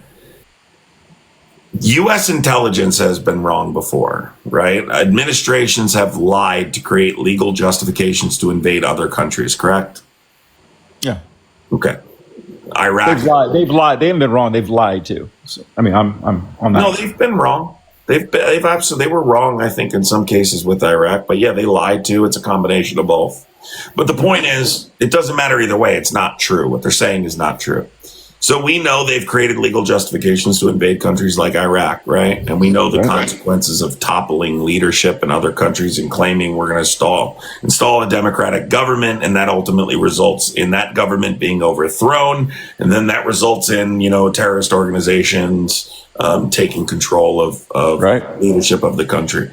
Why would you trust U.S. intelligence in this case then? Well, you just kind of proved my point. What I was kind of saying. So I'm not proving your point. I'm going to tell you right now. So the reason why is if you talked about Iraq, right? We made a colossal mistake there removing Saddam Hussein, dude, right? Because he ruled with an iron fist. And to the Western world, we thought that looked bad, but that's not. Listen. That's not what he did. He committed a number of human rights violations against his people. Right. Saddam Hussein used to walk down the street and pick women that he thought were attractive so he could grape them. He didn't. I'm not saying that he was a perfect guy. He was a fucking criminal. Right. But I'm just telling ISIS arose from the fall of Iraq, right? Correct, but that doesn't mean that he ruled with an iron fist. Be careful. That's not true. Okay. But the Middle East rules with an iron fist. Would you agree with that? Like they don't play by our rules, right? They don't play by our like niceness, and they don't play by the same, feelings that we have, and they take advantage of that. And so like that's a I don't know why you're arguing here. Again, because my thing is this. You're saying you trust you. My point simply was you trust U.S. intelligence when they claim that these vessels are carrying narcotics, right? Yes, I do, 100%. U.S. intelligence when they've lied so many times before. I agree with you that they've lied, and I think that there is I agree that they have lied. One more time. U.S. intelligence has lied. We specifically talked about a circumstance where they claimed there were weapons of mass destruction and then claimed there were connections to 9/11. Both were fucking not true. And yes, it destabilized the entire region as a result of that U.S. intelligence, right? To give them the legal justification to invade Iraq, right? Right. Or an attempt to anyway. Why would you trust U.S. intelligence here? Well, I don't think the old U.S. intelligence liked Trump. The old? Huh? What do you mean the old U.S. intelligence? I'm saying Trump was a direct threat to the CIA, the old CIA, the old FBI, and so like that's why like they find him like he's not an insider. This information is coming from the CIA, sure, not the FBI. Right, but what I'm saying though is I don't think that Trump is like a huge. I mean, he was big time against the Iraq thing, right? Which I think is why they didn't like him to begin with. No, he wasn't. No. He never questioned George Bush. Interesting. No, he did, but he did when everyone else did. He did it on the stage. No, he didn't. He did it on the stage on the Republicans against Jeb Bush, and that's when he became public enemy number one to them. That was in 2016. Right. Everyone was doing. Wait. Are you under the impression that was some kind of like profound take? Everyone did. There was document. In girl world, Halloween is the one night a year when a girl can dress like a total. People were claiming. When he said that, the entire audience. Excuse me. I have been engaged in politics since I was a little kid. I'm telling you, you're wrong. First of all, Jeb Bush, who was on that stage, is who you're referring to, is the brother of George W. Bush. That's the reason he didn't want to condemn what happened in Iraq. Everyone else was condemning and admitting what happened in Iraq was a mistake. They maybe weren't, making it the central point of the take. But the reason people are clapping was because Jeb was unwilling to make that claim because his brother is George W. Bush, who was president during that time. Whoa. The crowd was not clapping. Do you understand what year? Do you understand what you just said? Wait, listen. I also have followed politics as long as you, and I'm telling you right now, if you think that when Donald Trump said that, the entire crowd like went, oh, when Trump said that. Why? Because they were neocons. The whole Republican neocon party, the Bushes, the Romneys, they have been ejected out of the Republican Party. This guy literally thinks that yes, the Trump neocons was are gone. The first one to speak out and say the war. It was unpopular in the 2016. It was go watch the debate stage and listen. Maybe against Republicans. Tell your audience to go listen to it. That's the people who were there for Jeb Bush. It wasn't him versus Jeb. It was a whole bunch of people on the stage. But Jeb Bush was the front runner. You don't know what you're talking about. At the time, Jeb Bush was considered the smart Bush. He was the guy Republicans thought was going to get the nomination until Trump came along. That was the Bush people. I don't think Jeb was ever leading the Republican Party like out front like that. Yes. No. So Jeb Bush was originally the guy they thought was going to get the nomination. There was high hopes for him prior to Trump announcing his campaign for president. He was the guy. Trump was going, before he even ran, I mean, back, this is like way before, this is actually when it was happening. He was going on Howard Stern talking about how bad the Iraq war was and going into that. So this isn't, but again, at the time, he was asked about it and he's like, yeah, I guess I support it. Yeah, I agree with it. No. He was totally on board with what was happening like everybody else was. And then when everybody else said, oh, there's no weapons of mass destruction, cool. He also said, yeah, this was a mistake. It's not a profound take. He wasn't the first to do it. Everyone was fucking saying it by the time he was the first prominent Republican to go against it. And he's not in the thing. And that's why right now the neocons are out of the Republican Party. Even George Bush. You go ask Republicans now what they think of George Bush. You should do a poll on that. What's the relevance? Because he's a neocon, just like the Cheneys and they're gone. They're out of the Republican Party. And that is because Trump is not a neocon. He's not a warmonger. And so this idea that okay. Anyway, I just wanted to get your take on that, and obviously we have different points of view, but No, I think it's hilarious. You think he's not, dude. It's funny. I know. Yeah, I know. Like and if you really believe that Donald Trump was like the first guy to come out in opposition is just insane. But the first prominent, yeah. If you can tell me someone that was prominent before him, I'd be willing to listen. Everyone was saying it at that time. No, I'm not. So first of all, like, I can give you on the Democrat side for sure. Barack Obama did it before Trump. No, because I think Trump was doing it when it was happening. Yes, he did. Yes, he did. He was doing it when it's happening. He did. Barack Trump Obama. Oh my God, he did it as a fucking state senator. What are you talking about? I've never heard Trump sit there and support going into Iraq like it was some great thing ever. Obama opposed the Iraq war in 2002. Right, and I think Trump did it when it was happening. He was never some big proponent that I'm glad we went into Iraq. You just said, can I name a single politician? I just named. No, I said Republican. I never said politician. Of course, again, I've stated for you that it wasn't. I said a Republican. Give me a Republican. In 2016? Give me a prominent. Yes, give me any. Give me any. People had admitted it by then. No, not admitting it. Took a stance that George Bush should lie to us. Tell me a Republican that said George Bush lied to us. I mean, yes, that's a different story. I don't know off the top of my head, but right, nobody did. Trump's the only guy that said we were lied to. Guy, that's not true. So first of all, that's 100% not. Trump never said we were lied to about weapons of mass destruction. No, what I'm saying is by 2016 it was commonplace. No, I'm telling you, there was no Republican saying that. Guy, you're really. Dude, I asked you just to give me a name. Then we're talking about 2016. Okay, so give me any name. Go do a search right now on ChatGPT. Give me any name. Okay, let's see. Let me look it up. Let me try. Prominent. Don't give me some one-off. Let's see. So the Republican and former national security advisor was a critic of the Iraq War. Yep. That's one right there.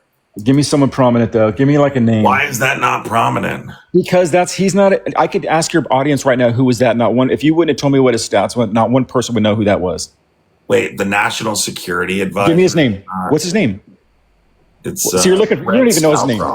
Okay, dude, please don't act like you knew who that was. Just be honest, dude. No, I remember this happening, dude. Rand Paul is another one here. Rand Paul voiced opposition, but after the war began, but way before 2016.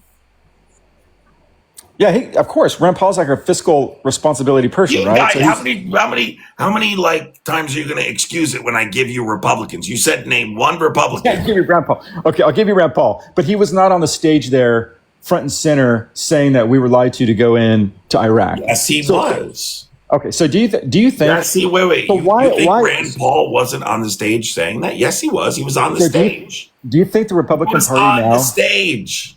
Okay. Do you think the Republican Party now has more or less neocons than it did during the Bush era? I don't know. What do you mean? I mean, why do you think that Bush is almost rejected now? Mitt Romney publicly stated in 2008 that the Iraq war was the right decision, then backtracked to that support later. That was before Trump. Jeb Bush was on the stage And Jeb Bush, one of the things that killed his campaign was his unwillingness to condemn the war in Iraq. That's like one of the things that killed him. He first he said he didn't know, and then he kind of said, yeah, I think it was a mistake. Then he backtracked, and then he said it was a mistake. Yeah, that hurt his campaign significantly. Those are the Bushes. Right, but why do you think the Bushes aren't? Why do you think that the new Republican Party has far off rejected topic. The point here is Trump is not the first person to claim the war in Iraq was a mistake. That's the point. That's the only point. But you were trying reason to why make we're it here, seem though, like it was some profound thing he did. It's not true. But the reason we're going back to this, the reason why the deep state doesn't like Donald Trump is because of his stance on like the war machine. Why are the Democrats now? It's almost like the parties have reversed, right? You know, why are the Democrats so into going to war and being involved in war? And why is Trump trying to de-escalate the wars? What war is he trying to de-escalate? Well, he's trying to find a solution. And I know you're going to say he didn't do it yet. Let's see.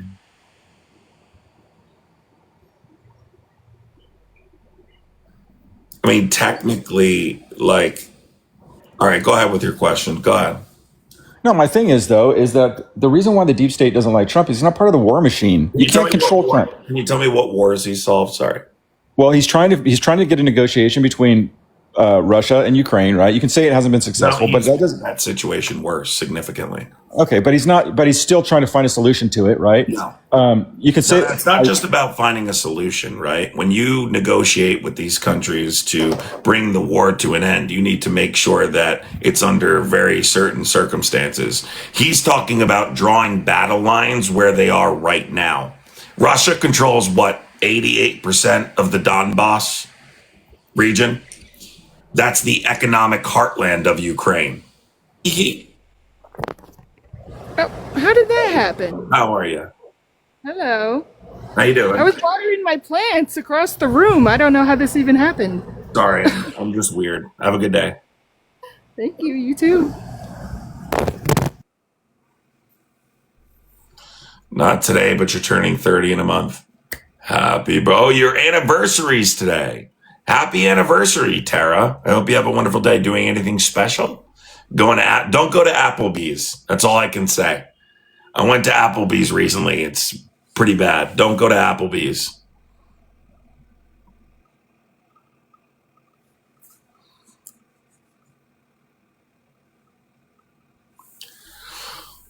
Zon, thank you for the $2. Appreciate you, Zon. That was a really good question you asked about diplomacy. Oh, yeah. Because the reason is because that's a question you really should ask people. Like, because there's never been a situation where a country surrenders that capability without diplomacy, without diplomatic efforts. It never happens when you just drop bombs on them. That just escalates the situation. And these things are so new, we don't know what the long-term consequences are. And we don't even know if they have another facility. There was some stuff about having other enrichment facilities that the United States and Israel were unaware of. We don't know what the long-term consequences are. Our 3 Applebee's closed up, thank God. Applebee's is terrible. Somebody said TGI Fridays. No, that's a different place. Applebee's, like, I'm sorry. I went to Applebee's recently, and the food was just not good. Like, I mean, and I'm not a stickler. I'll eat it, but it was bad. It was really bad.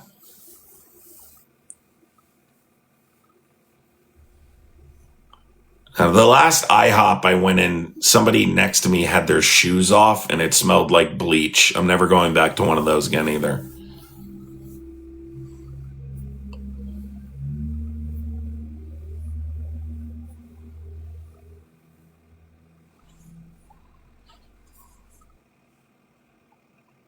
Texas Roadhouse is the best. If you want to go to the club while you're eating a steak, I guess. For me, no. I need quiet. I don't want to be in like a Jersey Shore club while I'm eating my ribeye, stepping on peanuts. No, I honestly, I prefer Outback Steakhouse. If we're going to talk about these kind of like chain places, Outback Steakhouse. this person said, how do you call on YT on the Play app? By the way, if you guys have not gone over to the Play app, I'd appreciate go over there, hit the like button at least, and hit the follow button. It's in the link tree in my bio. You're going to be able to call in, Monica, probably tomorrow on YT. They don't do the peanuts anymore? Well, that's a damn shame. But I'm still not going. I don't need like fucking loud music. And then you're just about to like eat and then they start singing and dancing. I can't, it's nothing personal. I need quiet when I'm eating. I have like weird sensory, like if it's too loud, my appetite goes away completely. I won't be hungry for like 4 hours just because it's like there's too much going on. I can't do it. So I have to eat in quiet places and stuff like that. I don't like loud noises. What about creme fraiche? They were losing money because of peanut allergies. That's crazy. Friendlies. No, I'm not a big fan of sound of people eating, but it's more or less the loud noises when I'm eating. Yeah, I'm not a fan of that like club style restaurant. I don't like that. It's I don't know why people like that, but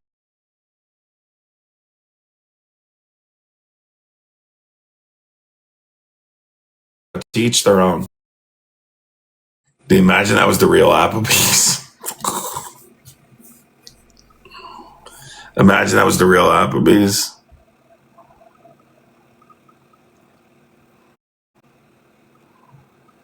I wasn't talking about Applebee's. I was talking about pear trees. I can't stand them. I said apple trees. Hey, Adam.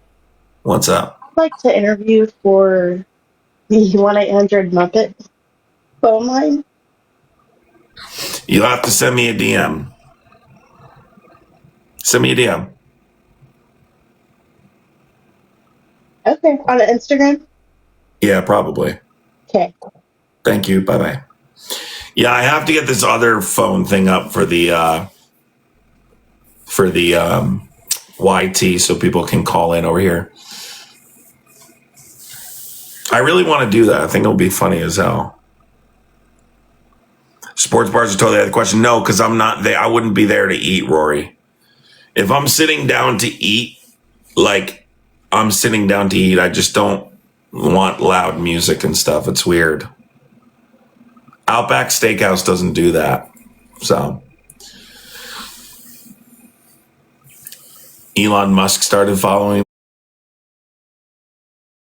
me. Yeah, I had a fake John Cena follow me, and I actually started a relationship with the troll.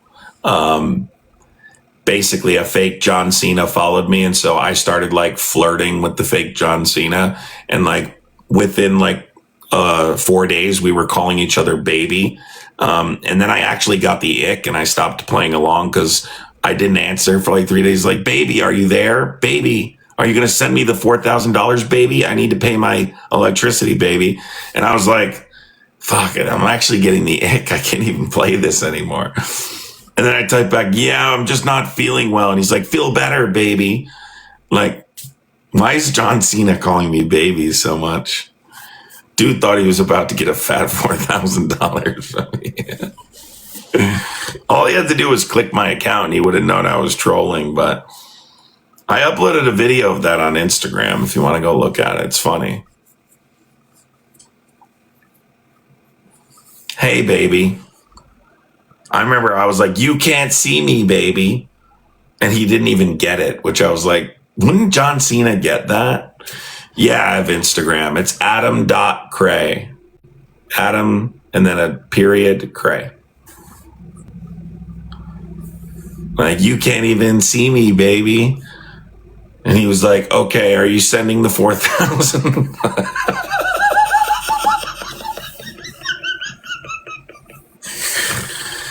So it was fun for like a couple hours, and then it got kind of cringe.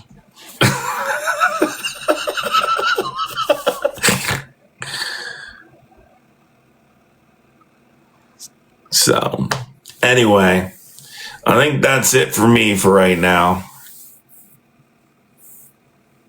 I hope everybody had a good day.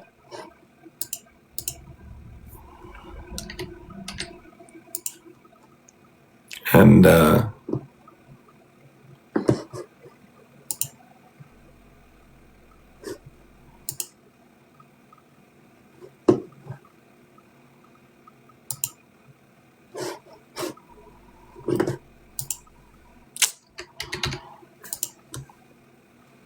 hope you have a great day.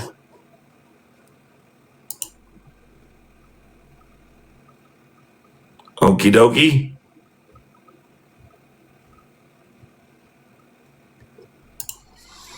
Bye, everyone. Be well. Have a good day. Take care. Thank you to everybody who supported today. I appreciate you. Guys, if you could do me a favor and run over to YouTube and give the YouTube a follow, I would appreciate it. And the Instagram. I would appreciate it.